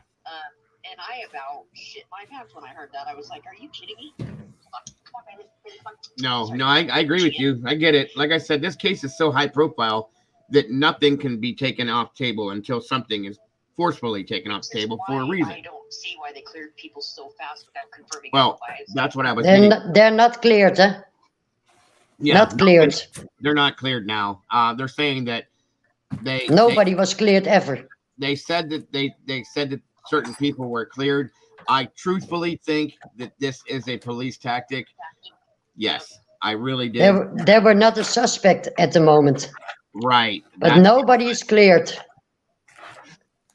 So at this point, after watching those interviews and the things that Steve and her sister said, they were, again, critically speaking, as soon as that comment was brought up, and so did their mother, Christy, as soon as the comment was brought up by the interviewer and said about people being cleared early, okay, they all went in on that comment like immediately, and they started talking about some specific people. And her sister said, if you remember certain names that were being thrown around, and I showed you guys that video yesterday. They can't look at them. Yeah, basically there it is, and it was handed to you wrapped in a bow. That's it right there. And this everything that we have talked about for 2 days nonstop, guys, points to this one person, and I did that on purpose because I wanted all of your guys' opinions based on what I thought, and every one of you has said and felt the same way in the same sense. What else? No. What else is there? Honestly, I don't think the same. Well, I mean, I understand what you're saying, Kitty. It's a little different. I get it, but is it true that all the stab wounds were kill shots? No. There were the fatal wounds. Yes. Okay. And Lisa's ready to go. I've got the handcuffs for you. And yes, they were legit handcuffs. Oh my God, stop it, Lisa. Go get them. Oh, I'm on my way. Anybody that was ever cleared was never, it wasn't that they were cleared, they were just not a suspect. Okay. So everything that we have talked about, as I was saying, points to one person. Okay, you Jake, John, Joe, Jake. John, fucking Jake. So many Jake, and we have Jack shit. Jack, Jake, to the perpetrator. Listen to this, because this is what's going to happen to you. To me? Human piece of work. Get used to it. vital organs of the body, which is what they train military to do. My husband, same thing. Like he's like, they train us to do that. Oh yeah, yeah. They do that. That way you don't waste your time spending time trying to hit the right spot. You know what I mean? Exactly. So I thought maybe it was like a 25-year-old veteran with his experience with a 10-buddy, spin off on it or something. That was the only other thing I was grasping at, because there was nothing until this. For myself anyway. So I believe we've solved it. I believe, or I hope that the FBI is just hoping to God he's going to come back to the country so they can get him. That's all we can hope for. They're just praying to God he's going to come home. I bet you, if they're just stressing to the max, I bet. Yeah. All right, so Lisa's got the handcuffs and Kelly's ready to go. I'll give you guys this to take with you too, okay? Where can we meet from Australia to the U.S.? Where's the middle, Lisa? We can meet in the middle here. Yes. We'll all go. There you go. We'll all go. There it I'm is. there. I love it. Yep, I've got my 40. Yep. There you go. I think it's a good thing Lisa's on the other side of the planet. Why is that, T? I got to remember where I put the keys to them. I can bring the light. Only thing we're allowed here. You don't need any keys, Lisa. Just leave them on them. I want my cuffs back. I'll buy a new one. Fluffy ones. No, these are proper cuffs. These are legit handcuffs. They're not. Yes, those are actual legal cuffs. Yeah, they're not. They don't work on me. They're not kinky handcuffs. What do you say now, Sorry, Kelly? guys. Your gun was 9. Nice. Yes. Yeah, I think that.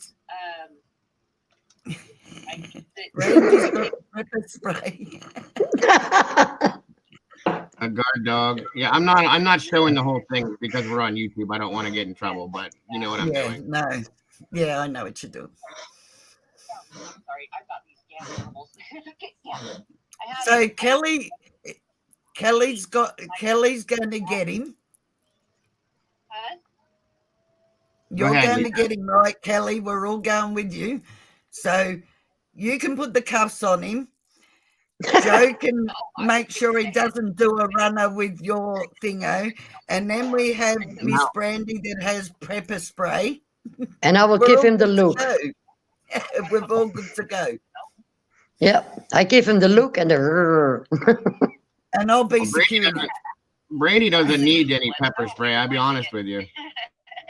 I wouldn't even know where to begin in Africa. It's such a big country. And Molly said the 380 can go with. She'll send that too. So we're all set. And Popper, I can grab Popper. He's got a whole arsenal.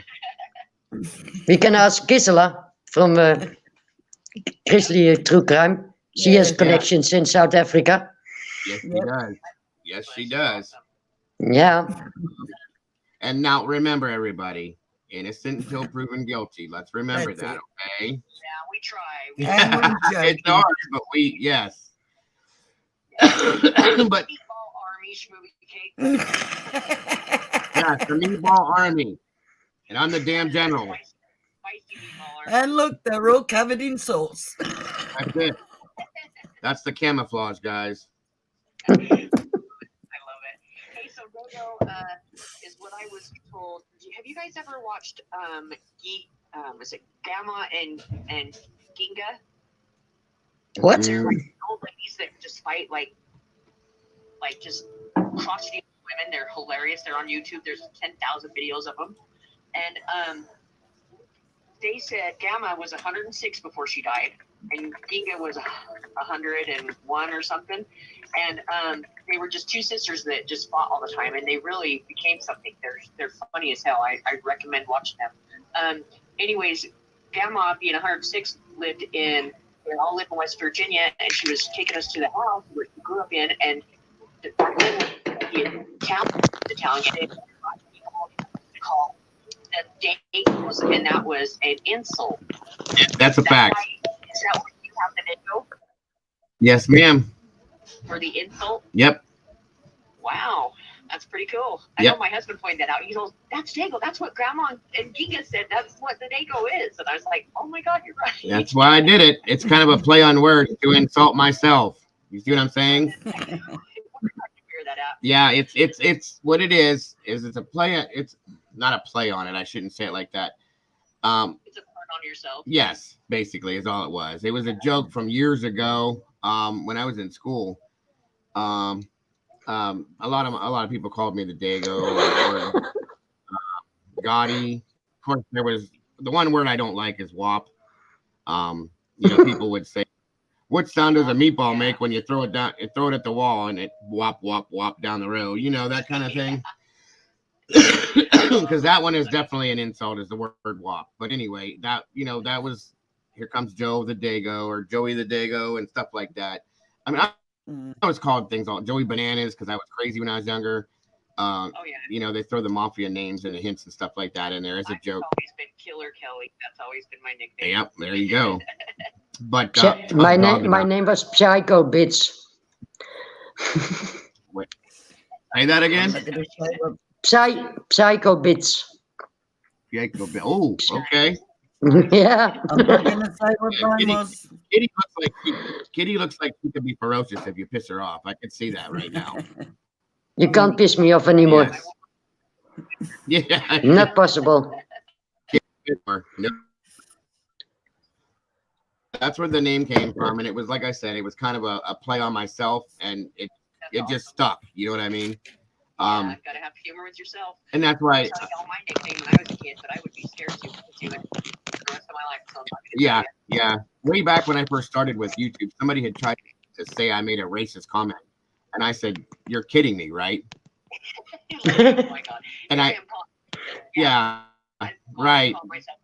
Exactly. Basically, is what I'm basically calling myself honky or whatever you want to call me. You know what I'm saying? Right.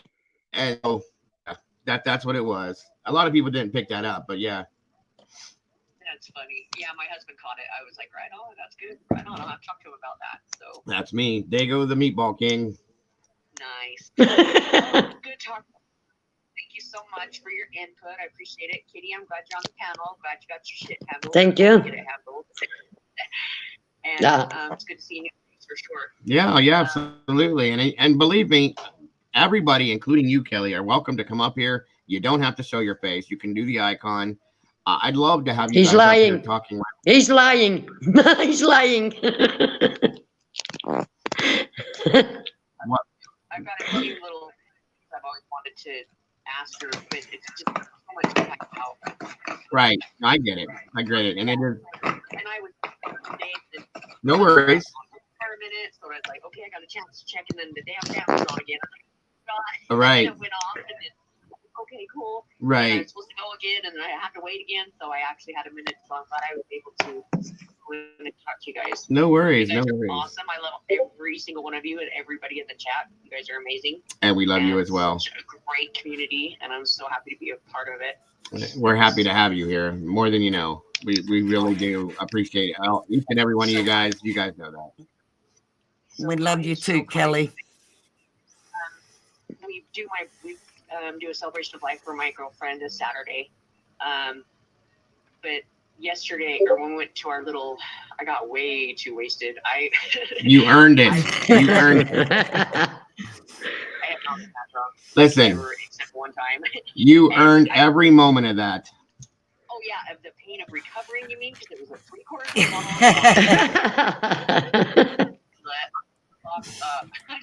It is what it is. You earned that, my dear. Until I started heaving, but when we went to the piano bar where you put in request songs and stuff, and these people are so talented. Oh yeah, you know, yeah.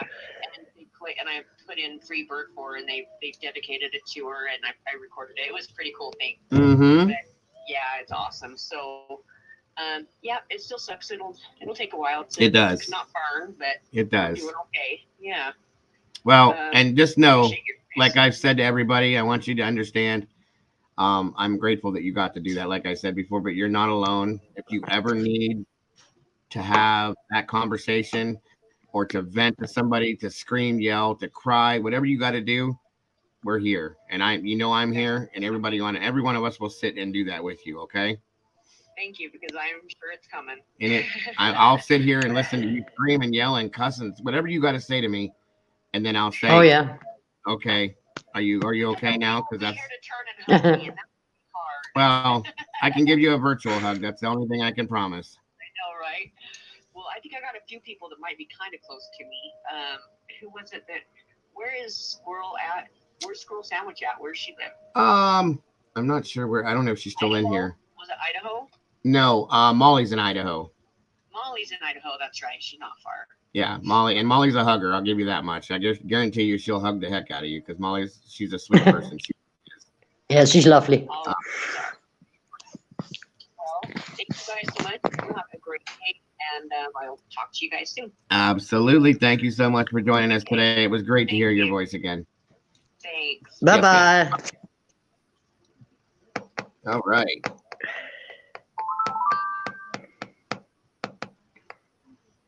All right. Thank you so much for calling in, Kelly. It's always a pleasure. It's always great to have anyone of you guys call in. I appreciate you guys so much. And I do feel, that was a little odd too, Sherry. That was something else I was going to bring up. And then somebody else had brought that up during the conversation where they were letting that out. Phone, stop talking. Enough with the phoneage. Xana's father, when he was talking about the situation, brought up the fact that he had spoke to Xana at midnight that night. And somebody said, "Yes, that's odd. Why is your dad talking to you at midnight?" and so on and so forth. Now, I know where Kitty's going with this, okay? I know what her narrative is, and I respect it a lot, and it does make sense. It changed by the day. Yes. But still, I'm going turn around and go back to the beginning. Right. Yeah. How many times have we done that? Gone back and started at the beginning and brought it back down again. You know what I mean? It is that's what you got to do. But I How think do you call the Serenity? I'm so sorry, Joe. So sorry, Kelly, to miss saying goodbye to you. Goodbye, sweetheart. It was lovely to speak to you. I do apologise. Got a phone call. Very sorry. That's okay. Okay. Love you, sweetheart. The Serenities where Xena and Madison were from. Did you know that they were closed for health reasons? No, had to do I with, did not know. Yeah, it had to do with drugs and that kind of things. No, I didn't hear nor know anything about that. Yeah. Okay, explain that one again. So how do you call it? The Serenities, the private apartment from the university where you can join, like Sigma Chi. Oh, the sorority, the fraternities, yeah. and The fraternities, yeah. Oh yeah, she joined. She was in a sorority too, I believe. Yeah, Xena and Madison were, and both of them, whatever, they're closed. Oh, really? Due to health inspections and safety. I did not know that. Yeah. I don't sleep a lot, eh? I guess not. Yeah. Yeah, Sherry. Sherry's got a point that Xana's mom's probably not somebody that I would trust a whole lot with information at this point, only for that reason. But you never know. You can. Her father was so nervous; he was shaking all the time in the interview. The voice of her mother was completely different than the other voices from the parents. They're calm, and you don't even hear the parents from Maddie. That's only from Kylie. So what is going on? Yeah, we did not see nor hear anything from Madison's parents. Nope. And Kylie's parents are very outspoken. The boyfriend from Madison, from the Sigma Chi. Yes. Also by the food truck. I told you guys that, yeah. Well, wait a minute. I think he was by the food truck too. Yes. Yeah, not when you order the food, but when you collect the food. And Yeah. Kylie was hugging him, and Madison didn't even look at him. Right. Yeah. Right. Definitely. Yeah. It's very. There's a lot to look at. There's just a lot to look at. I like I said, I think that we are all 100 times closer to understanding than where we were at in the beginning. I'll put it that way. Yeah. No, I think we're gonna be all really surprised. My jaw will drop up for a couple of hours, like. And it's very possible we could be completely wrong, you guys. You know that about everything we're talking. And I bet you the name is not starting with a G. Yeah, there's no more J's. J's are gone now. Nah, they're gone. But I bet, and I will stake my life on it, it'll be somebody that's close to him. Mm-hmm. Mm-hmm. That one I will stick by. That one thing I guarantee you is correct. Yeah. I think they got in a lot of problems in one way or the other way. I don't know. Going to Europe, going to a job to Texas, buying a new Range Rover. Yada yada yada. Smoothie is reiterating that the sorority is closed because of drug and alcohol issues. Yeah. Yeah. I'm not dreaming of this, huh? Oh, you're not. It sounds to me like the University of Idaho has some issues going on all the way around that need to be looked at and dealt with, and they need to. Yeah, but they don't want to do that because it brings more students in, and so it's all about the money again. Everything, all about another Truckee situation, guys. Yeah. In my opinion, this is another Truckee situation, and it's all about the money. You're correct. Absolutely correct, Kitty. It's always about love or the money. Yep. Yeah, or drugs. One of the two. And drugs always goes back to money anyway. So yeah. Or rejection. And rejection. No, I don't believe that anymore. Which comes under the heading of love. It comes under the heading of love anyway, because that's usually what the rejection's about. Yeah. Or obsession. Yeah, okay, but then it's one person, probably. Not four. No. He could play Superman and go up on the 3rd floor to the sliding doors. Yeah, right. No. Straight in Carly's room. Yeah, I understand that. But if you have an infatuation or what you believe is a love for somebody. I know, I was there, been there. Yeah, and they feel they're getting close to the person, and then that person complains to their other 3 friends, yeah, he's nice, but now he's annoying. And the 3 friends will gather around and push him away. One moment, guys. Yeah, I know, Lisa. But still, you don't turn into a killer like this in a few hours, even not overnight. He was prepared. He thought about everything. If it wasn't something that was a split second in his head, I'm going to do this.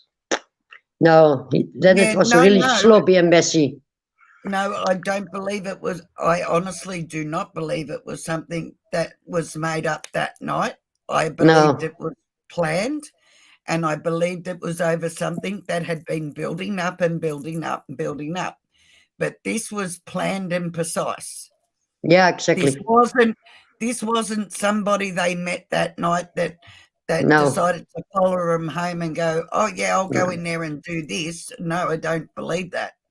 No, they knew they knew that Kylie was gone already. Madison were going to move out. I think Ethan and Xena will move out together too and rent another house as couple. Yep. And so, I believe they knew they had to do it that weekend because she was leaving and would be this was the last weekend. Yeah. Even the weather. Yeah. The next day it was snowing until now. I don't know how long it's going to snow there in Idaho, but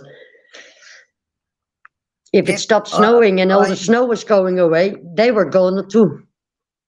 I never ever believed this was just a person that happened to be watching the back of the house and saw them and decided to go in and do that. Never believed that.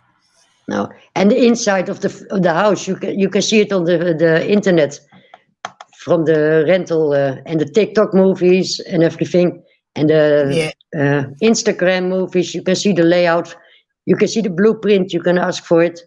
So but I still believe it was somebody that had been in that house that was part of their circle. Yeah, but I know the house from the inside, and I live fucking in the Netherlands. Yeah, me too. I can walk with my eyes closed around there, I think, right now. Yeah, me too. But we're older and wiser and smarter. I still believe this person has been in that house and is in their circle. No. I really do. No, yeah, it comes from somebody closer than you think. Yes. Who made a big mess, but the four of them were a fault too.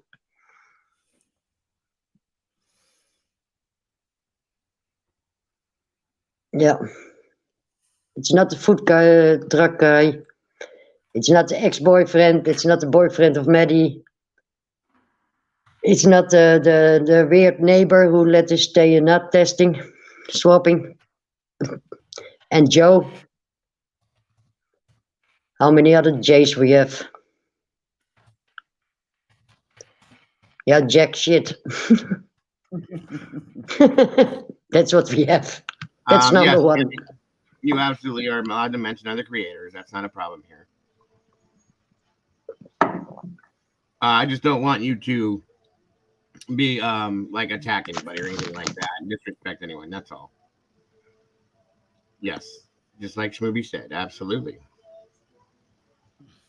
Welcome, by the way. Before I was born, I like that. That's cute. Or Tammy.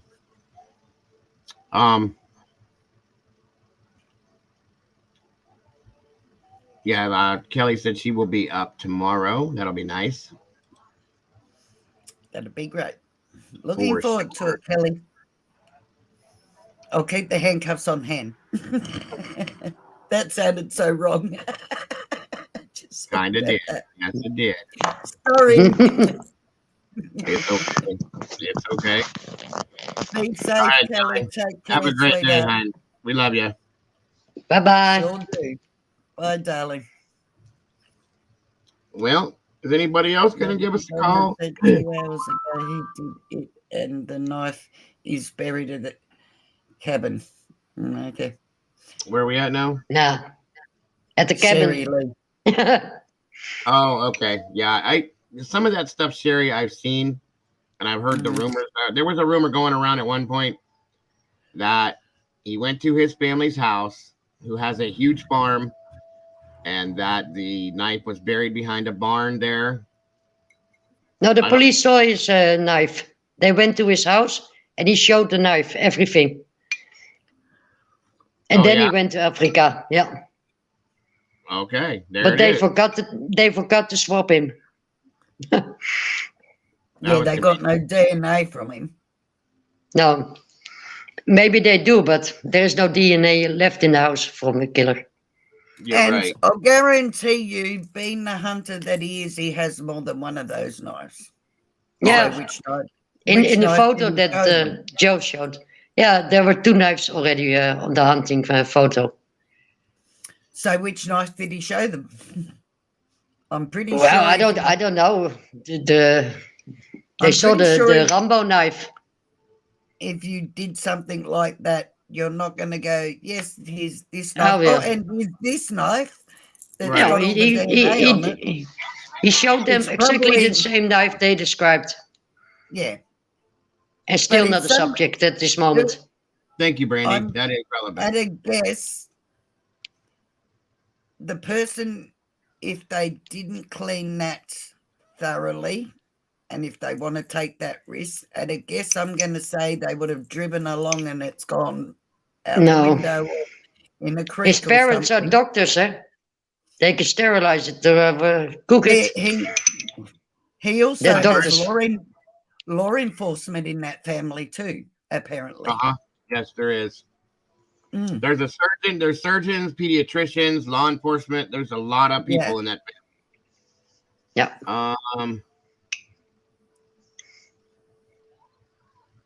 Okay, who told me this? Where you going, Sherry? That video you're talking about is about Jack Decor. That's her actual boyfriend. Or are you talking about? There's like 13 Jacks, 5 Jakes. Joe's. Joe's, Jeremy's, Jeff's. Okay. Jeremy's got nothing to do with this other than he gave an interview. No, I'm just saying all the names of people that were brought up start with a damn J. I know, but I was even, you know, that lady that you were playing the other day that has the YouTube channel that's an investigative journalist? Yeah. Even the one she did on Jeremy threw me back a bit. I thought, you're an investigative journalist. You, of all people, should have pointed out being in front of the cameras like that would have made anybody socially awkward. And just because his affect was off, people behave differently under pressure or when they're nervous. They'll smile when, that you know, smile things wasn't are, even. Yeah, that smile. I always smile. Yeah. And on the pressure, I work the best. Yeah, me too. But I'll smile or I'll get a laugh even when I'm like devastated. Yeah, I will me too. literally laugh or have a smile on my face, but I'm devastated. And when I'm nervous, I laugh. Yep. Yeah. So who gets to judge what is off and what is the wrong affect or how we should behave? Because we all don't fit in that box. No, but what really bothers me that in all cases we had with little Quinton also, the babysitter was going on Facebook Live, just telling how good she is and yada. Joe from the food truck, the tin hat guy, was going to TikTok, explaining himself that he was such a good guy, and also that Jeremy did the same. I give you one suggestion: never go on social media to talk about something. Or if you believe in yourself, you don't have to need to do that. No, that's right. But see, the news approached Jeremy first before he even got on social media. But the news is really messed up right now. Eh? They're giving us false information. But so see, that one is clear. Once the news had done that to him, that's why he got on social media, because the amount. Yeah, but you can say no. I would not go on social media for that. You and I don't have the need to defend myself. I could care less what anybody's. I'm too old to care what anybody thinks about me. But we're talking about a young guy that innocently got on camera to do the right thing and say, look, he was. Because to me, he came across very scared and very concerned when they first interviewed him, and very caring about what had happened. Right. Then after that, he got attacked. Everybody started looking into him and all the rest of it. So innocently, just because a news crew comes and asks you how you feel about this taking place next to you, then other people decide, oh, let's dig into his past and what he's up to. Oh, he's not right. But you can see why they want to then come out and defend themselves, being young. Can you imagine if I was there and Brian Anton also in the snow? I'm going to delete all my social media accounts. Right. Yeah, I think he was trying to defend his name. And that's why he actually physically went down to the police station to give his DNA, because he wanted out of it. He wanted out of it quickly. And he was begging for it. Yeah, I don't blame him. But that's strange too, because if he did it, he was the killer. He knew that there was no DNA left in the house. of the person. So it's so easy to go and give your DNA then. You're right. No, because they do have DNA. No, you don't know. How do you know that? And they have tons of DNA there in Party House. They did say they had DNA that was different. They ran it against the CAT system, and there was nothing in there that ran. Yeah, exactly. But how many people were there inside that house? Who lived there before? Who came there to visit? So right. There was a whole lot. They can say whatever they want, but you have to think the opposite then. What they bring out, you have to think the opposite. All that means is that the DNA that they ran, okay, could have been from somebody that lived there 5 years ago still. Yeah. Okay. And again, remember all of the different pieces. All they had to do was separate the people that live there right now, their DNA from it. They did that. That's done. They got that out of the way. Then they had to go in and all the other stuff they found. Nobody showed up in the CAT system. That's the only thing that happened. That doesn't mean that because that just means that whoever did this didn't get caught before, has never been in trouble that way before. That's all that means. So, you know, there could be an immense amount of people. Who knows? No, because start swapping everybody there. And my only thing that I was going to say about Jeremy, about the whole swabbing DNA thing, was the fact that, I'm sorry, he led by example. He went down and gave his DNA. And see, he's crucified for doing the right thing and leading by example, which is what they all should be doing in that town, I might add, is swabbing everybody. And he does the right thing on his own back, and because he went and did it on his own back, he looked sus again because he went down there and did it off his own back. You never look good if you go out of social media. You're damned if you do and you're damned if you don't. And I say good on him, and thank you, Jeremy, for leading by example. Now the rest of you put yourselves down there. Right. I think everybody on campus, anybody that was on campus that night, should personally, if they're innocent, go down and offer their own DNA. End of story. Walk away. That's all. I think not only on the campus, everywhere, everybody. Anybody in the town, basically, that was in that area. Yeah, I agree. That's right. Yep. But that's not going to happen. Me too. So it's going to take another 15 years. Okay. Which, you know why that won't happen? I'll tell you why that won't happen. Because some of these kids have probably done some things. Not saying they've murdered anybody, okay? But they're probably petrified that they're going to get in trouble for something else they've done. That's probably something stupid that kids do. So therefore, they're thinking that way rather than the way they should be thinking, as in helping with this investigation to end it. Yeah. I told you guys a week ago that would fix the whole thing. As everybody got swabbed, it would be done. The hardest part of this was because it was close to Thanksgiving and they were going back home. Is that think how many left? Right. Yeah. 100%. I agree. So the perpetrator could have gone too. You just don't know. I think. Oh, he was gone for sure. Yeah, for sure. The same night already. I do agree on that one. Yeah.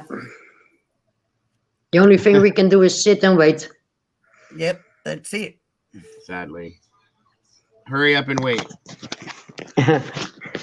Just wait, let them do their job if they do it. Yeah.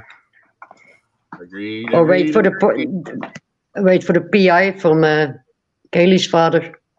Yeah. I hope it's not deep PA.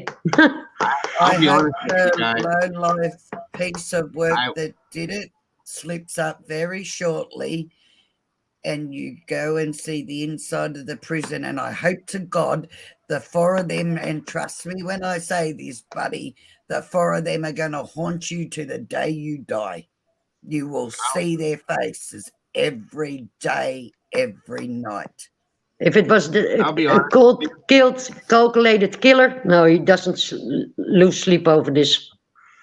Not yet, he won't. No. Not yet. No, because again, guys, he never will do that. He justifies what he did. He thinks what he did was right based on what he went through, this was right to him. So therefore, Yeah. there is no guilt. There is no guilt because what he did in his mind was right. Yeah. It's done and over for him or her. Don't forget it can be a girl too, eh? I agree. I do agree. Yeah, me too. I was younger once. I didn't kill anybody, but I was younger. Yes, I agree. Okay. That was interesting. Miss Whoa. Brandy said she asked you a question, Johan. Yeah, my phone died. I'm trying to get my phone plugged back in. Okay, sorry. I want you guys to see something though. I want you guys to watch this video in slow motion like this. It's quite interesting, guys.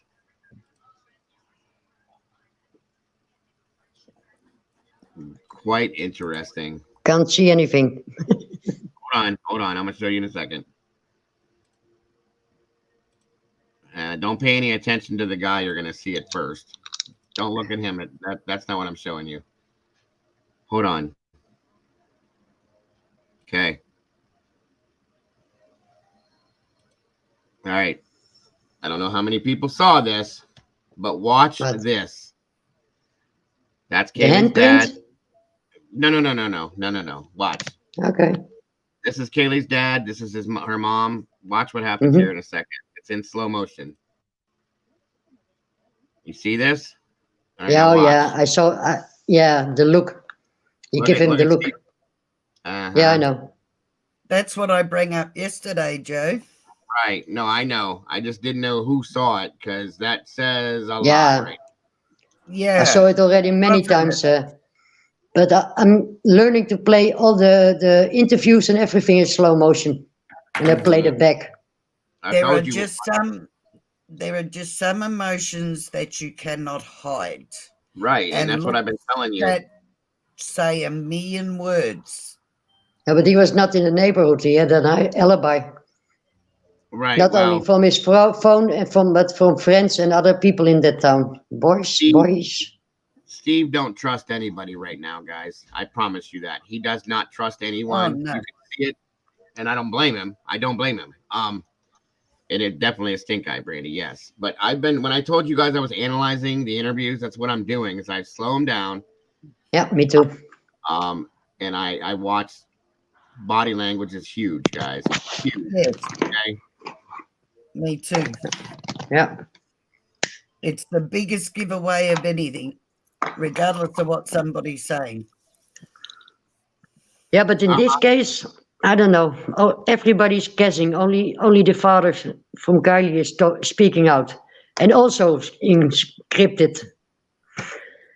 Yeah. So double mysteries here. Yep. Like I said the other day or yesterday, I think we're all gonna be very heavily surprised when this is all. Yeah, I believe that too. With everything that's involved in it. Yeah.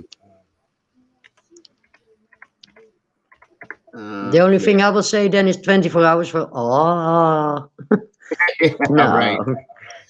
Oh my Lord, no. Don't think for whatever reason that something is going to get brought up by Friday or Saturday at the latest, I think. No.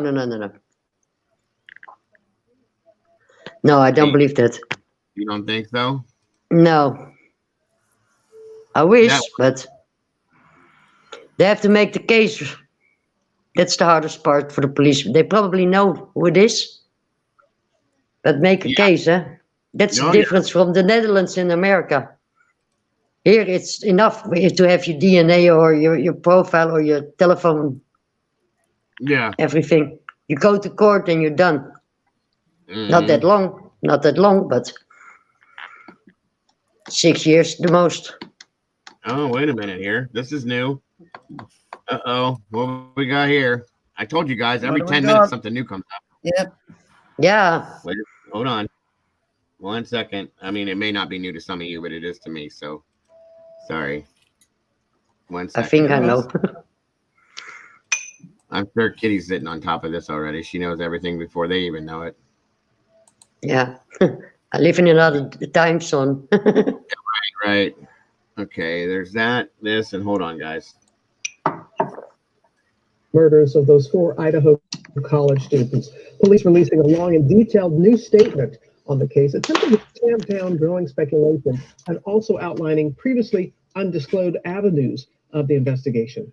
Kana Whitworth has the latest for us. Good morning, Kana. You guys hear it okay? Robin, Yes. good morning. So authorities saying that they looked at an alleged stalking incident that Kaylee had told her father about a month prior to her murder and found no evidence it was related. And now this morning, their focus is shifting to another timeline. This morning, police zoom in 2 of the University of Idaho's Model and Ethan Chapin the night they were murdered, looking specifically at the hours between 9 p.m. and 1:45 a.m. when the couple was believed to be at Ethan's fraternity.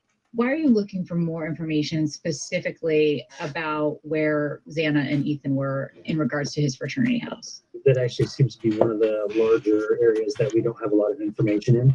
And so being able to locate what they did that night and maybe who they contacted, maybe any routes that they took home, that would be important for the investigation. Xana and Ethan stabbed to death less than a block away at Xana's home, along with Kaylee Gonzalez and Madison Mogan, who were found on the top floor.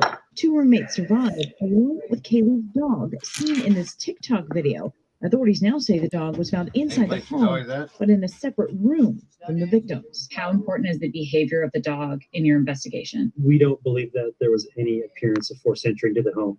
And as well, at this time, we have not determined if the dog was inside the residence during the murders or not.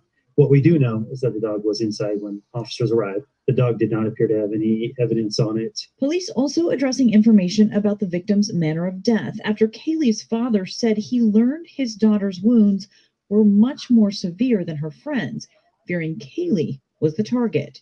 Please don't be my child. That's the target. Police telling ABC News they have not provided the family with that information. Now, authorities also tell me they're not trying to refute what the family is saying either. Ultimately, they want to protect the integrity of this investigation. But you guys, as time marches on, Steve telling us that he's been approached by private investigators. Okay, Anna, thanks very much. Well, hey there, GMA fans. Robin Roberts here. Thanks for checking out our YouTube.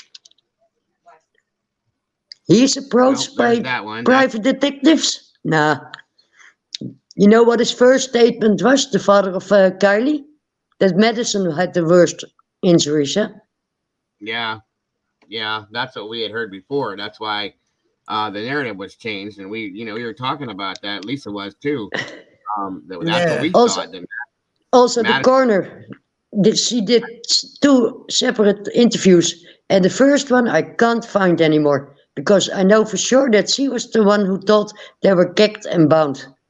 Oh, right. Well, they took it down, I think, because of the misinformation, and everybody was getting so confused. So, in turn, they had to fix it. You know what I mean? I went on 3 different accounts from YouTube for my friends too in the house to look for it. Nothing. Right. No, I get it. So.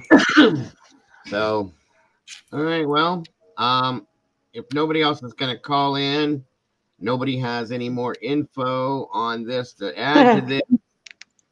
I'm not going to start. Yeah, I know. But I think we're going to bring it down for right now, or at least today. Maybe tonight. Because I guarantee you there'll be something new within a couple hours. Let me see here what Molly's saying about the balcony to the 3rd floor. Everyone said nobody could get up there. I do not agree. Of course you can get up there. Yeah, of course. Me too. Yeah. You don't need it to do. You could set a chair down there, reach up and pull yourself up there. That's not hard. But there's a tree right next to the end of that balcony that you can climb up. Say that again, Lisa. There is a tree. Oh, yeah. Actually, you can do that too. 2 trees right at the end of that balcony that I could climb up that tree and get onto that balcony. My phone went dead, honey. I didn't get to see your question. I couldn't pull it up in DM. You can ask it in here if you want to. But somebody showed also from the sliding door how easy it is to open it.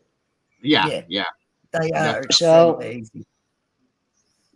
Why people still talking about that? How hard it is, and he was going in and out from the sliding door. He left it even open when he left. Yeah. He didn't bother to close it, so it was really in and out. Right. I think it was an in and out thing. Like I don't think he spent. I think he spent very little time in there. Yeah, I told you from the beginning, 5 till 10 minutes. Yeah. Let me see if I can. The most 10. Hold on, I'm gonna grab my charger and get my phone back on real fast. Mikey dokies. I mean, it did melt. It did melt is. I guess he's as reliable as anybody could be, honestly. But hold on 1 second. Let me grab my phone charger. I like his channel. He's not too bad, Miss Brandy. I don't He mind gives him. both ways of the story sometimes. Yeah, I don't mind him. And great chases from cars.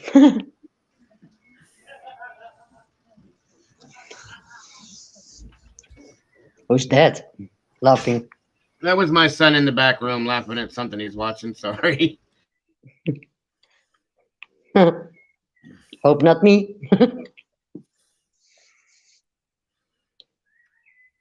Okay, thanks, Miss Brandy. What they're saying, Lisa, in the chat, because Miss Brandy said she'll send what he posted because he posted something on Facebook. Ickmel. I don't have Facebook. I still have Facebook, but not on my phone. I know some have, but I think he's saying, yeah, me too, Smeety Cakes. I've never had a problem with him. No, me too. And yes, Pamela, I love these car chasers too. Yeah, I haven't had any problems with him at all. I just, especially the one with the BMW that time. I just don't follow him that much. That's all. No, I think it kind of got blown out of proportion with the whole Kylie Rodney thing and what the Ryan thing and all that. Yeah. It started with Brian, Gabby and Brian, the dirty laundries. Yes. Sadly, Ickmel got dragged into all that and was just doing what he normally does and interviewed a person, and then he's behind all this stuff, which was ridiculous, really. I think Ryan got a little excited with what was going on in that. Yeah. And I think Tony Dodge, I'm not a fan of Tony Dodge, so I think he could have fixed that all if he'd have said some things the right way, but he didn't. So it is what it is, guys. I don't like the old police cops, and nothing to police law enforcement, but the old ones and the old FBI and the profilers, they really need to get a hobby or a job again. They're stuck on the 90s. Yeah. Crime changed, especially the last 2 years. Oh yeah. Yeah, things have changed. I'm pulling it up now, Brandy. Hold on a second, hon. Yeah, that's how I feel too, Kat. I'm 100% behind you there, hun. Yeah, I'm not a fan of his at all, guys. I'll be honest with you. Anybody that is, I'm sorry. I can't force myself to do it. I saw him the first time when he interviewed Sam. Mm-hmm. And I'm only going to say this once, and I'll probably get hung for this. No. But after watching that, and then when he had Ryan and that, I can't forget the blonde girl's name. I'm terribly sorry. Yeah, who they crucified. Mm-hmm. However, I was severely creeped out with a few things. He himself is creepy.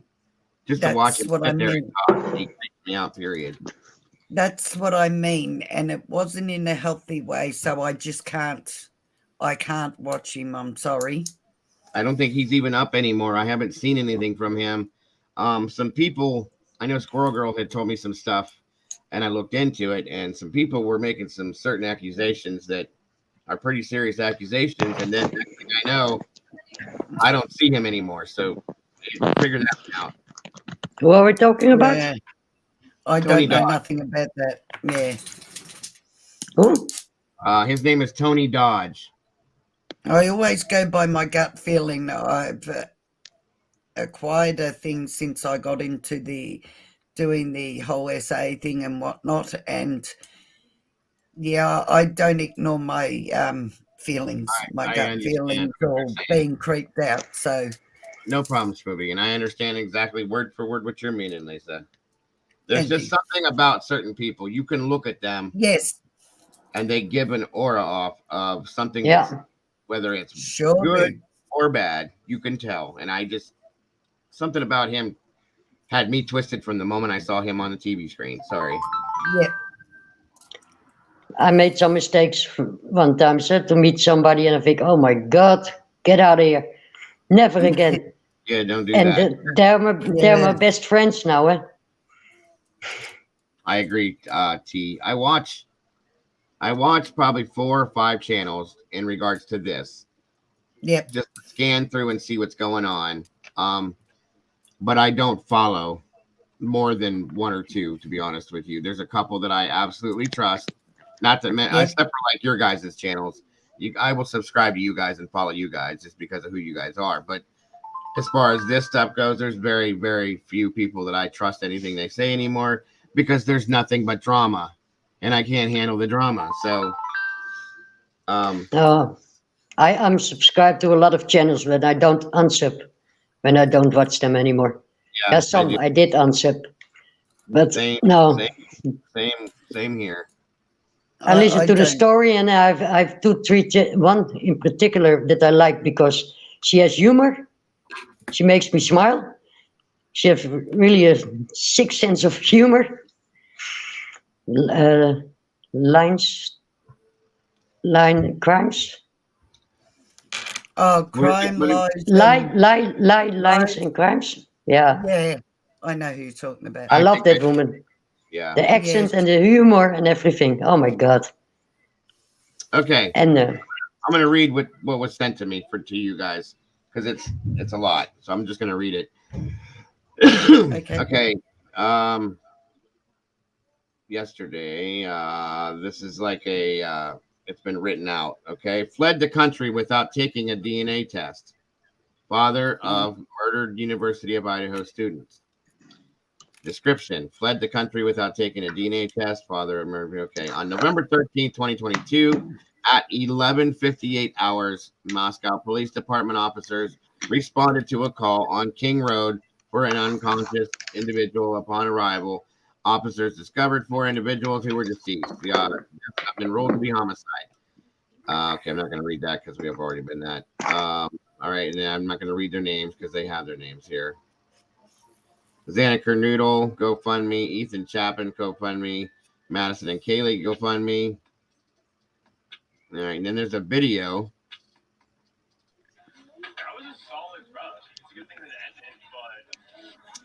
Okay. This video is outside by the food truck with volume. Hold on a minute. I don't know if you guys can. Yeah, you should be able to hear it. Scurries off himself. Why would Kaylee's sister, Olivia, be so intrigued by this comment? She commented this yesterday. Today is December 3rd. JS refers to the hooded man in the video, the same person who is willing to post the following photos on social media and lived in the apartments next to the girls. Exact knife time, 2 of them, in fact. He was also Stop it. Oh my God.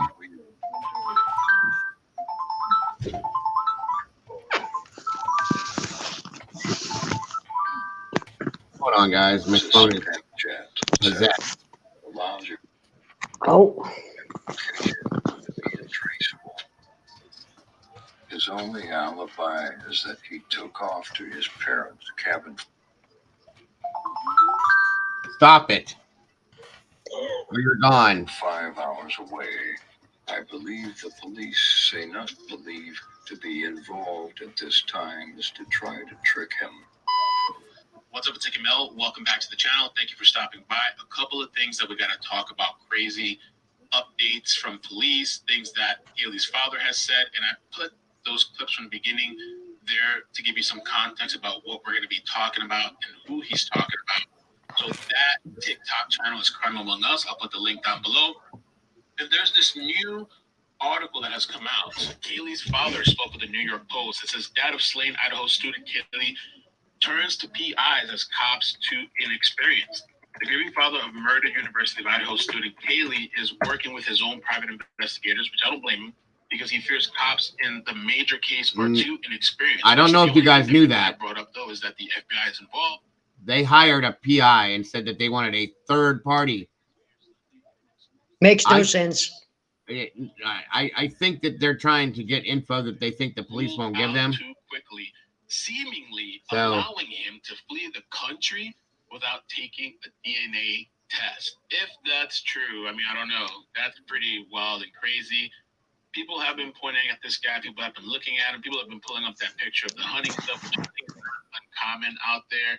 You know, but people are digging and pulling this stuff up. And people are also pointing out this guy's behaviors at the food truck, which I've read some comments on Reddit, and I've heard women talking about this, that sometimes guys will follow them from the club, kind of hovering over them. I don't know if they're trying to look over them or protect them or whatever, but they don't kind of get the hint, and they keep following and hovering. And maybe that was the situation in this case where they get there, this guy's just still there, and ignoring him, and he's still hanging around. And I think it was Maddie turns around, and it seems like she says F you. I don't know. You know what I'm saying? And it could be nothing. Police ruled this out, but everybody's just at this. And now with this, the father's comments, you know, people are just kind of like, And I have a crazy update too with the police, which I feel like police are almost directly talking to the dad without talking to the dad. They're talking to him without talking. It says, hey, hold on a minute.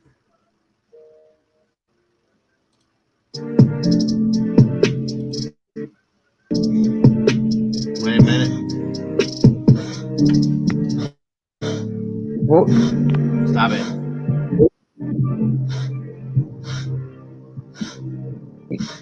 You have people who wear headphones, huh?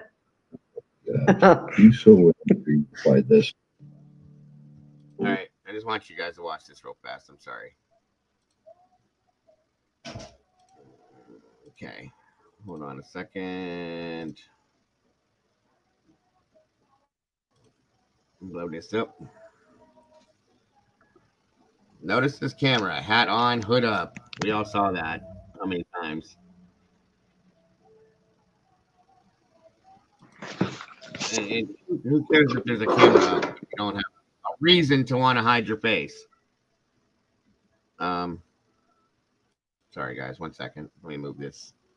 I don't know. I'll keep forgetting to do that. Okay. All right, ladies, 1 second, and blow it back up. Let's see what we got here. All right. Over there. Put his hood up and fix his hat. All he's doing the whole time, if you guys didn't notice, the entire time he's standing there, he is watching these two. Even when he's talking to the guy, he's watching these two. He's talking about these two.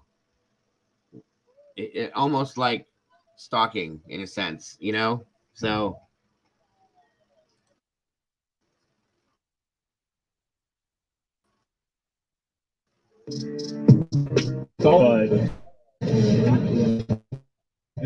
This is Friday and Saturday in a row. Did you guys hear that?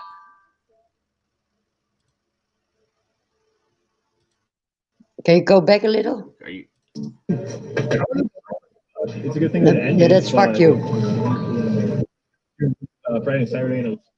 Did you hear it? Yeah, it's fuck you, she said. But we all looking at the same guy, but we forgot to look at the rest of the people who were there. We missed the most important clue, I think. Can you go back again, Joe, just a little bit, please? No, sorry. Yeah, no problem. No, it's all right. That's why I'm doing this.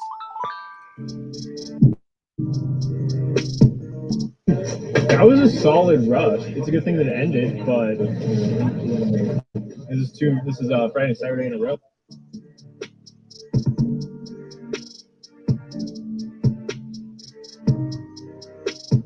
Why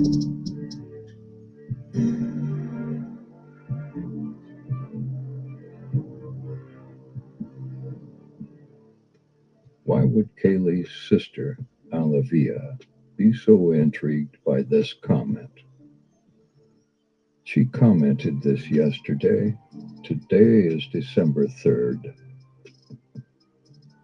JS refers to the hooded man in the video, the same person who is willing to post the following photos on social media and lived in the apartments next to the girls. Exact knife type they are looking for to Which in turn, you guys, if he lived in the apartments next door, which we knew, he's right there. Boom, boom, boom. Okay, so again. The apartment after Jeremy. He lives there too, but in the other block. Yeah. Yes. He was also kicked out of his fraternity for anger issues and kicked out of the corner club for being weird to girls. Pause to read. The term geosnap is a Snapchat. The term geosnap is a Snapchat setting that allows your location to be untraceable. Early in the Does anybody know that? Unbelievable. Instagram. What? I don't know if anybody has Instagram on their mobile, but that shows your location, even if it's off your location settings. It shows exactly time, minutes, seconds where you are. Right. Early It's in the horrible. investigation, this photo was circulating. Someone posted it to Snapchat as a geosnap the night/morning of the murders. It That was some insight from the Sigma Chi. Somebody did that. Right. Who recognized the boy with the mask on? Yeah, it pinged near the victim's residence at 3:30 a.m. I'm sure the police are aware of who posted it, etc. Also worth mentioning, it was cold. Maybe people wear ski masks. Yeah. Okay. Yeah, right. Chat setting that allows your location to be untraceable. His only alibi is that he took off to his parents' cabin 5 hours away. I believe the police say not believe to be involved at this time is to try to trick him. What's up, Nick Mel? Welcome back to the channel. Thank you for stopping by. Okay, so those things, thank you, Brandy. Very helpful, my dear, as always. Those things right there. Brandy. And yes, you did find a good thing. Yeah, you sure did. Those things. Welcome, Miss Gina. Yeah, she did share that video yesterday. Gina did. Thank you, my dear, once again. So, guys, what else is there? What else needs to be said? Don't judge me. I'm smoking. Why would I judge you?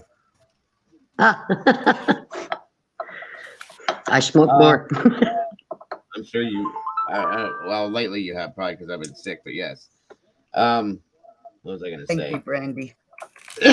Yes, Brandy. I am very, very appreciative of that. And any other copy, just like when Gina shared it. Yes, very, very appreciative. Once again, you guys. 1 second. I'm sorry. I stopped sending you stuff because I can the whole day I can email or Twitter or. I got a lot of stuff from you. I really do have a lot of stuff. Yeah, that's why, and I have loads more. Yes, Molly and you and everybody, and I appreciate it all. I do. By the way, welcome, Gene. It's good to see you, hon. I'm glad you're here with us today. Again. From everything we've seen over the past 3 days, guys. 3 days. Mm-hmm. Every time we've gone over all these same things for 3 days. I'm going to say not everything. There's new stuff, but it all goes back to the same thing, in my opinion. Okay, in my opinion, it does. Me too. Yep. And just like not Holly, but I'd like to see where Holly is. I miss her. I haven't seen her in a while. Kelly said, what else is there, guys? In my opinion, this is it. And I think that multiple people now have said that they think that this is a police tactic to keep him from thinking that he's any kind of a person of interest per se. For me, the food truck guy, the Jack, the neighbor, he's off my list. Okay. Definitely. He was on my list from the beginning, the first one, but he's off. Not even down, off. I'm not talking about Jack Decor. I'm talking about Jack Showalter. Jack John. Yes, him. That's who I'm And thinking. Jerry, I think, when he's drunk, they call him Jerry. I don't know that, but yeah. There's so many of them, but yeah, I'm kind of. And it is one with 3 G's. Yeah. But he's on my list. I know which direction you're going, and I understand. Now I'm going there, but that can change any moment. Like I said, every day we get something new. Thank you very much, Miss Brandy, again. Yeah, right, Seabreeze, I agree. Again, everybody, I'm posting these again to make the repairs on my vehicle. I very much appreciate that. Anybody that has done it, thank you so much. We're getting there. I got a quarter of it now. Thank you, Schmoobie, for that. Very much appreciated, my dear. Almost there. And I think he thinks that he has gotten away with whatever it is, and this is the person that I think did it. And I think that's why that's a fact movie. Need to have it bad. I don't think that what was I gonna say? I don't think that he's worried because he was, quote unquote, not on the list in the beginning about coming back. I'm praying to God that he does. Hold on, Gina. I'm praying that he does. Because I was worried that he was he could just stay there. He can, still can. There's no extradition from that country. Maybe some lion takes care of it. We had the crocodile by Brian. Now we have the lion by Jake or Jack or Jerry. Yeah, yes. That's crazy. Hold on one moment, everybody. I'm sorry. Bear with me. I'm trying to figure this out real quick so I can answer Gina. 1 second. So, did you explain your entire theory, Kitty? No, I think they're very happy that I'm here now, and not in the chat anymore. Right. You're welcome to do it if you want to. Yeah. But it's more easier like this than in the chat because I can keep chatting. Right.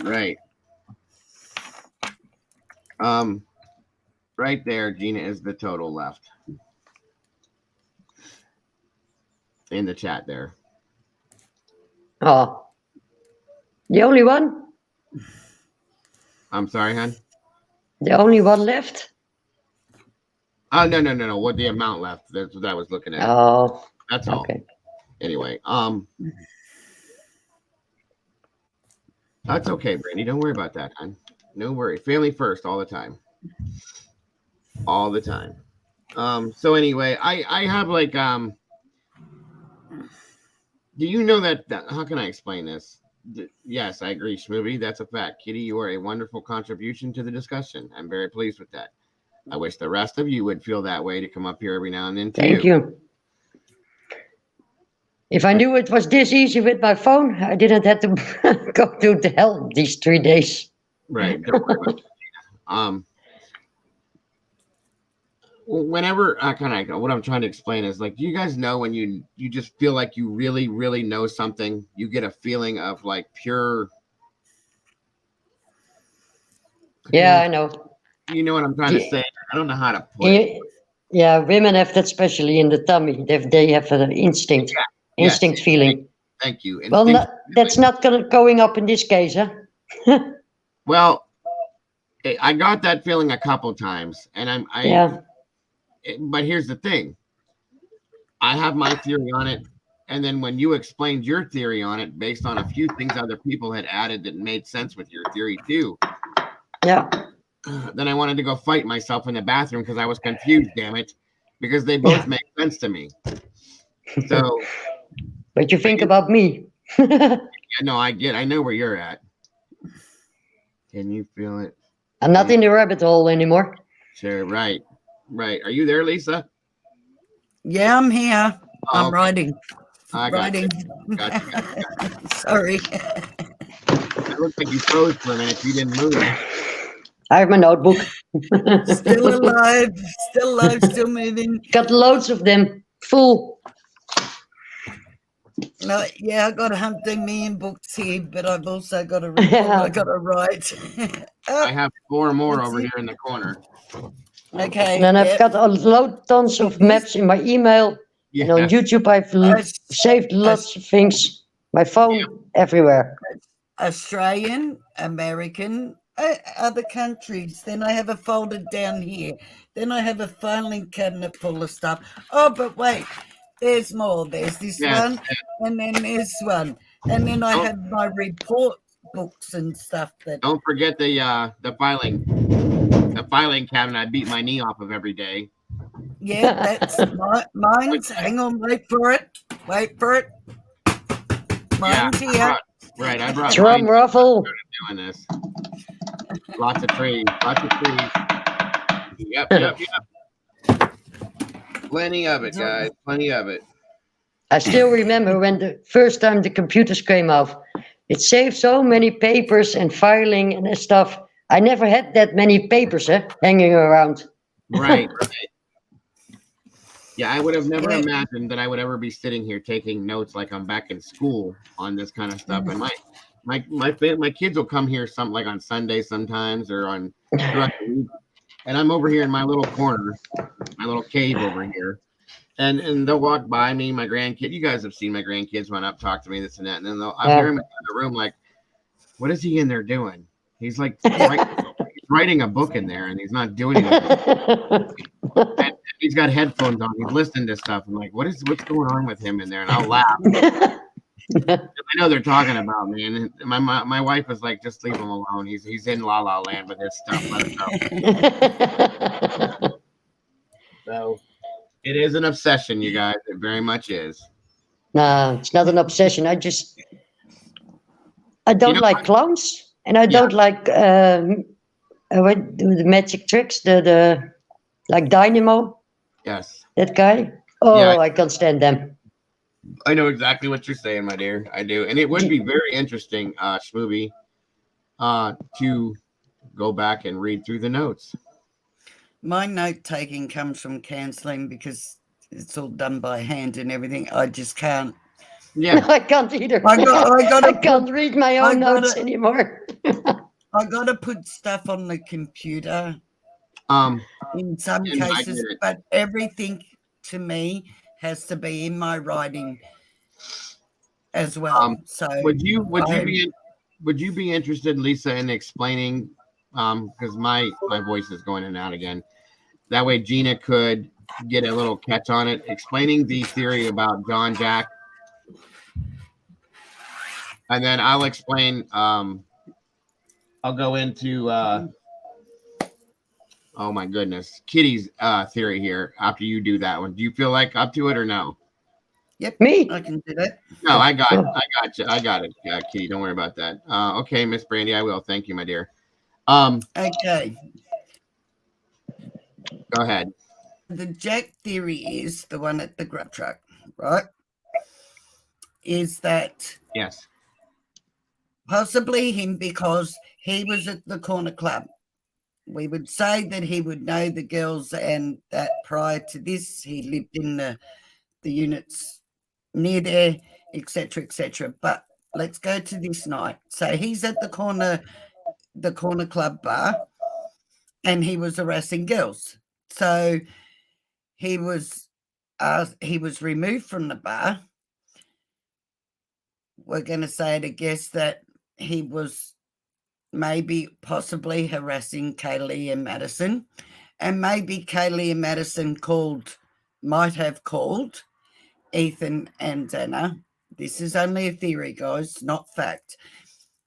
And maybe Ethan come down there and had a word or two with him on behalf of the girls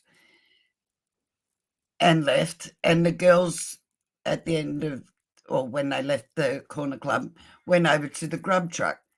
And as you see in the grub truck, he's over there, make sure his face is like his head's down, turns his hat, puts his hood on, and stays right in the background. Even when he crosses to come over to the other side of the grub truck, he stays along the line of shops.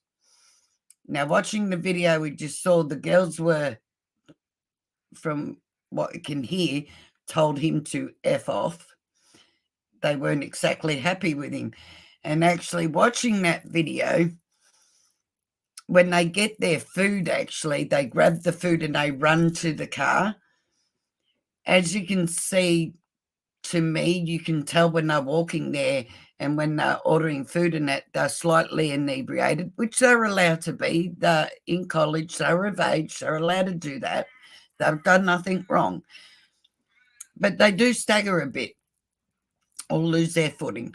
But nonetheless, I did notice when they grabbed their food, they grabbed it and ran like they were trying to get away from somebody. That's what I see. But needless to say, Jack was talking to the other guy, and he's watching the girls the whole time they're up there, regardless of who he's talking to. Thank you so much, Brandy. So then when when the girls take off and get in the car, run into the car, the guy that was talking to him points out, hey, the girls are leaving, and then he points.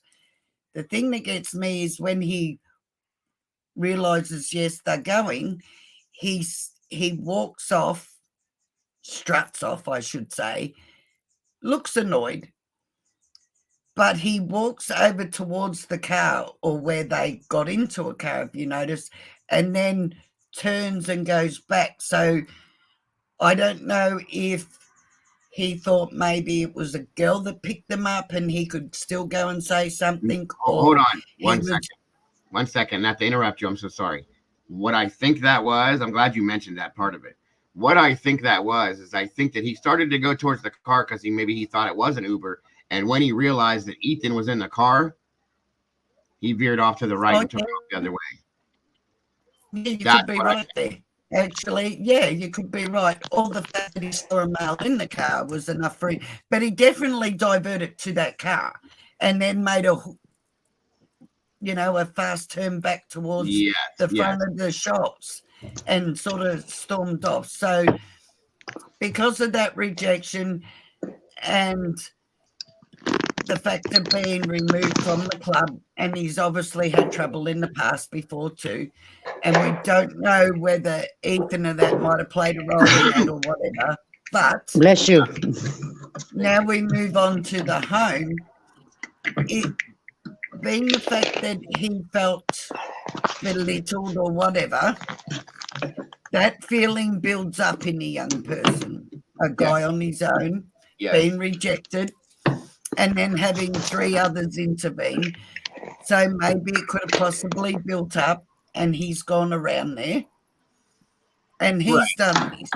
And as for the dog being in another room, this is for people that hasn't heard this, the dog not being touched could be the fact that the person that did this was only out to get the people he considered had done him wrong. which was them four. That's why the dog wasn't hurt and the two girls downstairs, because they never caused him, as far as he was concerned, any problem, or they didn't intervene or didn't cause him trouble. And that's the best I can sum it up. Right, and that's how he would justify in his mind what he had done personally. That's how we feel, at least. Yeah, that was a good sum up, Lisa. It's pretty good. And then now Kitty's theory, guys, and it makes sense too in a lot of ways. There were some questions brought up as to why two of the victims' mothers had been arrested 1 week before and 1 week after the murders. Okay. And it was on the same type of drug charge. Okay. Mm-hmm. And shortly before this had happened, Xana's mother was one of the mothers that was arrested. Okay. And then Xana's father had been there doing something to the lots, whether he was fixing it, changing it, making it so that it can be whatever. Okay. Mm-hmm. There's that. And basically it would be somebody is angry because of a drug issue and an arrest and so on and so forth. In turn, this was a vengeance scenario from that possible situation, is basically what it is, long story short. Which again is something that very well could make sense, you guys. Yes, ma'am. Sorry. No, don't apologize. Go ahead. Can I just ask which parents were the parents to whom? Can I ask? Xana's mother was arrested. Yep. I think it was the week after. The 20th. What'd you say, hon? On the 20th. On the 20th, yes. And the other parent was? 7 days later. The other parent was what's her name? Kaylee? Madison? No, it was I can't. Madison. Yes. Madison. Yeah. Madison. Yeah. Yes. Yeah. Thank you. Okay. Yep. Thank you. And now go backwards and look, like Schmooby just said that right there, and Kitty brought this up earlier. It's kind of interesting how the sorority got closed. Yeah. That person belonged to was closed down for drugs and alcohol issues. Yes. Think about it. Mm-hmm. And Kylie and Xena were working at the Greek restaurant, both of them. You can't tell me that a person, at least not here in the Netherlands, you don't make a lot of money when you're only 20, 21. You can't work full time. So, yeah, because they have to go to school and study. They party, they go out, they don't save a lot. Or they have a lot of credit cards, I don't know. But paying for a monthly trip to Europe, buy a new car, not new, she sold the old one. I saw that advertised also. Yeah. Yeah. So. That's right. That is right. So again, both these scenarios, they both make sense to me, guys. Yeah. And then it makes more sense for me that who even did this came out clean. So there were not bloody footprints or blood fingerprints on the wall, because they didn't stop in the kitchen, make a cup of tea, go back upstairs again and wait for the blood to step in it. It was a quick kill, quick and clean. You don't leave bloody footprints. Yeah. Got in, got out. Yeah. And you've been saying that for a long time. Got in, got out. Yeah. They even explained when you stab somebody with a knife like that in a certain way, you don't even get spatters on yourself. Nothing. Yes. That's true. That is true. And yes, Xana and Madison both worked at the Mad Greek restaurant together. So, and they were there for quite a while. They were very good servers, according to the owner. And there's that too. So, and the father from Dylan from the first floor, he's a police officer. And they were there a couple of days ago in the room on the left on the first floor with evidence bags coming out. Yes, ma'am. Yes, sir. You are on top of things because you knew exactly right. That's funny that see, I thought I was bad. And I don't write it down. I hear it once and I stick it in my head. Photographic memory. Yeah. I even think in pictures. Check your messages, Joe. Oh, sorry. I was looking at, thank you. I thought I did that, but.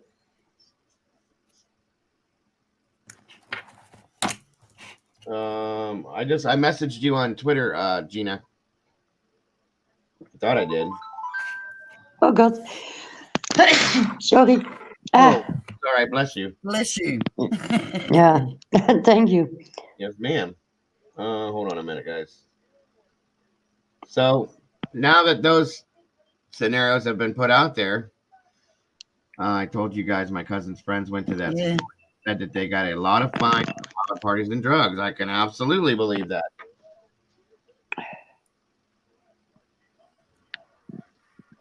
And that's why a lot of kids don't want to go to the police because they're afraid of what they do is.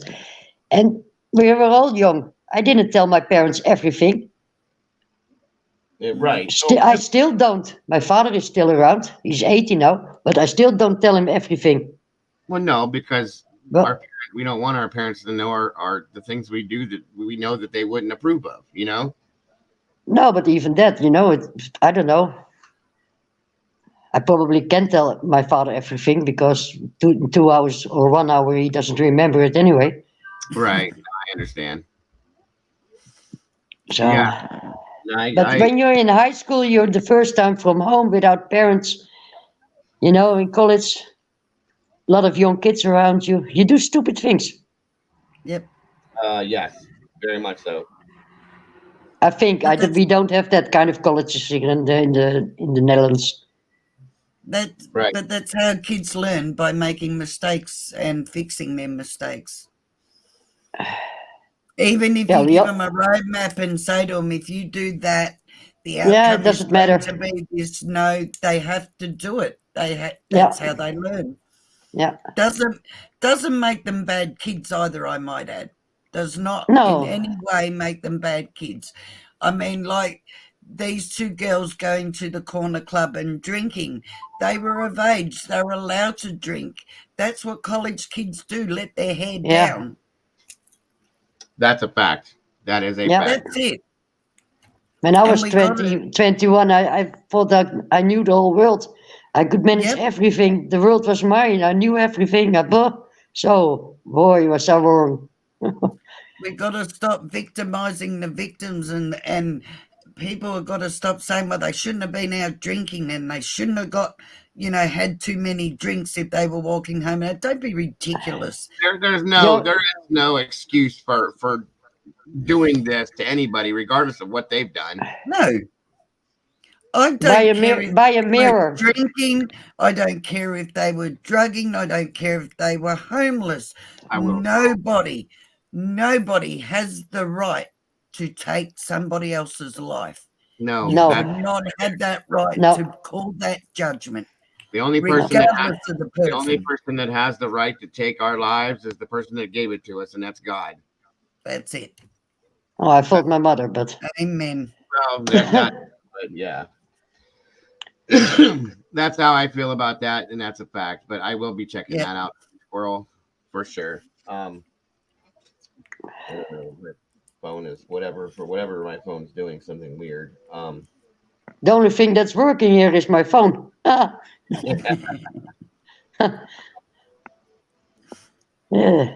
Well, at least I was outside spending some time among people. Does anybody in here have anything to add to that? Bless you, Christy. To add to what we've just said, or anything they want to comment on as far as that's concerned? I think both of these situations make a lot of sense, guys. That was very good think tanks have brought these things out, guys. I mean, I'm being honest with you. It's been a lot of time, a lot of effort from everybody, a lot of clues and different things, in my opinion. Go ahead, Kitty. I'm sorry. Connecting the dots. Yes. That's a fact. This reminds me, just so you guys know, those word search puzzles was driving me nuts. Where you're sitting for the word and you got to circle the right word. I feel like I'm doing those on a regular basis every day with these. But you know, I love to solve mysteries. I like to play around the Nautica, geocaching, escape rooms. I love them.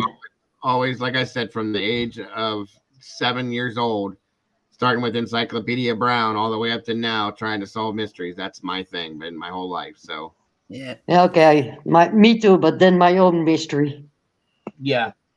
I'm slowly getting there. No, and again, guys, I appreciate the fact that this is us speculating and trying to put facts out to come to a conclusion on this, because it's such a drastic and dramatically horrible thing. We're not going after any of the people that we but and we won't do that. We're not affecting people's lives. We're not trying to hurt anybody in particular. No. And if nothing else, it gives. I wish everybody the best. That's it. That is much love for them. When somebody is happy, I'm happy. When I see somebody laughing, I'm laughing. So, amen to that. Even the one who killed them, you know, I hope. Yeah. God help him. He finds some kind of peace in himself or herself. Yes. God help him for sure. So it is very sad. I can forgive but not forget. Right. Oh yeah, that's it too, right there. That is it. 1 second. And I would just like to say before the stream ends, just a reminder, guys, what I started off with. Please, when you're out down the street or your neighbours outside or whoever, please stop and say hello and ask them how they are, especially over the holidays, over December, please. Just 2 minutes, 2 seconds, just to say hi. Yes. Can change somebody's outcome more than what you'll ever know. Yeah, I know. That's all I ask, please. And I thank you all for listening to me this morning. It's night. It's midnight here. It is. I It has been a slept long time. Squirrel made a good point. We've been at it a long time today and ended up with the same conclusion we started with. But that's it. I think we feel. I'll put it. You're absolutely right, Squirrel, and it's kind of funny. But I think if nothing, that's right, Pamela. It shouldn't be. We feel secure in what we feel. I'll just say it that way. Yeah. You're right, man. That's a fact. It should be all the time. I will throw something in to laugh about tomorrow. Completely different. Absolutely. Some memes, some stupid memes for everything, anything. Just a little break. Yes. Oh, we're coming up on that. We're going to be having our Christmas, one of probably two Christmas. I guess we'll call it a Christmas bash stream, where we're just gonna kick back and have a good time, maybe listen to some music, stuff like that, and just not deal with any of it. If you want to do that, do it on my channel. I'm not. I only have 7 subscribers, so. Right. Either way, I'm not worried it's about safer it. there. It's safer there. Right. Yeah. Either way, it's fine. But that's what we're gonna do, because we're gonna need to, after this week, especially because this week we've been drilling this and hammering this and dragging this, and it's coming soon, guys. We're gonna have some fun. Yeah. Chill out and get away from this for a little while. And I know what's gonna happen. I can promise you, I'm gonna tell you right now, what's gonna happen is the day that we do that, all sorts of crazy shit's gonna come out about this. But I don't know, because I'm not looking at it anymore. The whole day I was not looking to it. Right. I get it. How many times have you said that now, Kitty? I don't know, a couple of hours. Right. No, I'm done. I didn't look at. I was busy buying stuff: microphone, camera, Bluetooth something. We'll get it all together for you. We will get it all together. Could somebody do me a favor and actually put Kitty's link in the chat for me so that we can get some people to go over and subscribe to her as well, please? Give her some love. She deserves it. She's earned it. That's for sure. That is for sure. And for those of you that have subscribed to Lisa's channel, thank you so much for that. That is very well appreciated. And I have put one video up there. Very uplifting. Yeah, I will. You asked Brandy, I'm gonna do my damn dance finally. Are we gonna do a challenge? No, I have a dance that I owe everybody from way long time ago. A friend of mine on here, Morticia, said that if I got to 1,000, that I had to do a certain dance. I'm gonna do it, guys. Don't worry, I'm doing it. Oh my God! I hope you do it behind the Christmas tree. I'll be hiding as much of myself as I can. No. But we will be doing that as well. Christmas twerky, something like that. Yeah, I don't know what the hell it is, but I'll be doing something. We'll be listening to some music and having a good time. Santa baby. I don't know about all that one. We'll figure it out.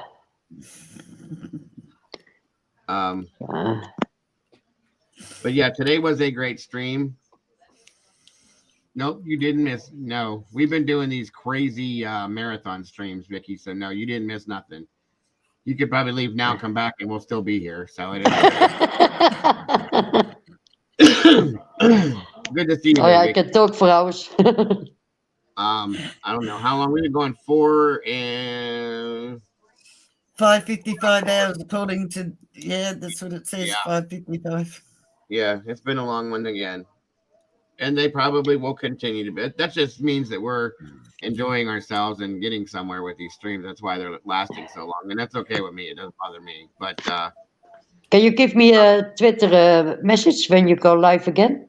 Yeah, I will. Absolutely. Because I missed the first 1 hour and then I was by a friend. So I had to drive back to the house, set everything up again. Yeah, I can do that. I do that for a lot of people. So absolutely. I have no problem with that. Because YouTube don't give me any notifications. A lot of people don't get their notifications. That's why I try to. Normally I get them all from everybody. I don't know what it is. I don't know if it's that's not the deal. I think I'm also the only person that doesn't get ads on YouTube. Oh yeah? Yeah, I don't have ads. Nothing. Already for years. Did you guys see any ads? Did anybody see any ads go through this the whole time we've been live? I don't think Lisa would because she's up here, and neither would Kitty, but anybody else? No, I don't have it anyway. Doesn't matter which channel I watch. I don't have ads. You must have YouTube premium. Premium. No, I don't have premium. Yeah. No, I don't have premium. You I just don't premium? have ads. Oh, that's weird. Yeah. I know. TTFN, I haven't seen that for a long, long time, Anna. Ta-ta for now. Well, everyone, Miss Kitty, I thank you so much for joining us. I'm glad we got your issue figured out. Glad to be here. Yes, it was great to have you here. I think everybody enjoyed you as well. And Miss Lisa, as always, my lovely co-host, thank you so much for being here with me today. Very much appreciate it. All of the rest of you, I appreciate and love you all so very much. And I appreciate you all so very much for being here and supporting my channel. More than you guys know. Thanks to all in chat who I didn't see. Much love for everybody. Lisa, you too. Love you all. Nice to see you. Kitty. Lovely to have you up here with us. I'm going to make dinner again after 12 o'clock in the night. I'm going to write my report. And probably get on my channel and do something for a change. I did enough for a couple of days, so. All right. 5 hours ago, my heavens, man. Sorry, Vicky. No, it doesn't matter. Oh, good. It's all no wait. Joe's fault. I got to get my handwriting back to front. Everything's always my fault. It's okay. His fault. It will always be. Finally, it's not me in this time. I feel like the Brady Bunch when we do this stuff. Yeah.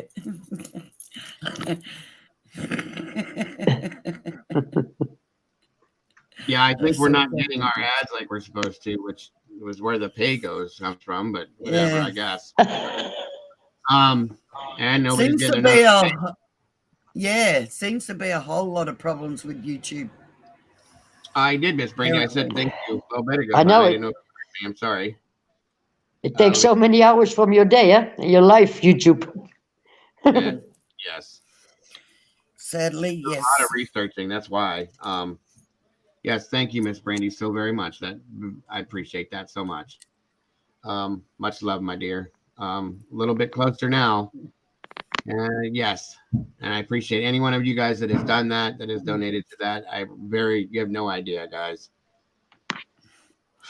You have no ideas. Thank you so much. We're almost there, and guys, almost. I appreciate the support you guys give for me.